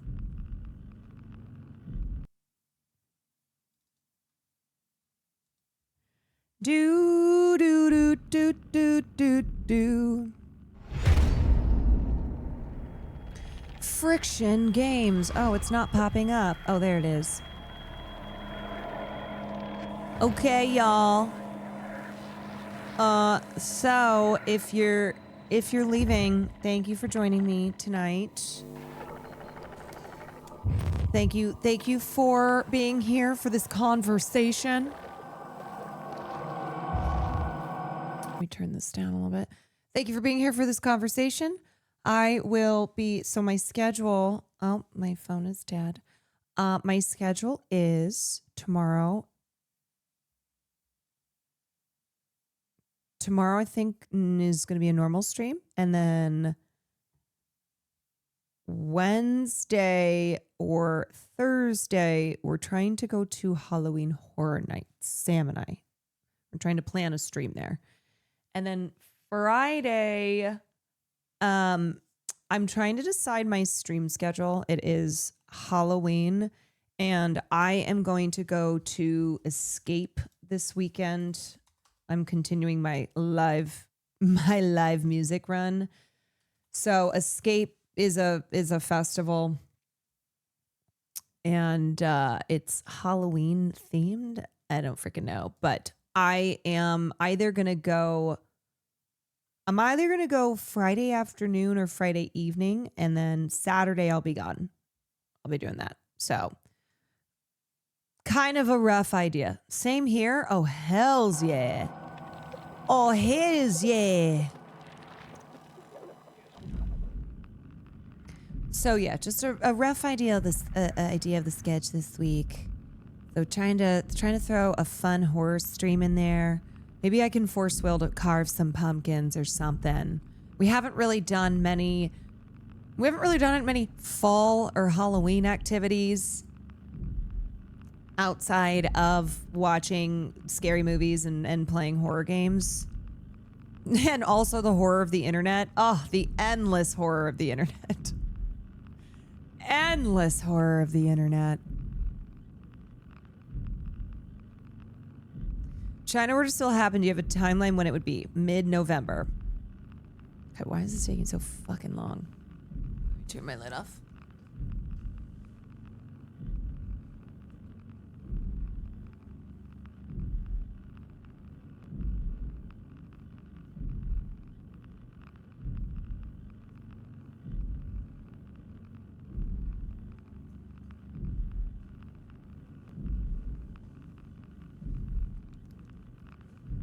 Okay. All right. I can't remember what we were doing. Something happened here. Brianna, thank you for the 2 months.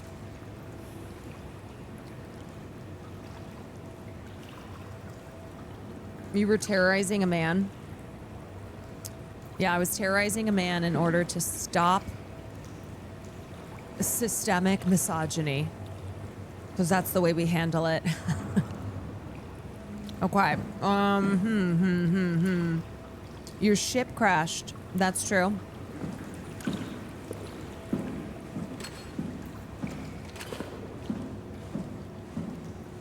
Why is it so dark?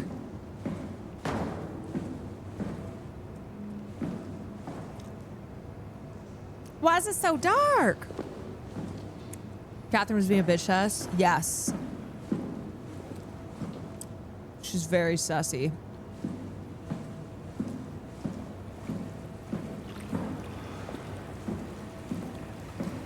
Warning.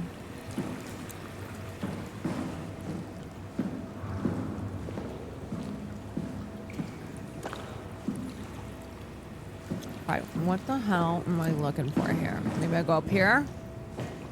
Let me see. Can I make that jump? No, probably not.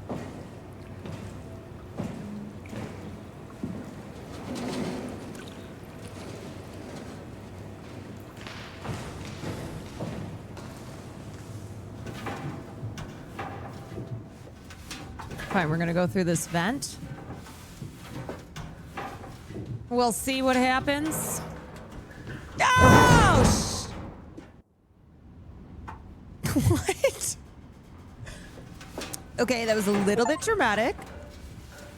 Wait, Plan B, failed at acquiring the dun mat.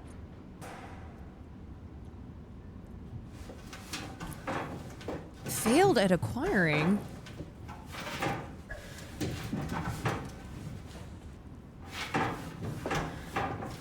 Okay, not that way. Let's try it this way. The Dunbat was the submarine you tried to launch, but it was corrupted. Okay. Right. God, why am I so... I just seem like quite the struggle.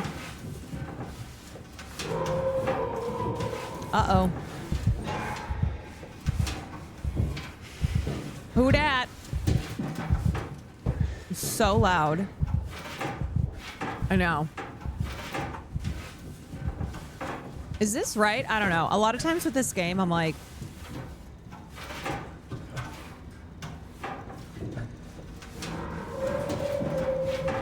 Is this correct?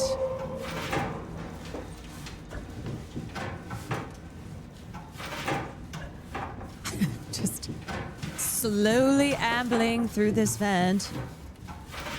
This is very much what old horror game design used to be. The first RE tells you nothing ever. It's just like, go for it. Wait. Hello? This isn't where I started. Where am I? Can I jump down?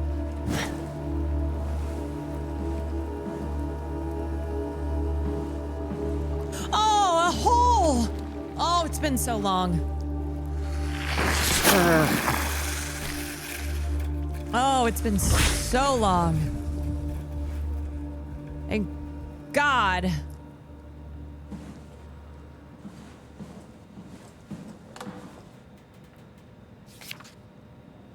Okay.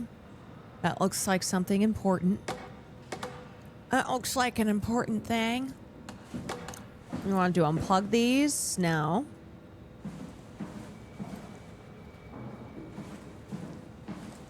Thank God for the holes. Glorious. Glorious holes. Okay. That looks like a code of something. Prep arc with signal transmitter.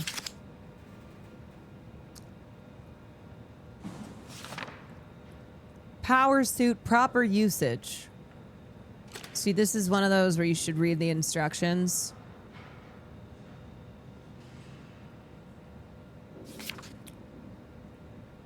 Noted. Okay. Access tunnel.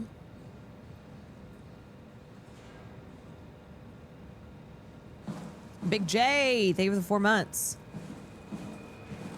All right, what are we looking for exactly? We need something with the power, I think, because these are all... I think I need to go in that thing that says radiation hazard.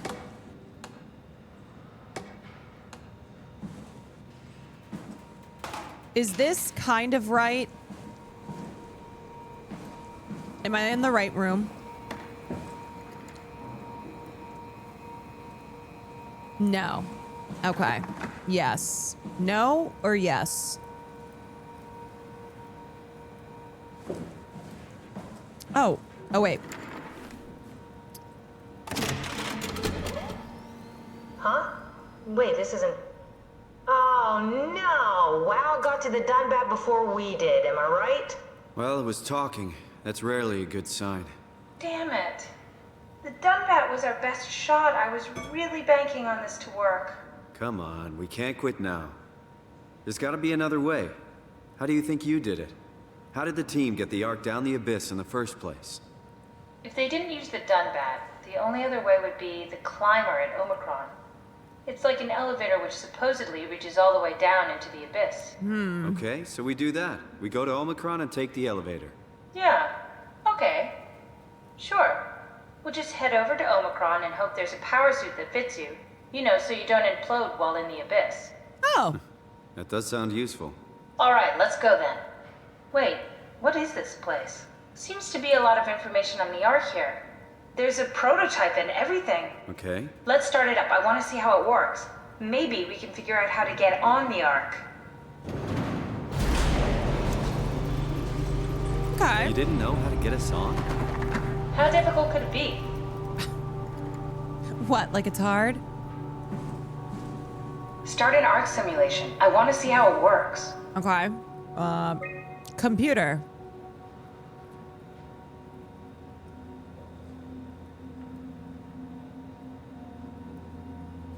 Oh, we have a notes app apology from Catherine. It was never my intention to fool anyone. I just wanted to save something. Okay.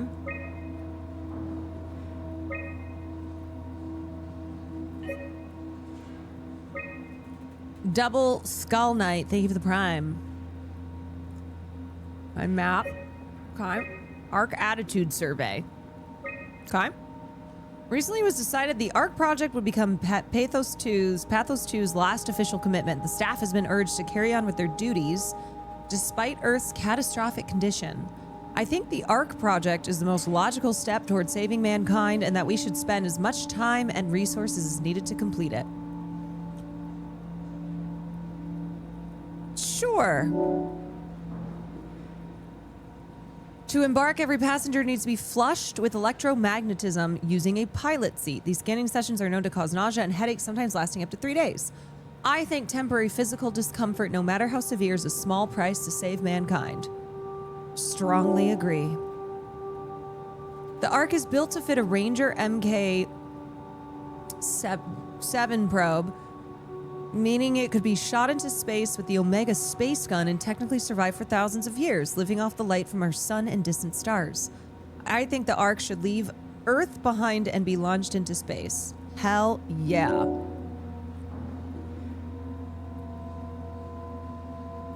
The digitalization of humanity is an opportunity to make a quantum leap in our own evolution. The people inside the Ark will, out of necessity, generated from existing genetic code. Wait. Could be altered to allow for cosmetic changes, ease aging, and even prevent death. I think we are at risk of losing our humanity if we were to rid ourselves of disease and our mortality. Ooh.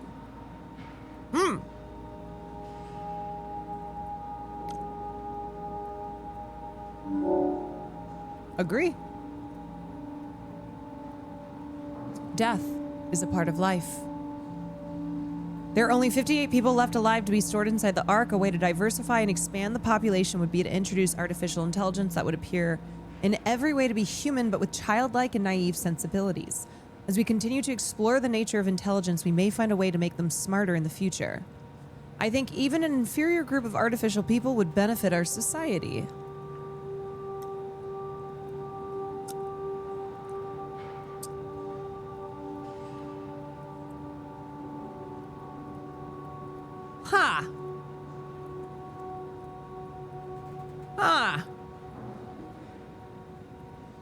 You know?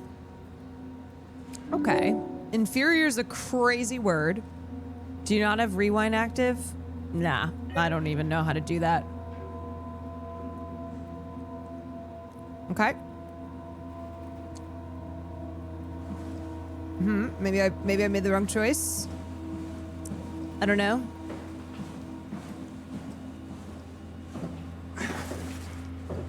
What's this thing? That's just a compound examiner. Coster uses it to investigate structural integrity in payload frameworks. Of course. Did you get inside it? If I knew what you were made of, it would be a hell of a lot easier to figure out how to get you on the Ark. Give it a try. Only one way to find out.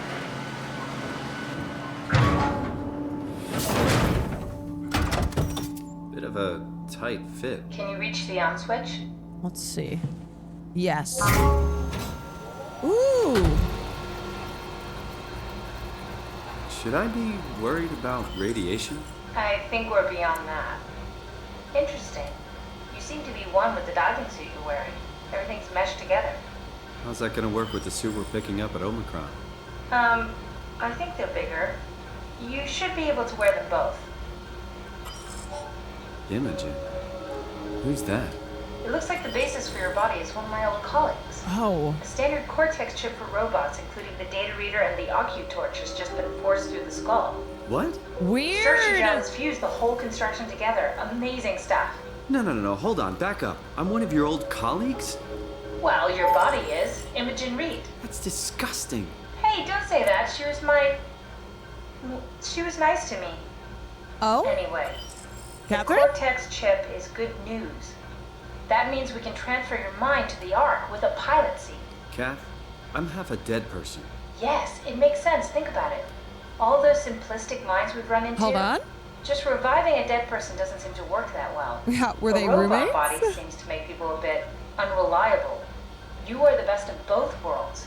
A sound mind and a sound body. At least we know how to get on the Ark. Sort of. I understand the concept, but I don't know the specifics. I really wish we could figure out how the scan data is formulated Wait, and so processed. I am a woman. I'm a woman, Slay.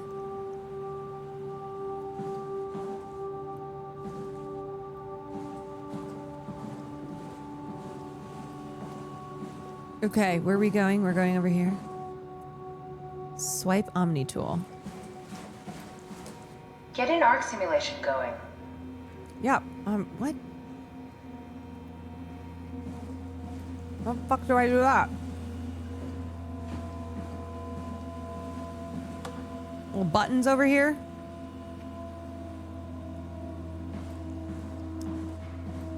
Just start pressing buttons.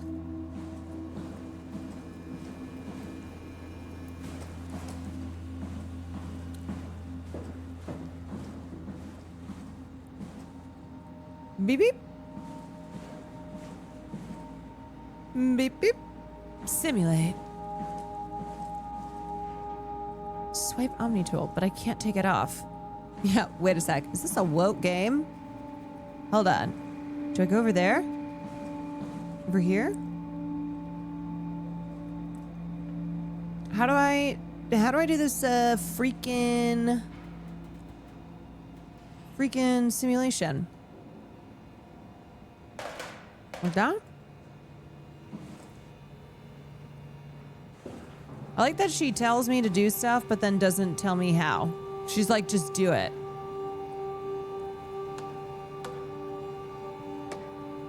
Like here? Do I plug it in myself?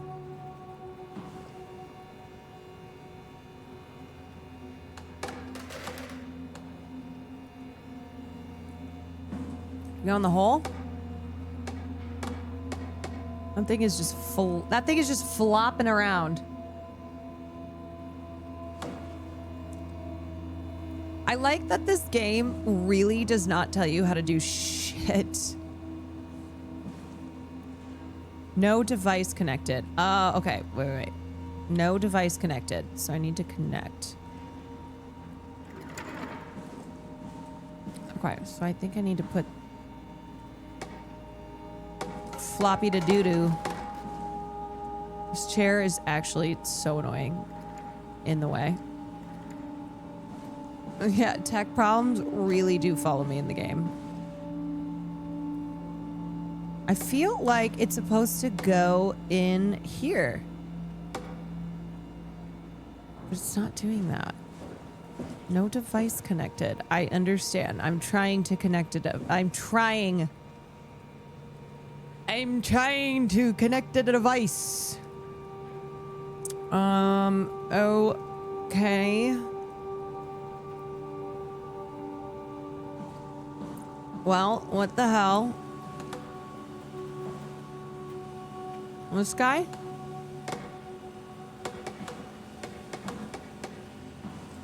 What's this?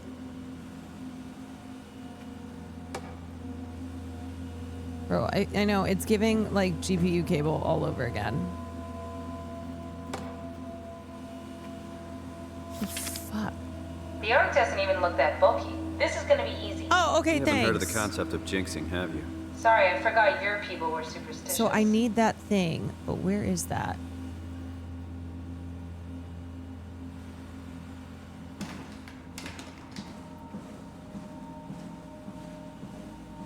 What's this bad boy?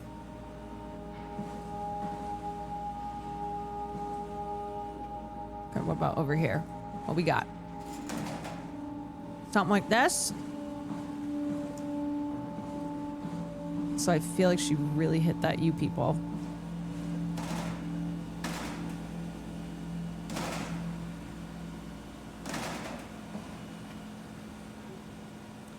Is that the same thing as this? No, it's not.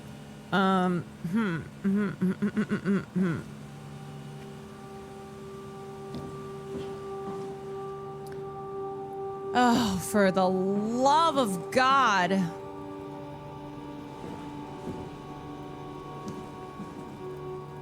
Alright, it's not that. Is it this fucking shit?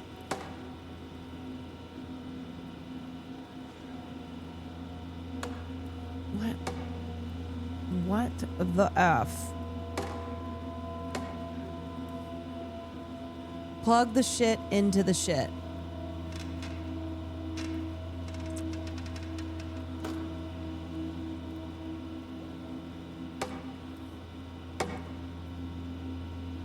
Okay, go. Go in. Oh my God!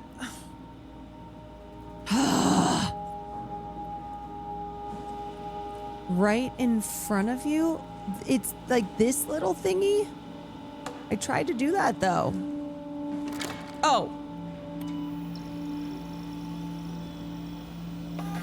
Oh my God. Okay. All right. Okay. Let the record show I did try. I did try that before.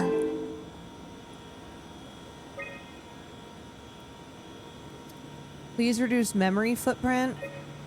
Okay.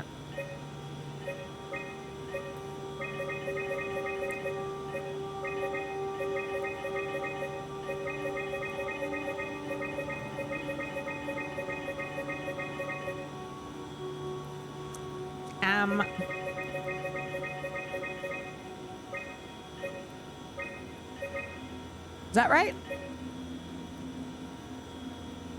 Please?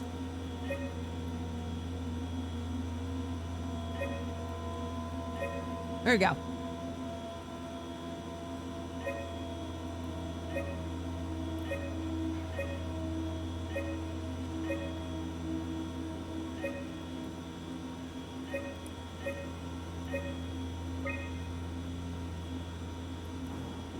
Okay. Now go. Oh. Oh, it's a math puzzle?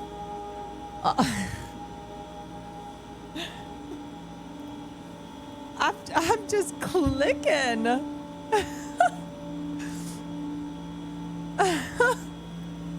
Okay, so it's time to do math. My God. This is too much. Okay, so I need 20. How much if I do that? That's too much.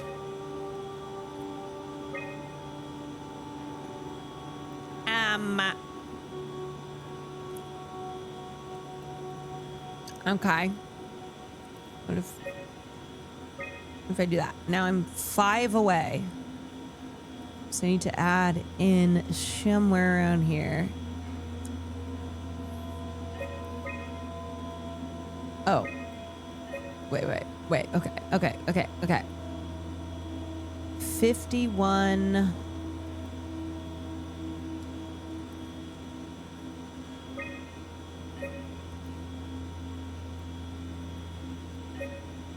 Ah!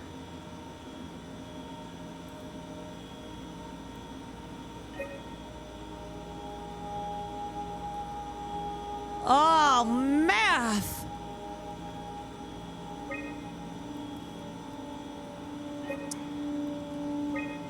Shit. 66. Oh my God.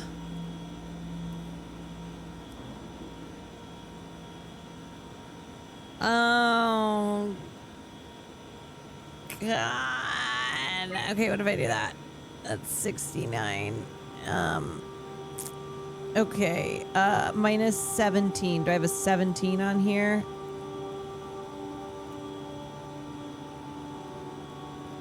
No.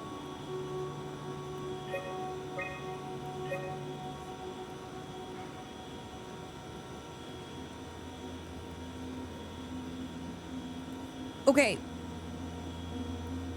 Should I I feel like I gotta start all over. I gotta start all over. Okay. 259. That's where we're starting at. Okay. Let's add some big ones.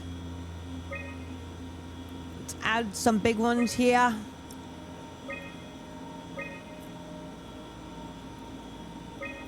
Fuck. Okay. 72. Okay. Oh my God. Do I have 14? Ah! I'm two off. 11:54. I'm 2 off.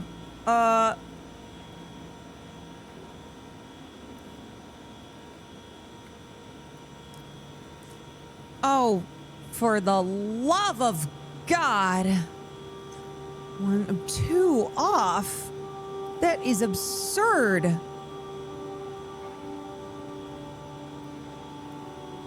Please reduce memory footprint. Okay, so I need, if I'm okay. So I need 80. What adds up to 80? What here adds up to 80? 43 plus. No. What about 40 and okay, no. 51. Is there a 19? Nope. Okay. 18, 38. Nope. Okay. Need something that adds up to 80. What the fuck?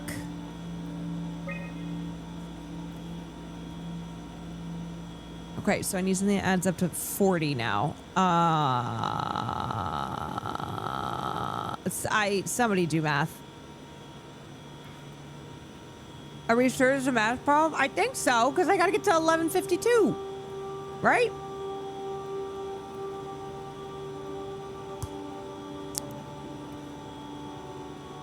Am I going about this the completely wrong way?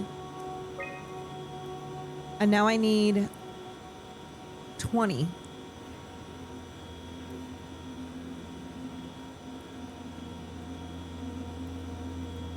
Kinda. Oh, Jesus Christ. Pay it.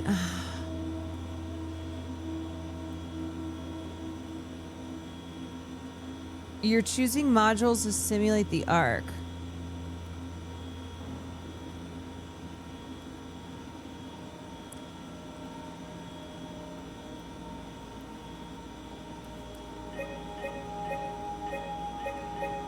Okay, so if I pick like one here,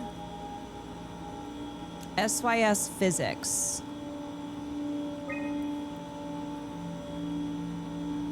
And then W mod.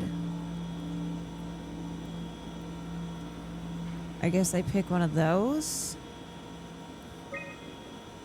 And then Gen Veg.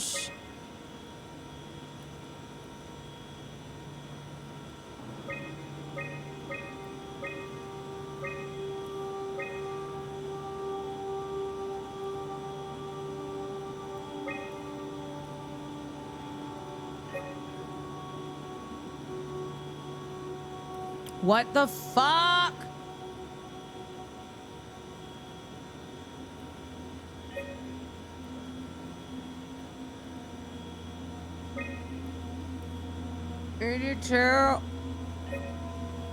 Oh my god, this is so hard. This is so hard. Ah! Okay, okay. Okay, this can't be right. This can't be like, okay, you just have to add them together until you get to 1152. Lock in. Systems, objects, scenes. What happened if I do all these? Okay, so no. Can't do that. 1154. Oh my god. Oh my god.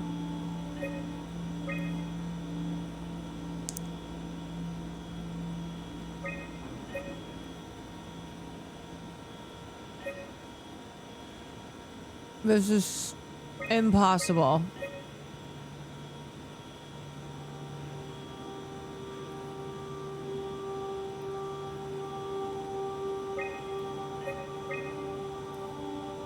This is impossible.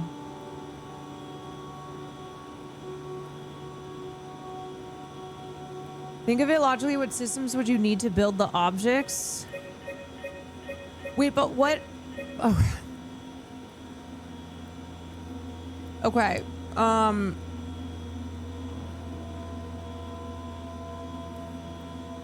All of them? Advanced, sunlight, heat.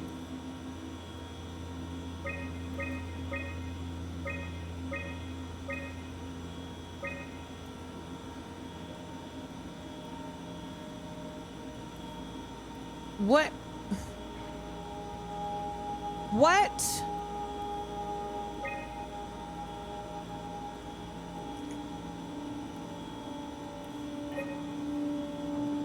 What?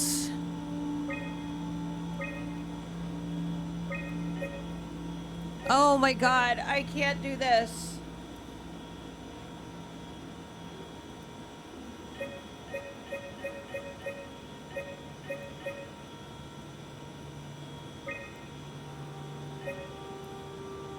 Do you want a hint? Yes, I need a hint. I need a hint. Because I don't think I'm approaching this right.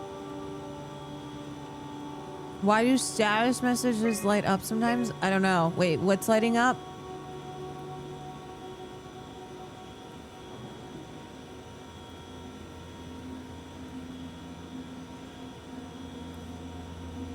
Okay, on the right side, you want the top one? The mod river. Wait, so wait, okay, why do these light up? I don't get it, wait.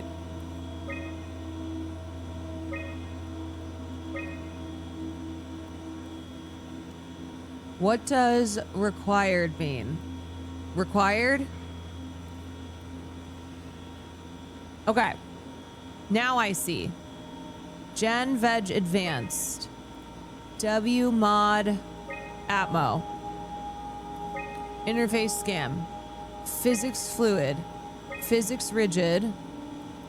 Buoy. Wait, but it didn't add to 1152.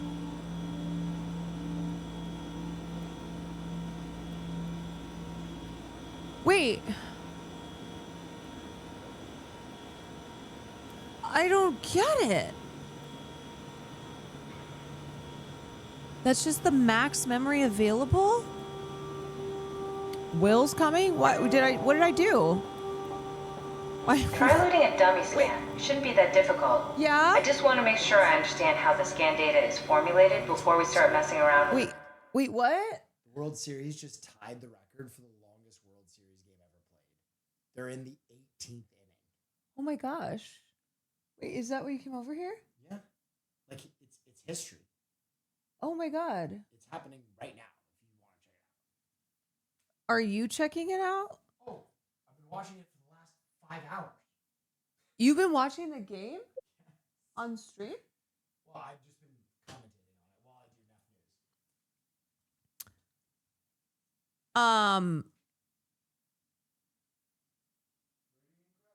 enough news.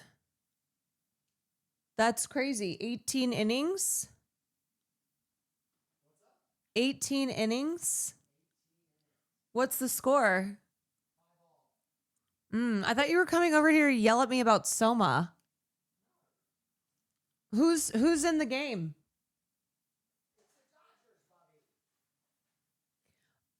Oh, yes. It's the Dodgers and who else? The Blue Jays? That's crazy. It's insane. It's close to a 7-hour game. Who are we rooting for, y'all? The real arc. Run the simulation and then hit pause while the code is running. It'll give me a cross-section of the process.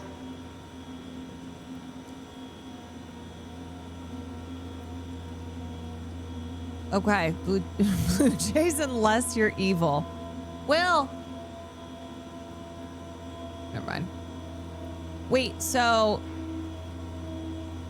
if it goes to the 19th inning, is it the longest game ever? Yeah.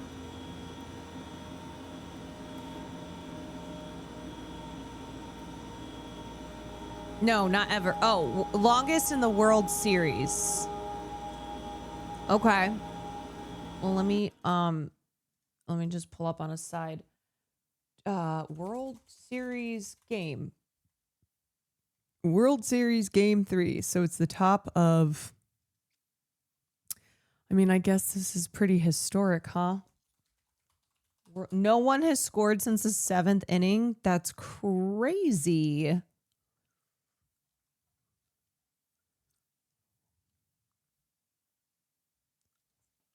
World Series game.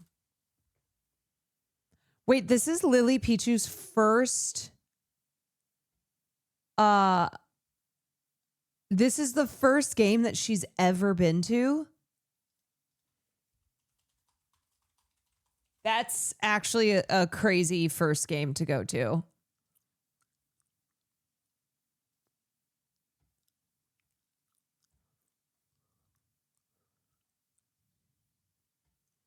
She's probably like, is this how it goes?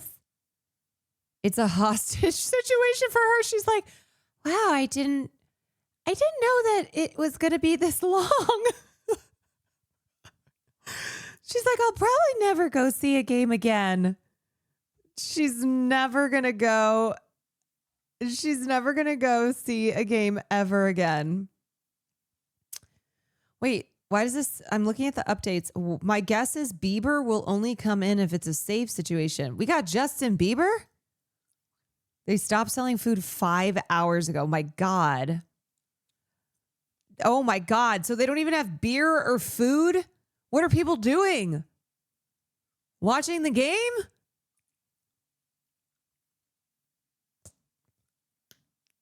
Look at your tweets about it. I'm at my first baseball game and it's been 5 hours. Aren't they usually this long?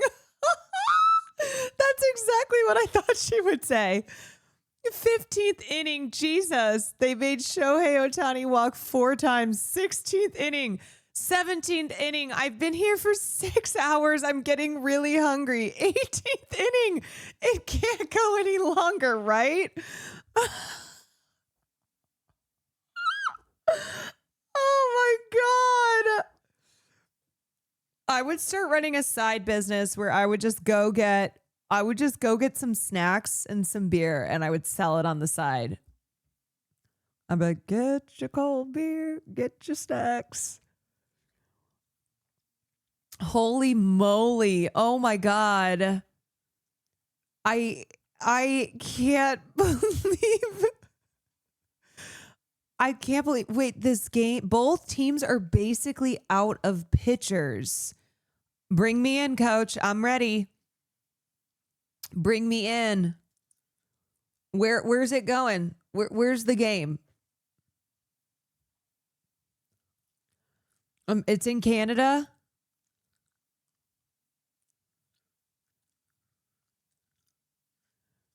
Oh my God. I can't, or what? Wait. Oh, you're saying it's 2:30 in the morning, Canada time. Bro, that's crazy because this is the third game and they have a game tomorrow and a game on Wednesday. Holy shit. It's so over. Dog, I usually leave it like the 7th inning stretch. Yeah, I've done that many times in the past. I mean, you don't do that in a World Series game, but oh my God, what if they just kept going? Okay, do you think then, are there rules?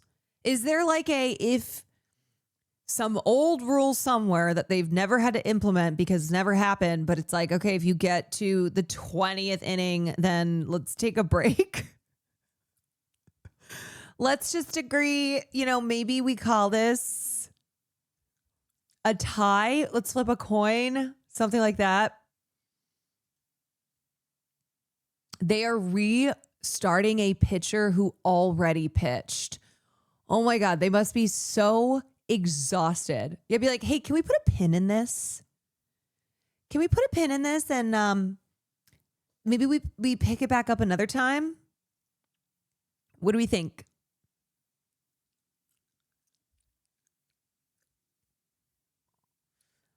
There have been ties in the World Series before, but it was before they invented lights for stadiums. Oh my God. How do I even watch this? Yamamoto is now warming up for the Dodgers. He threw a complete game 2 days ago. He threw a complete game 2 days ago. Oh my God. The two teams are a combined 4 for 25 with runners in scoring position. 4 for 25. And honestly, I'm surprised the numbers are that good. Oh my God.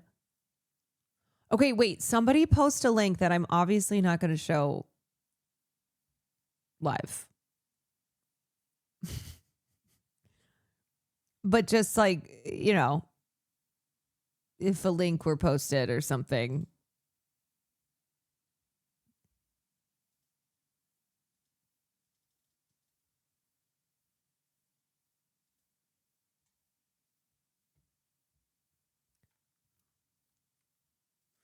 Shit. Why isn't this working?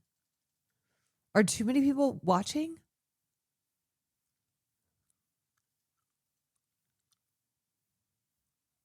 Hello? Hello? Why does it say it's ended? Oh.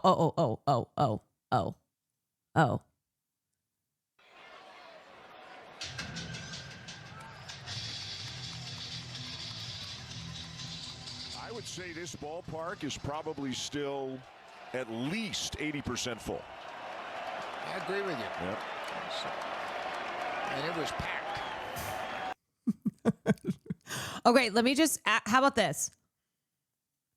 How about this? Let me narrate what's happening. Let me narrate. Okay. So,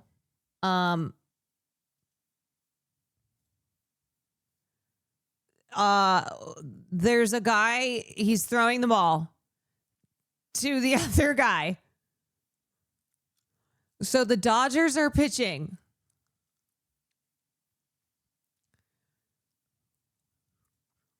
The Dodgers are pitching and the Blue Jays are hitting. Here comes the pitch. Pop up.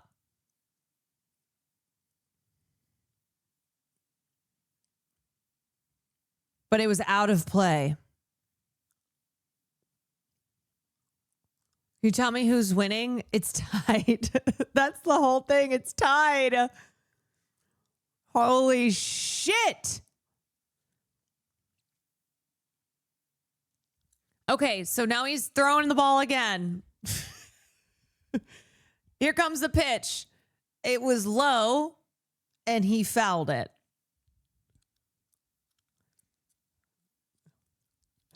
Have you considered a career in professional baseball commentary? I am now. Okay, so he hit the ball, and it hit off the catcher's mitt, and he looks like it hurt. Looks like it really hurt.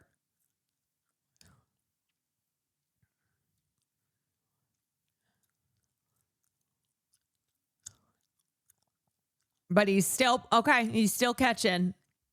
He's like, I ain't no bitch. This is the 10th pitch. Runner runs.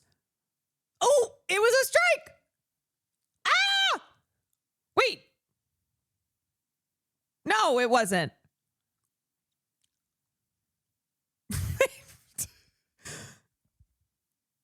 Wait.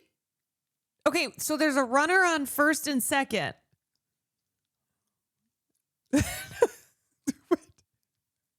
Hold on a second. This is... I know, the commentary's got a little confusing.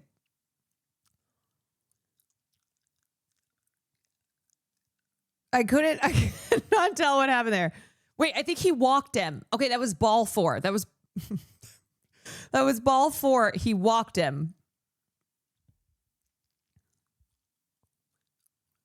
Now, Tyler Heineman is pretty cute. He's up to bat. Tyler Heineman of the Jays is up to bat. Runners on first and second.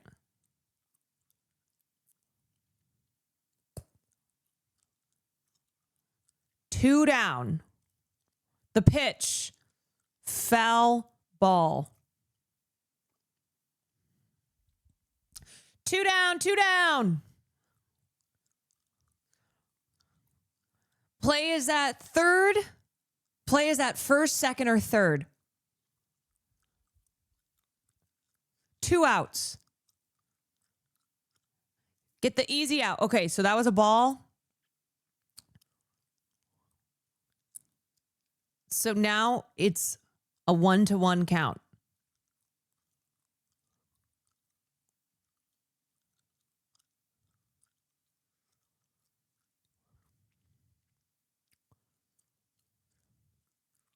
Oh, wild pitch. Wild pitch. He's stealing. He's stealing the base.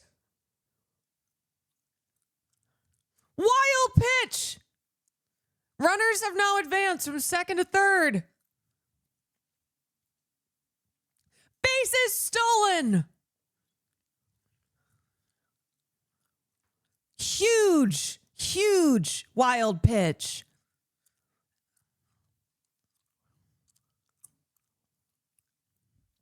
W stealing. That was good stealing.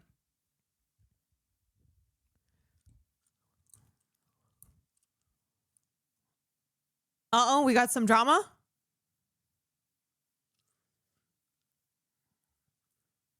Oh, no. He's got to clean his spikes.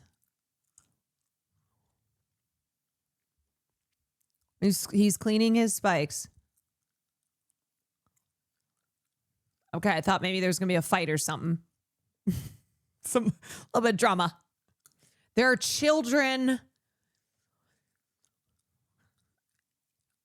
in the crowd. These kids are up past their bedtime.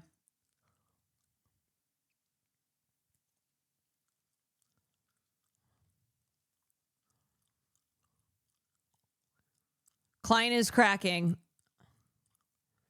I mean, it is the 18th inning. This might be it, y'all, but it's the top of the 18th inning. Oh! 3-1. Ooh, 3-1. If he walks in, bases are loaded.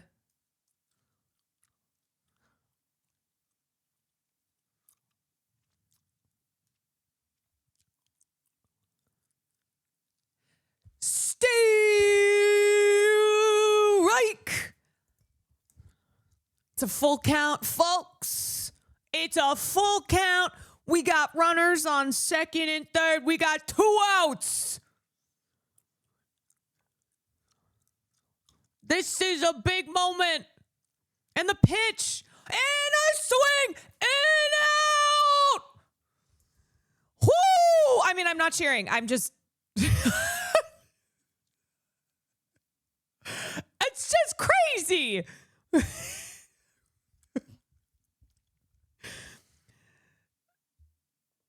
They had runners on second and third. And he just struck him out. So now we go. Are you New York accenting? Accenting? I think so. I think it kind of popped out. It always reminds me of the scene in Naked Gun when Leslie Nielsen is when he's the ump in the game.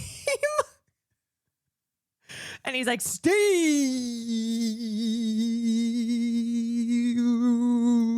Reich. He's so dramatic with it. That's how I would be. That's how I would be, the most dramatic ump. I'd be like, I'm going to say that's a strike. Woo, woo.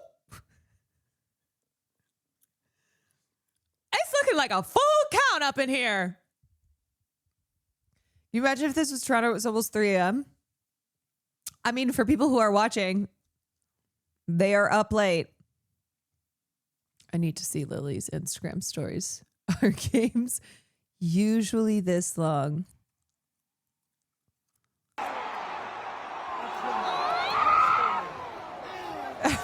Okay, sources.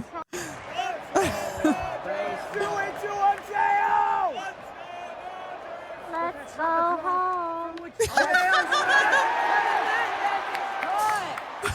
Yes! Let's go home. More baseball! More baseball! Why is everyone mad? You just get to see more baseball. Let him hit. Let him hit.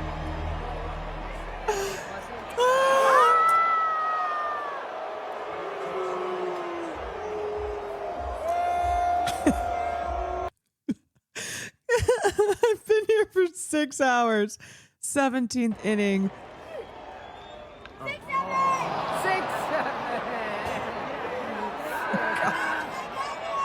Oh, God. 18! World record! World. We are tied. Yo, I just can't believe it's still going. Okay, we're not back yet. We're not. Wait, are we back yet? Wait. Let me check my links. Let me check. No, it looks like we're still. Why does this still have it? Oh, wait, we're back. We're back. We're back. Okay, y'all. This could be it. Bottom of the 18th. Bottom of the 18th. Tied 5-all.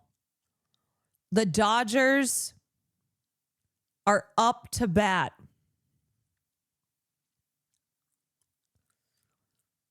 Could be a homer right here. Nope. Outside. Outside pitch. Ball 3. These dudes are tired. They're exhausted.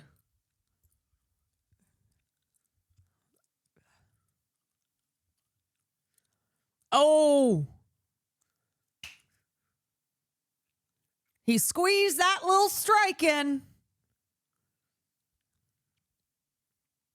The count is 3-2. It's a full count. God, these are a lot of pitches. It's a lot of pitches.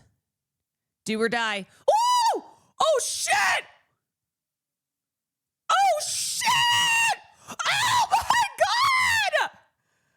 Oh, I fucking called it. I said, what if he does a homer? Oh, my God, it's over. It's over. He's fine. You know what? That is the people's hero. Finally, just hitting a home run and ending it all. Freddie Freeman of the, I almost said New York Dodgers. Freddie Freeman of the Los Angeles Dodgers. He does it. Oh, that is so brutal for the Jays. That is so brutal. It's New York, baby. Full count. First batter up, bottom of the eighth, just slams one back in center field. Imagine being the person who got that ball. Yeah. Yeah. Yeah. The crowd roars. The crowd goes crazy.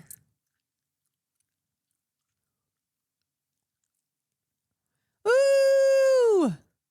What a game, folks. Lily is finally free. She's never going to a baseball game ever again.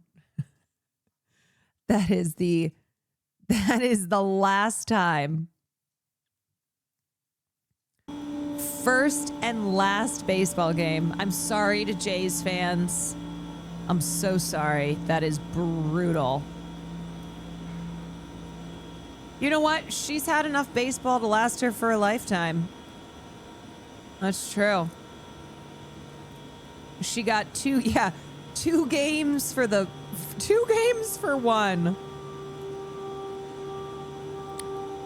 Maple takes, Sky, all you Canadians. I'm sorry, that's so brutal.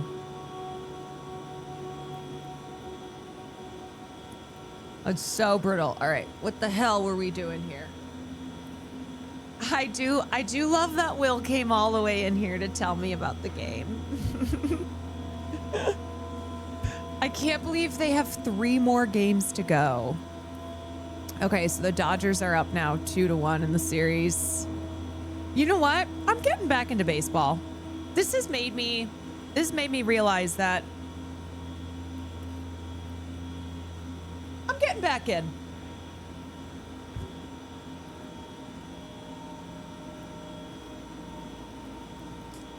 I'm getting back in.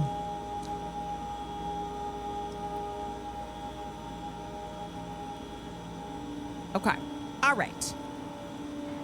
It just took 10 minutes of commentary. Better not use real data. I don't want to repeat what we did to Brandon. Oh. Second that. What are we doing? We unfortunately have a team that sucks. I mean, here's the thing. I do live in LA. I could just go be an LA fan, right? We got the Dodgers.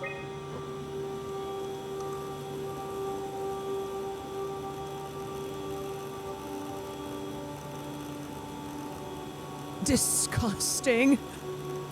Look, I'm not allowed to root for my city. I'm not allowed to have city hometown pride.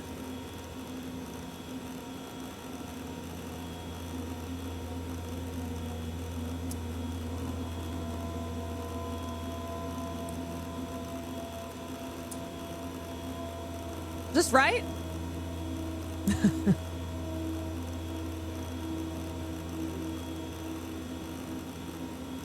Caroline Kwan from baseball.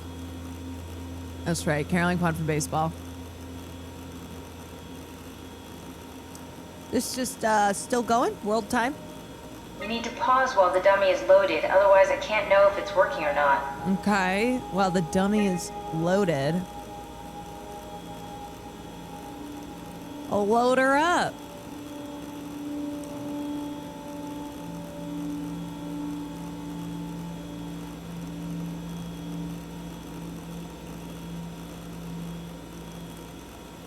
Load her up. It's got to be Try loaded. pausing it when the dummy is loaded. What the fuck does that mean? You have to time it? You need to catch it while it's being loaded. Okay, all right. Read the words on the screen. I can't. They're so fast.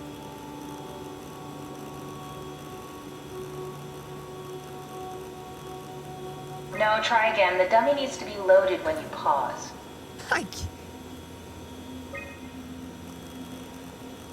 Right here? This might go 18 innings as well. Less resources, the slower it will.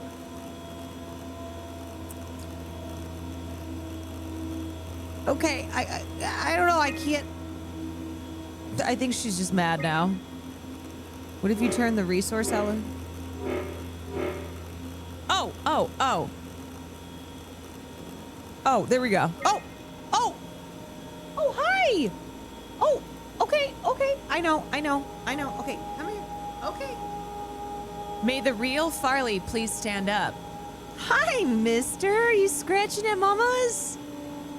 You scratching at Mama's? Were you jealous that the other Farleys were in here? Okay, let's try this again. Ah! Oh, I'm sorry. I scared you. Oh, there we go. I'm sorry. Yes, of course. So precise, so perfect. Nothing like admiring your own work. What? Oh. A third right. Farley has hit the tower. Hi, you're scratching at Mama. Say hi. He wants We attention. done here? Can we go to Omicron and get This my new is the suit most now? I need Yeah, we should attention. get going. Want to bring this arc as a backup? You need No, attention. that wouldn't work. This is just a prototype. Good. I prefer to travel light. Let's go. Don't forget to take me with you.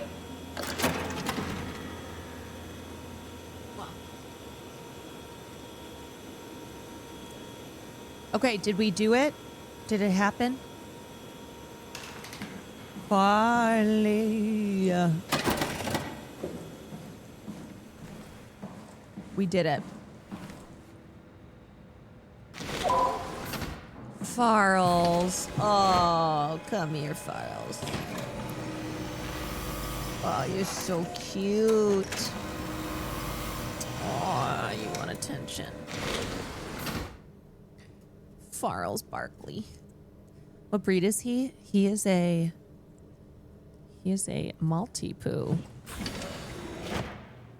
Oh. You better not be coming over here to do toots. Y'all, this morning I was rudely woken up. Oh, shit. That's a lot of blood. That's a lot of blood. Okay. All right.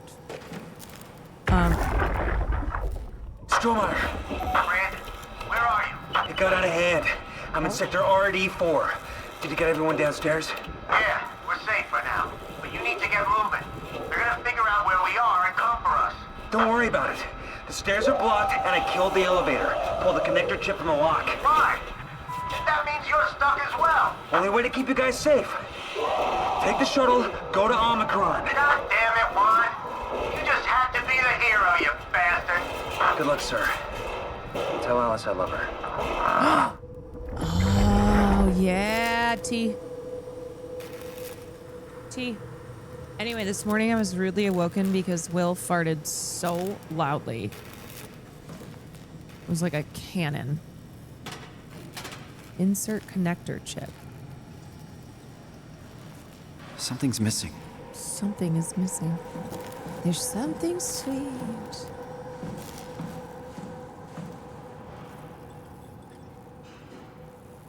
He was projecting on you the other night. Yeah, he does that.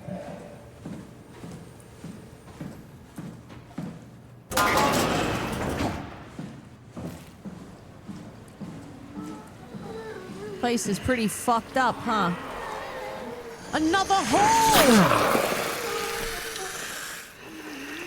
Wait, you're right. He did the nightmare that you woke him up by farting on him. Yeah. Yep. This is pretty fucked up in here. Shit. Uh-oh. Uh-oh. Oh, I see it. I see it. I see it. It's right there.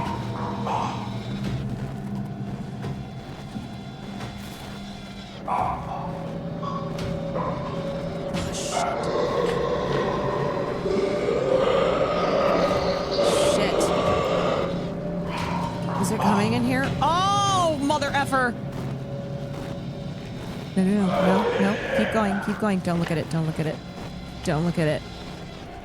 If I can't see him, he can't see me.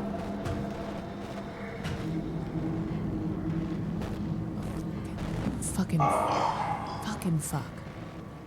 Bro, why don't I just have a gun?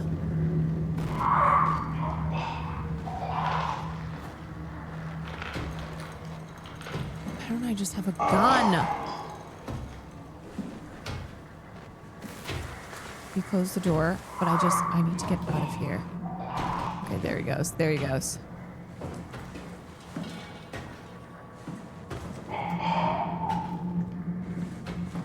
Problem is, I don't know what I'm looking for.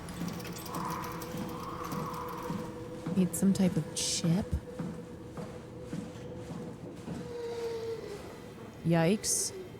One of the worst cases I've seen is most likely his own damn fault. He blinded himself and clogged up his insides. Ooh. Heart appears to be in good shape considering the circumstances. Only bruises and mild hypothermia. As usual, Chun is quiet, does her best to avoid eye contact. She doesn't want to be here, but Stromer demands another evaluation. She has a hard time dealing with people in general, including doctors. She's weak in character, the perfect victim to be domineered and pushed around by others. Oh, interesting. Okay, character details on Catherine. Conrad is dead. He boiled his brain to a pulp with WREM following the ARC neuroscan. Clearly another continuity enthusiast killing himself to take his place on the ARC. Brutal. Oh, God. Oh, God. I feel like I should put this thing out of its misery. Oops.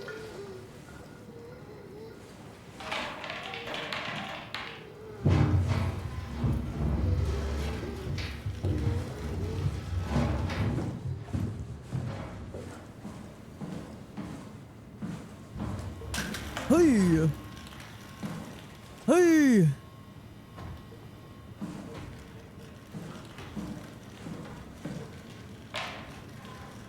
Oh, God. This seems terrible. Chief factor at Delta, first assessment. Brought in today, January 16th, 2104. Reportedly found in his diving suit, unconscious, in the water. Akers has clearly been consuming large amounts of structure gel for weeks, probably. It's difficult to tell how this has affected his health beyond the obvious number of things. And if it somehow caused him to gouge out It's his really eyes. hard to tell how it's affected his health. He has gouged his eyes out. Considered perfectly safe to handle, but I can't recall ever hearing about any recommendations on how to treat for exposure. Considering its properties, I doubt it's poisonous, but the more transformative. Yeah, sure. Makes me think that malign cell mutations are Uh-huh. Yeah, everything's fine here. Everything seems fine.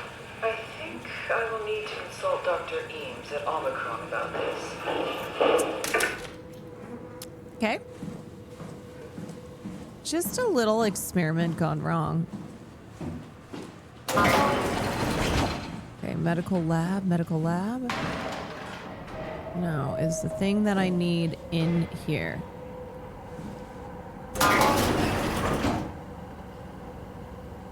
Meet downstairs with the shuttle, gel consumption acres. All right, so this shit was effing people up. What is that?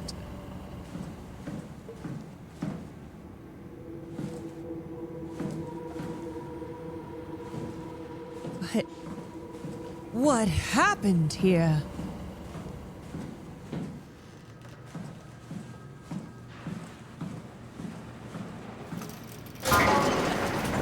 Security. Strohmeyer, you there? I hear you, Brandon. What do you got? Akers and his critters are ferocious. They pick up on every move. There's no way past them. Then we'll fight them.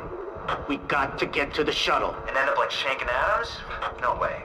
Listen, I'll create a distraction and pull them to me. Get the gang to the shuttle station. Wait, Brandon, what are you doing? Don't worry, Alice. I'll look back as soon as you guys are safe.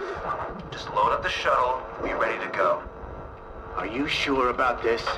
I don't plan to die today, sir. Well... See you at the shuttle.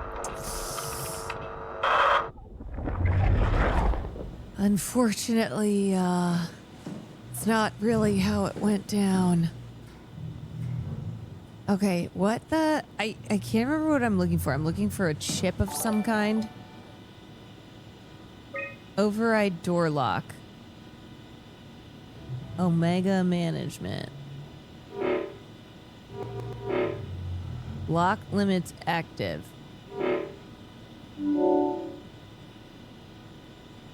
Okay, I think... Okay. Key control. No chip inserted.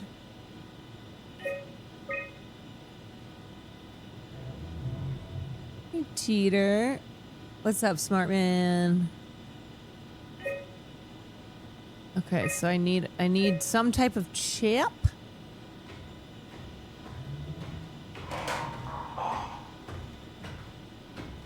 Why does it sound like someone is coming up the stairs? Checklist. Survive the art project. Stop people from killing themselves. Never kill yourself. Akers is not alone. Check in seal doors. Move downstairs. Shuttle to Omicron.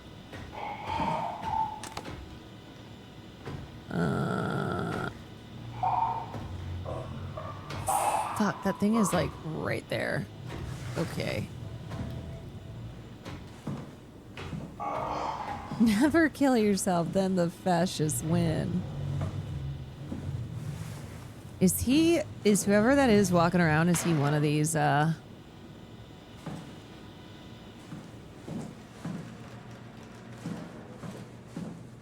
of these poor souls?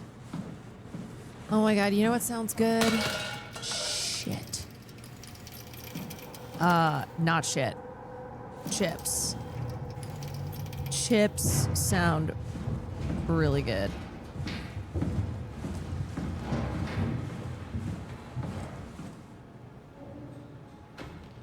Okay, which rooms have I not gone in? Oh, a movie.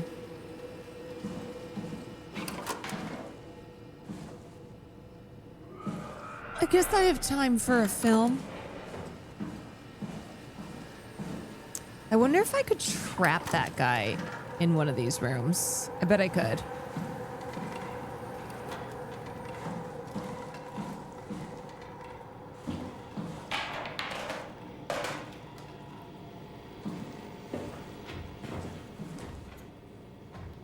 Oh, little hangman.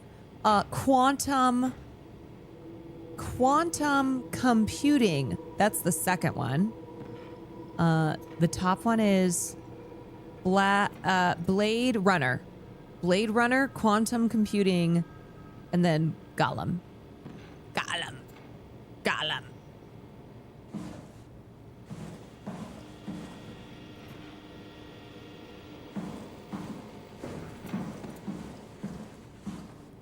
E equals MC squared. Ah! Stop! Stop! Stop! Stop! Stop! Farley. Farley. Scared me. I think he tooted a little bit when he started barking. Come here. I watched the end of the game. Mm-hmm. Crazy Homer. It's good. It's confusing, though, because it doesn't tell you anything. A lot of times I'm like, is this right? Are you done streaming?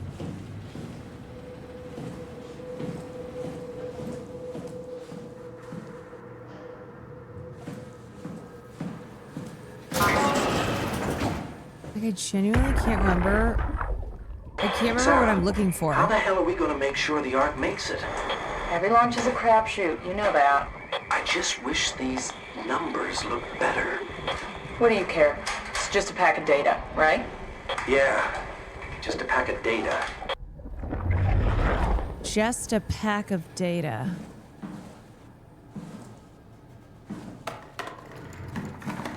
No, there's two people in this household who are constantly tooting, and it's not me. Survival of the fittest.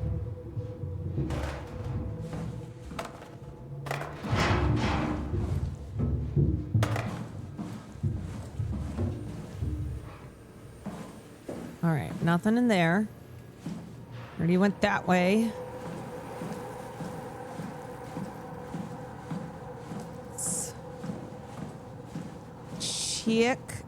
Let's check around.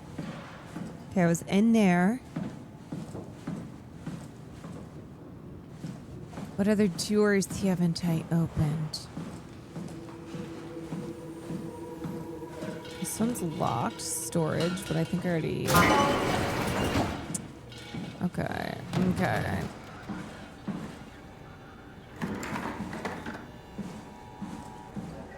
Oh, no.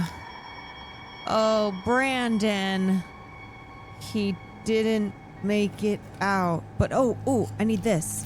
Oh, God, I just ripped that out of his before, Brandon. dead fingers. Sorry we couldn't let you rest in peace. Oh, Brandon. You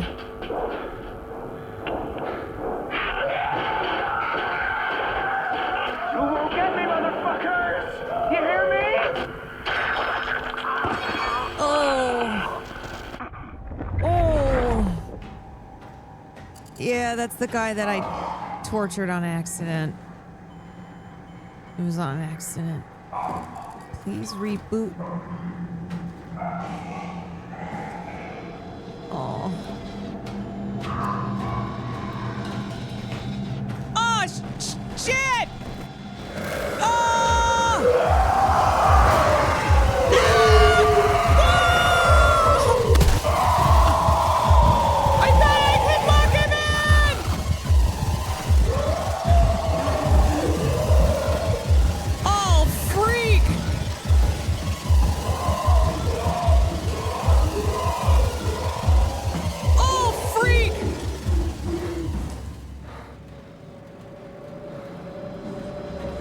Oh my God, where am I going?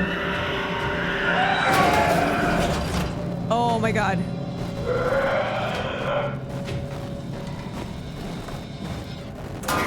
Wait, what? Did he just open the freaking door? Oh shit. Oh fuck, does he see me?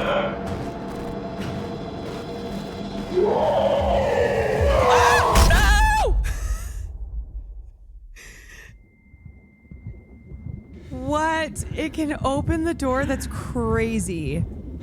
That's so crazy. I can't believe that.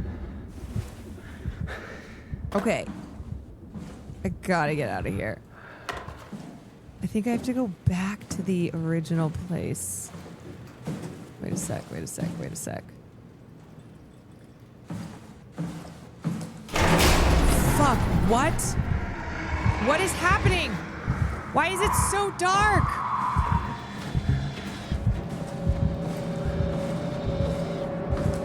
Frikazoid! Where am I going? Let me in! is it so dark?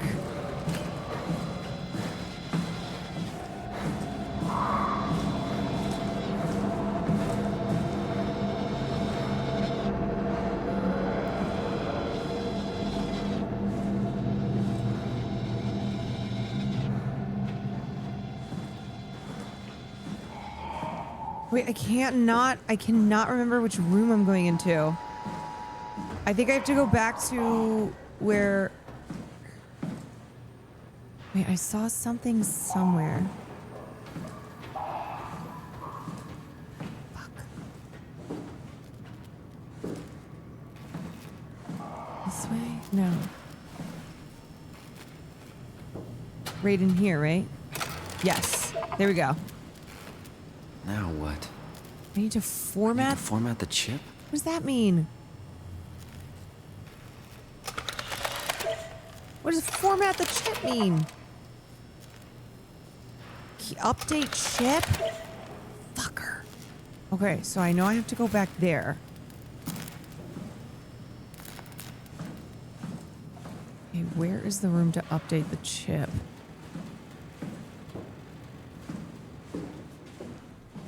Chip. Chip. Fuck this guy. Scary.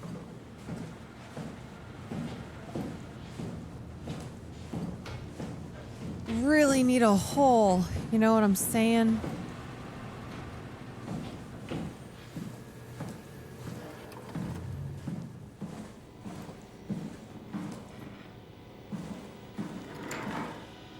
Okay, not this room.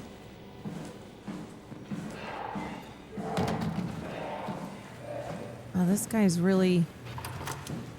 Oh, not the conference room. This guy's really freaking out.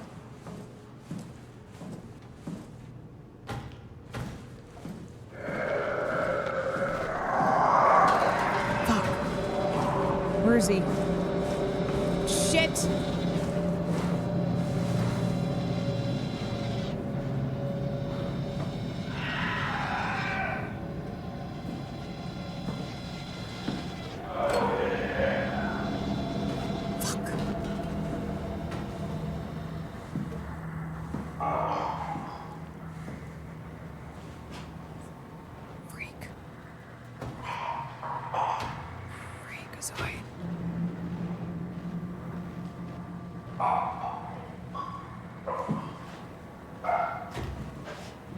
Coming in here.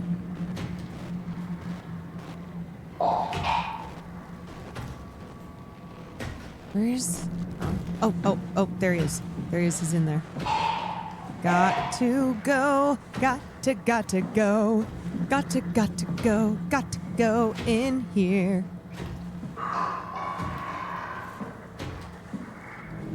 Got to go, got to keep going, got to keep going, got to keep going. How Franco. Oh, I cannot remember. Where do I update this chip? I saw it before. Hi, Carol. Hi, chat. Hi. Smell me.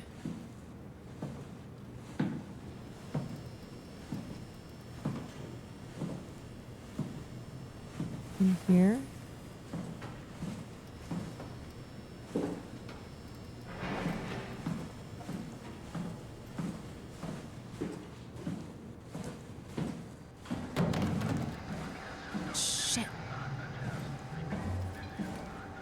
No, I was already here, but where do I update the chip? Oh, poor Brandon.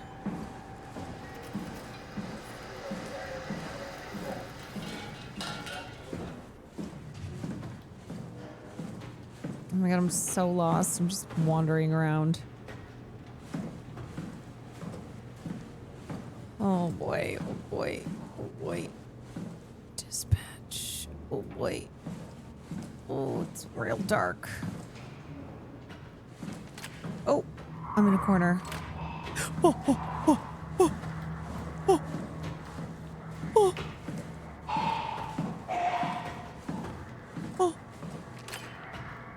Oh. Oh boy. Ah! Oh, dead end.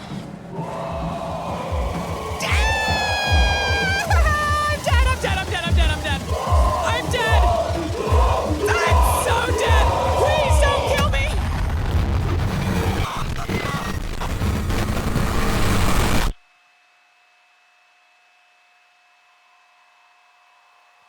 Yeah, I know. I died. Okay, I died. I'm dead. I'm dead. He's so fast. He's so fast. Shit. Mother effer! God, I just cannot remember. Wait, now I heard that. Cool. Okay, so once I update the freaking chip, let me look here. Storage, Omega Management, Archive, Security. What was the road? Fuck. Oh God. Oh Jesus.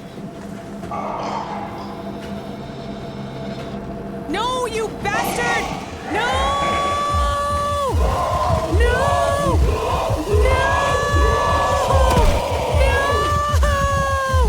Oh, it's a dead end! I'm dead! I'm dead! Fuck, man, I can't. I keep running into these dead freaking ends. Ah. I keep going into the same dead end. Okay, new plan. Let's not freaking go that way. Which way am I missing? Someone tell that guy to chill. I know. Like, calm down, dude.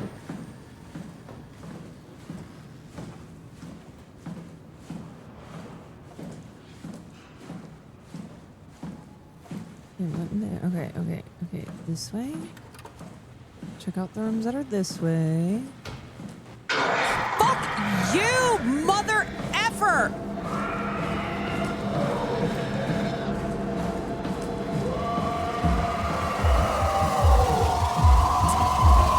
Okay. I'm okay! Oh wait, I'm still alive. Oh shit! Oh, I locked myself in with him!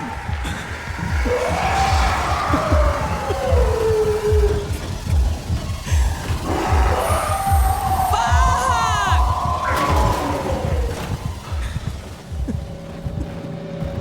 Me and bro were in the same room.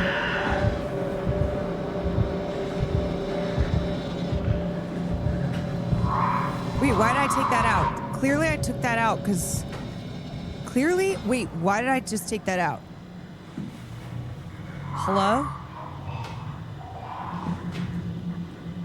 Hello, this is it. Wait, wait, wait. This is it. This is it.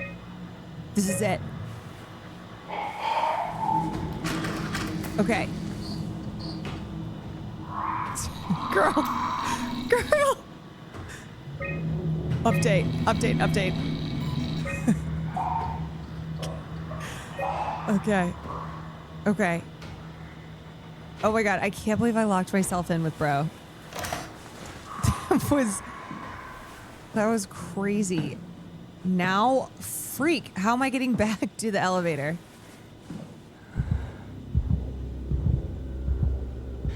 All right. Here we go.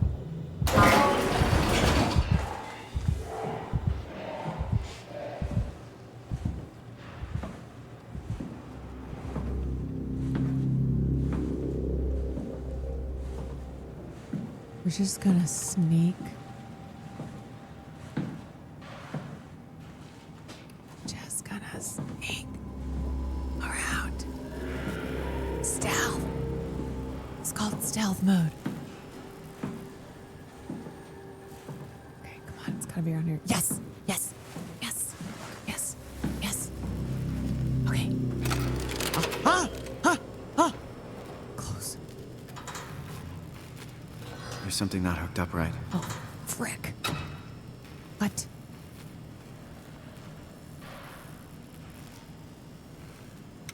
Oh.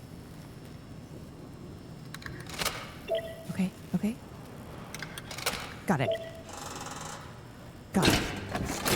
Got it! Oh! Ha-ha! See you later, sucker! Oh! Close! Wait! Fuck!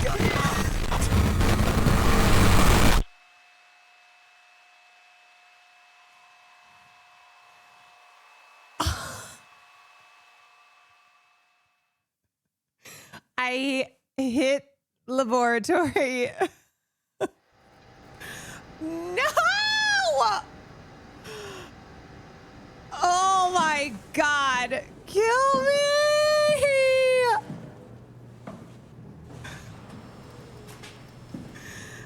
He said, hold the elevator. And I said, no problem, dude.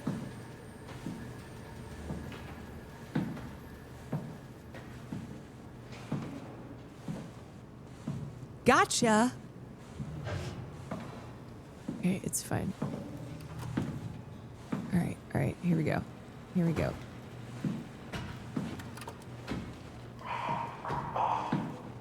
We'll do this shit again.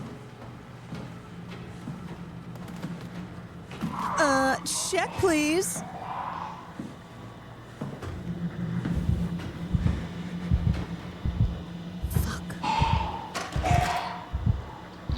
God, I'm so screwed again. I'm so fucked. He's gonna kill me.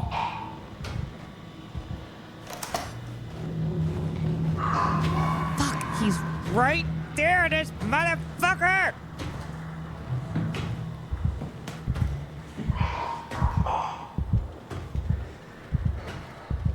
Go. Oh, shit. Fuck!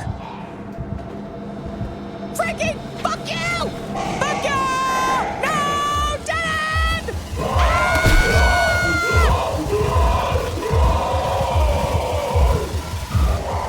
Forever!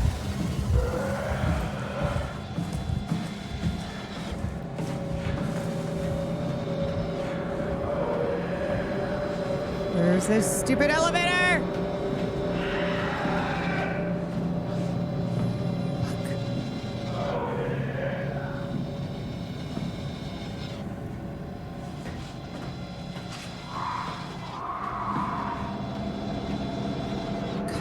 Damn it, I'm right where I started. I did get away somehow. Fuck this guy. This guy. Okay, wait a sec.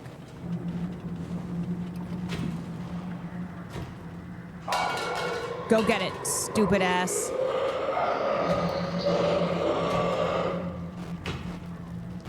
Follow it.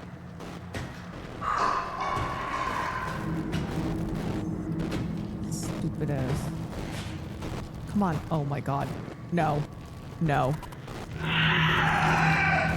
No way. Ain't no way. No. Okay, there he goes. There he goes, stupid fuck.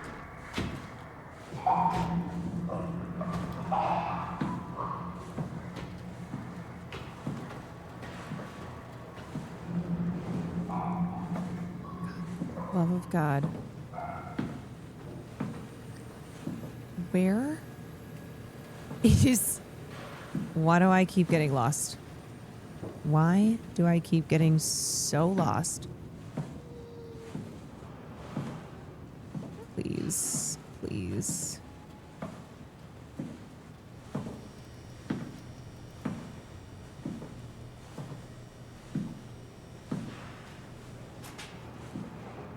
This is elevator.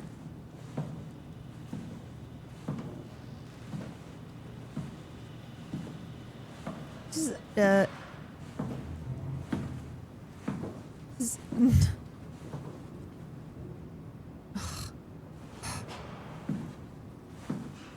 God, it's right around here somewhere.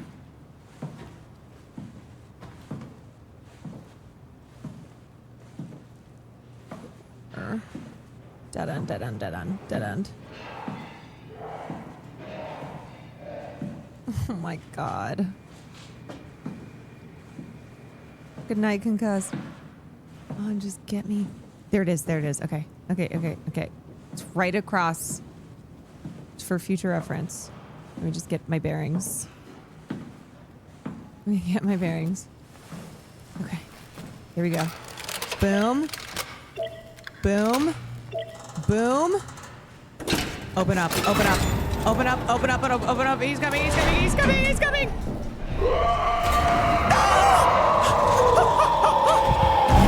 Suck my asshole.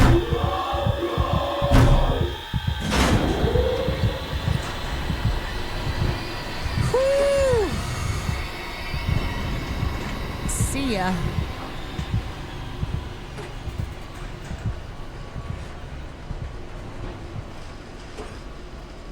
By the way, it's possible to lock him in a room if you use the door lock in the security room. Ain't no way was I figuring that out. Oh my God.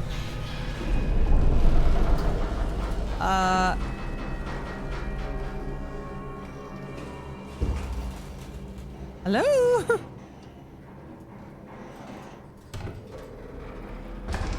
Hello? Okay. Guess I'm going this way. Oh, great. Yep. Nope. That's cool. That's chill. That's chill. More brain damage.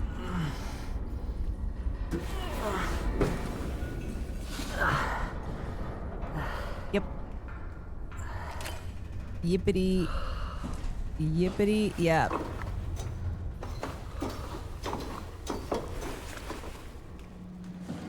Hell yeah. Okay. All right.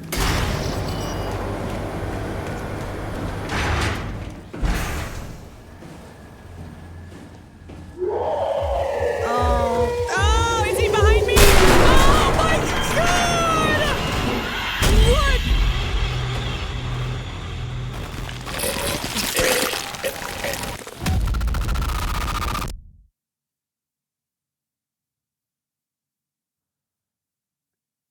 Did he stick his finger in me?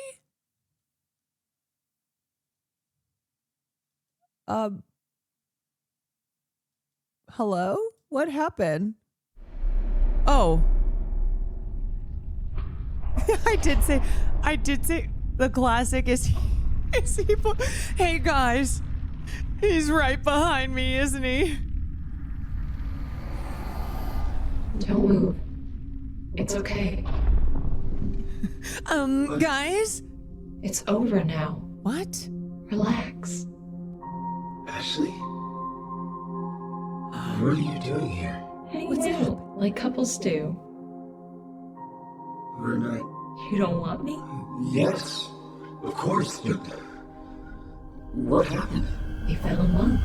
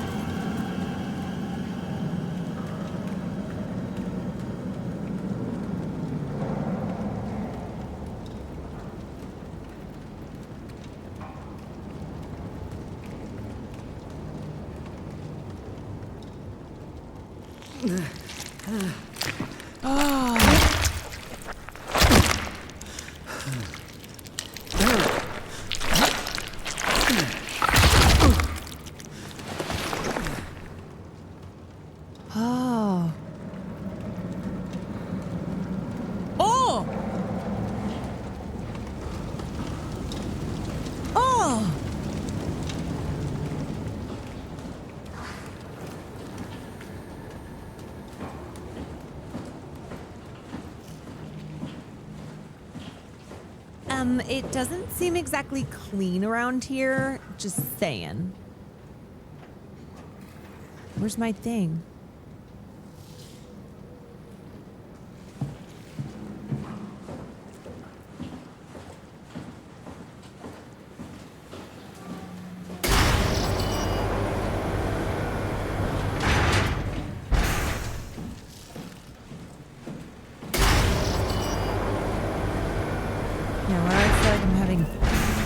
Deja vu.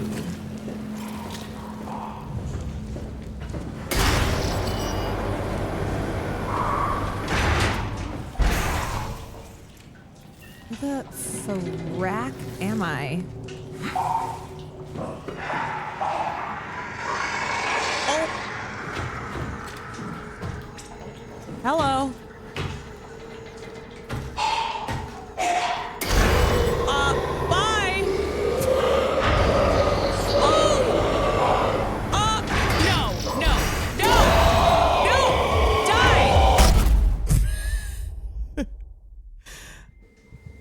I thought that might work. I thought that maybe that would work.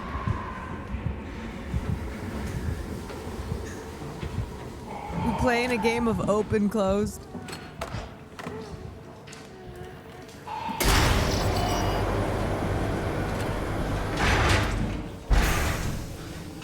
I don't even know where I'm going. Looney Tunes ass shit.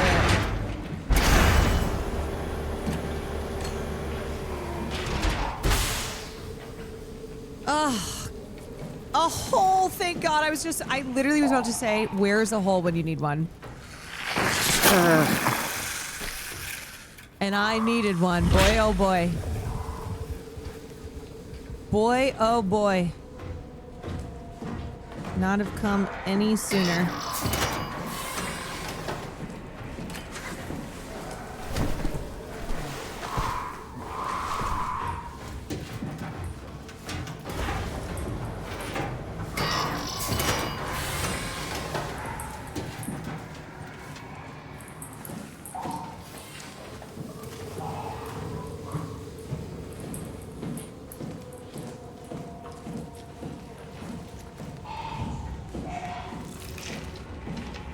What is all this shit?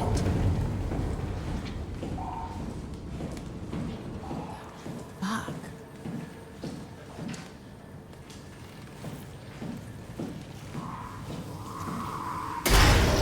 These doors are so loud when they open. I'm like, do you think he heard that? Oh, shit! Oh, freak! Oh, freak! He can't come in this way. There's no way.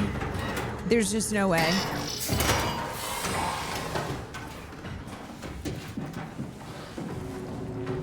Wait, I'm just going back the way that I came.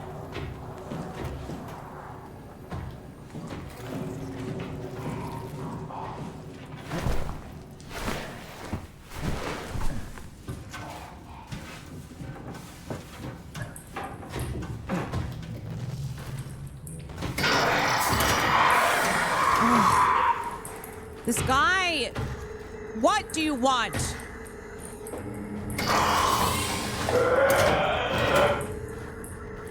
What you gonna do about that, huh?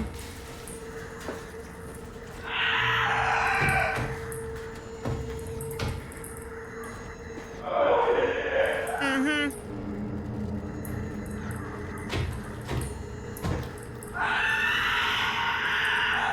Mm-hmm.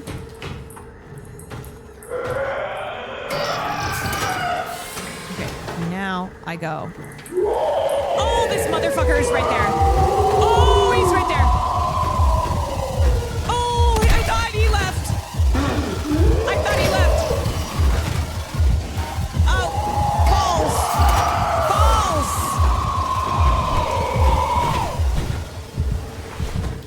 Oh, God, isn't this what I went in before?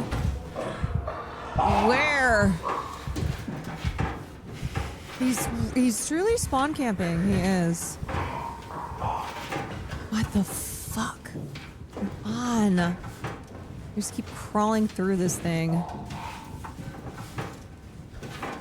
It's such an emotional roller coaster. I know. Okay. Oh, God. This freakazoid.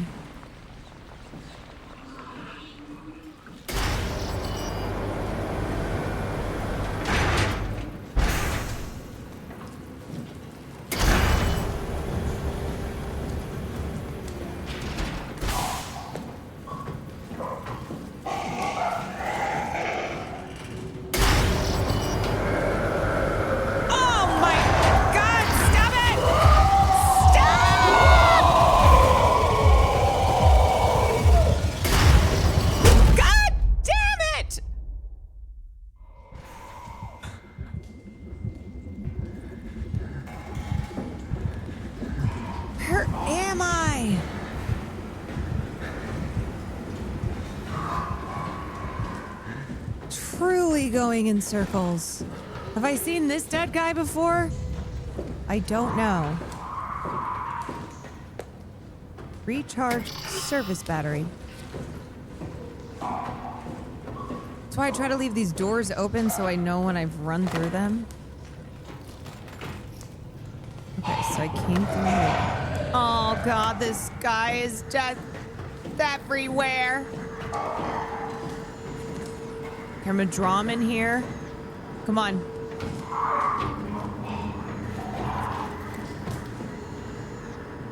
Come in here. Come on.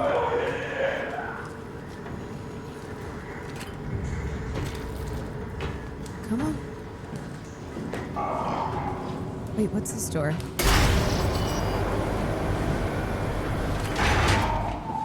Oh, fuck. I've been in here too.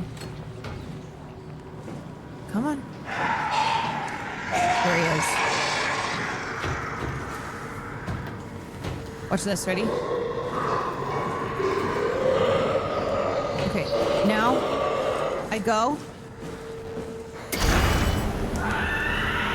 Okay. Hopefully that buys me some time. And now I need to figure out where am I going?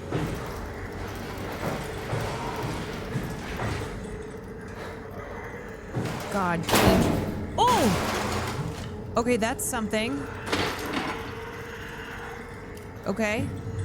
Wait, what the frick?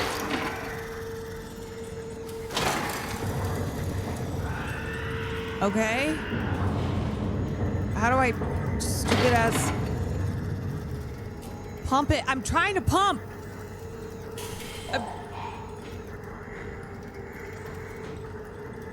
Come on! Come on! Come on! There we go. There we go. Okay, what did that do? That just did something.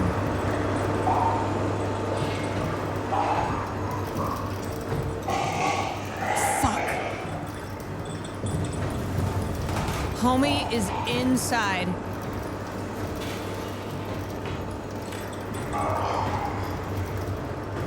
Okay. Homie is inside.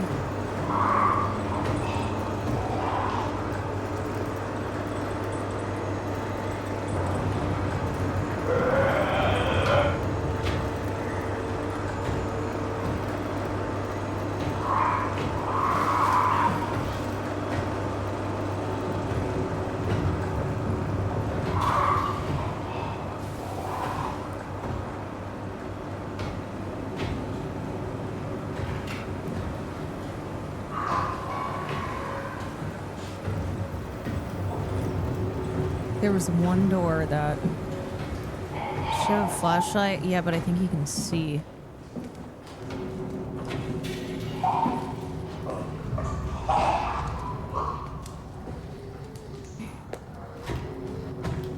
Frick.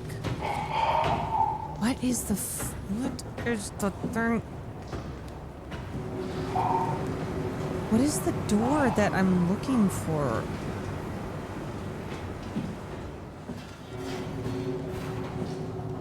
Boop. Boop. Right here. This is it. This is it. Yes. Oh my god, okay. Oh! Oh! Okay,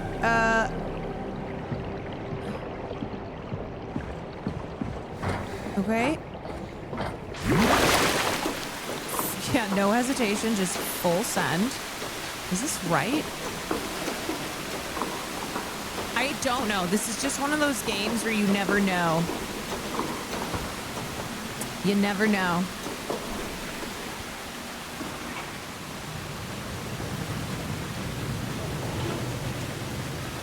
Probably just swallowed hella toxins. What a thrill it has been. And it's almost like being in love.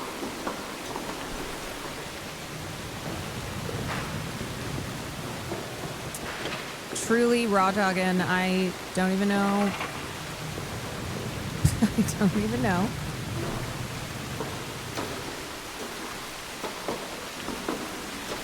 No idea where I'm going.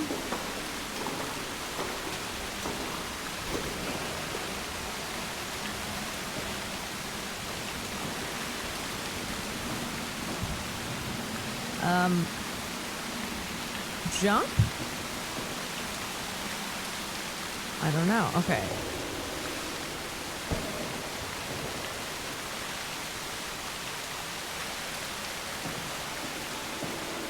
Jump? Nope. No jump. No jump. No jump.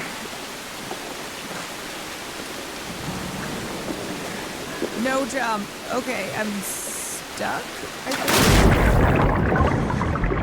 Okay. All right. Cool. Cool, cool, cool.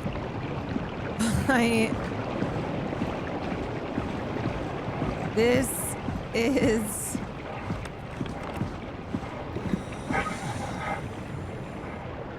This is ridiculous. Okay, there's that ladder there. I think I was right. Wait, there's also this ladder here. Why did you jump at the wall? I don't know. Which way did I come out? That tunnel? So I think I need to go... I think I need to go this way.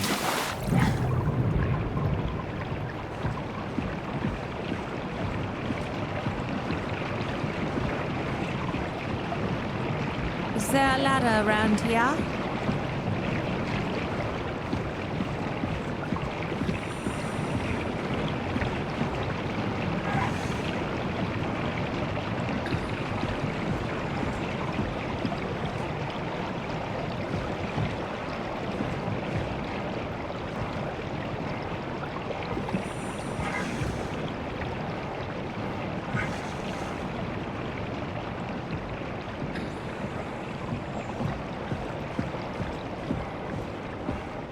There's no ladder. Okay.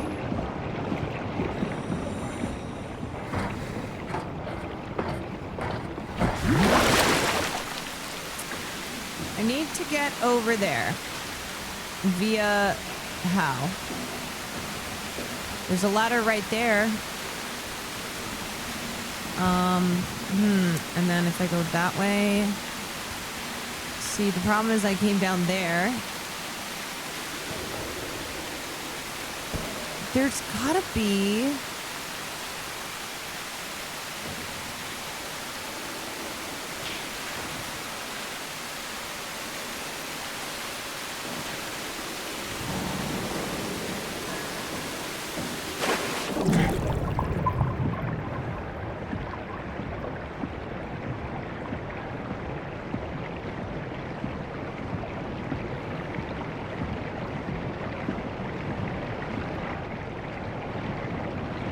Why is there not a ladder I can get up there?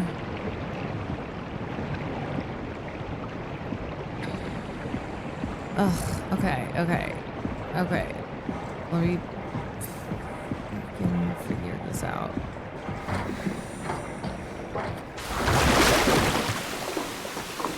See? This is the ladder that I did before.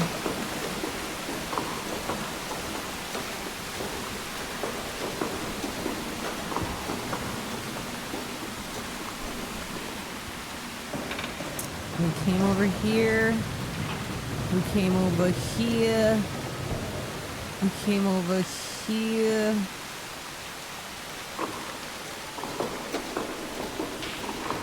Came over here.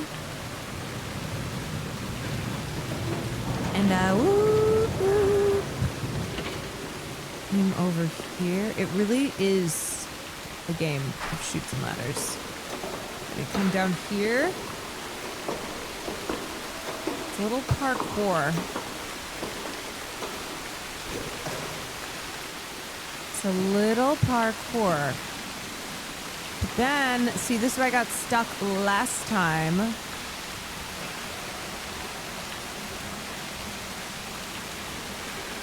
So this is what I can't figure out. So, do I jump for it?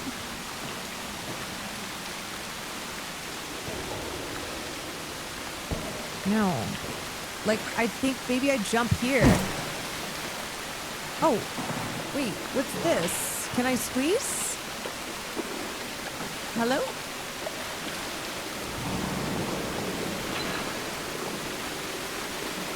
Is this right? Oh, okay. Okay. And then maybe? Nope. Somehow...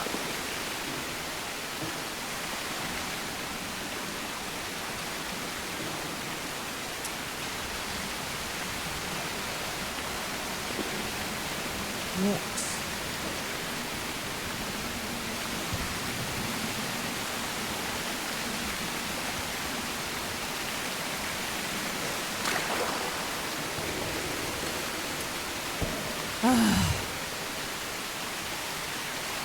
I don't know. I need to get there. But how? I don't know. I feel as if this must surely... Oh, wait.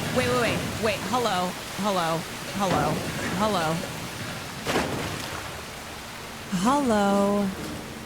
Okay, now we're cooking. Now we're freaking cooking, guys. And we got a hole. We're so back.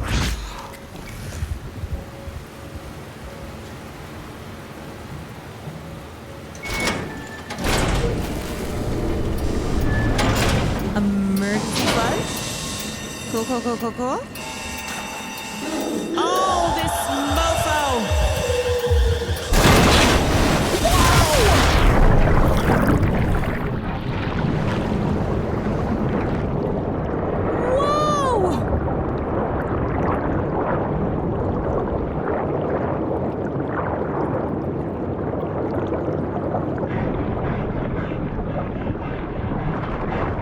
Holy moly!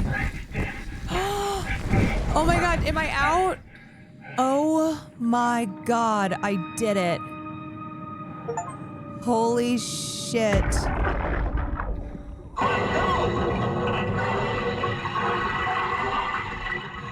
happened? What did she do? Come on, we gotta get her out of there. Holy shit, I gamed. VO2 surplus. She sealed the tunnel. She really didn't want Acres following us to Omicron. Ah, shit, she's fucking hurt. Her suit is leaking. We have to get her to Omicron. Shit, it's bad, real bad. Real bad. Fuck, no! That guy got out, kinda. All right, I'm gonna stop here for the night. This is a perfect spot. I cleared that section. I did some motherfucking gaming. Wow. Wowee. Wowee, everyone. Can you believe it? At least I look back on that. What? Can you believe it?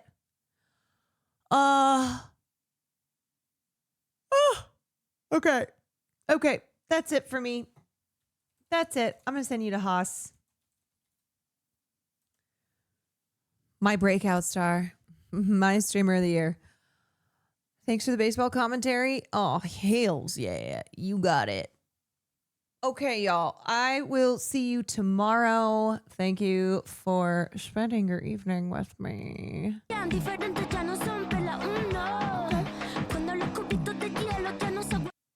Okay. Shit. Rosalia. I forgot we started off the stream with Rosalia. We should just have played Rosalia music the whole stream.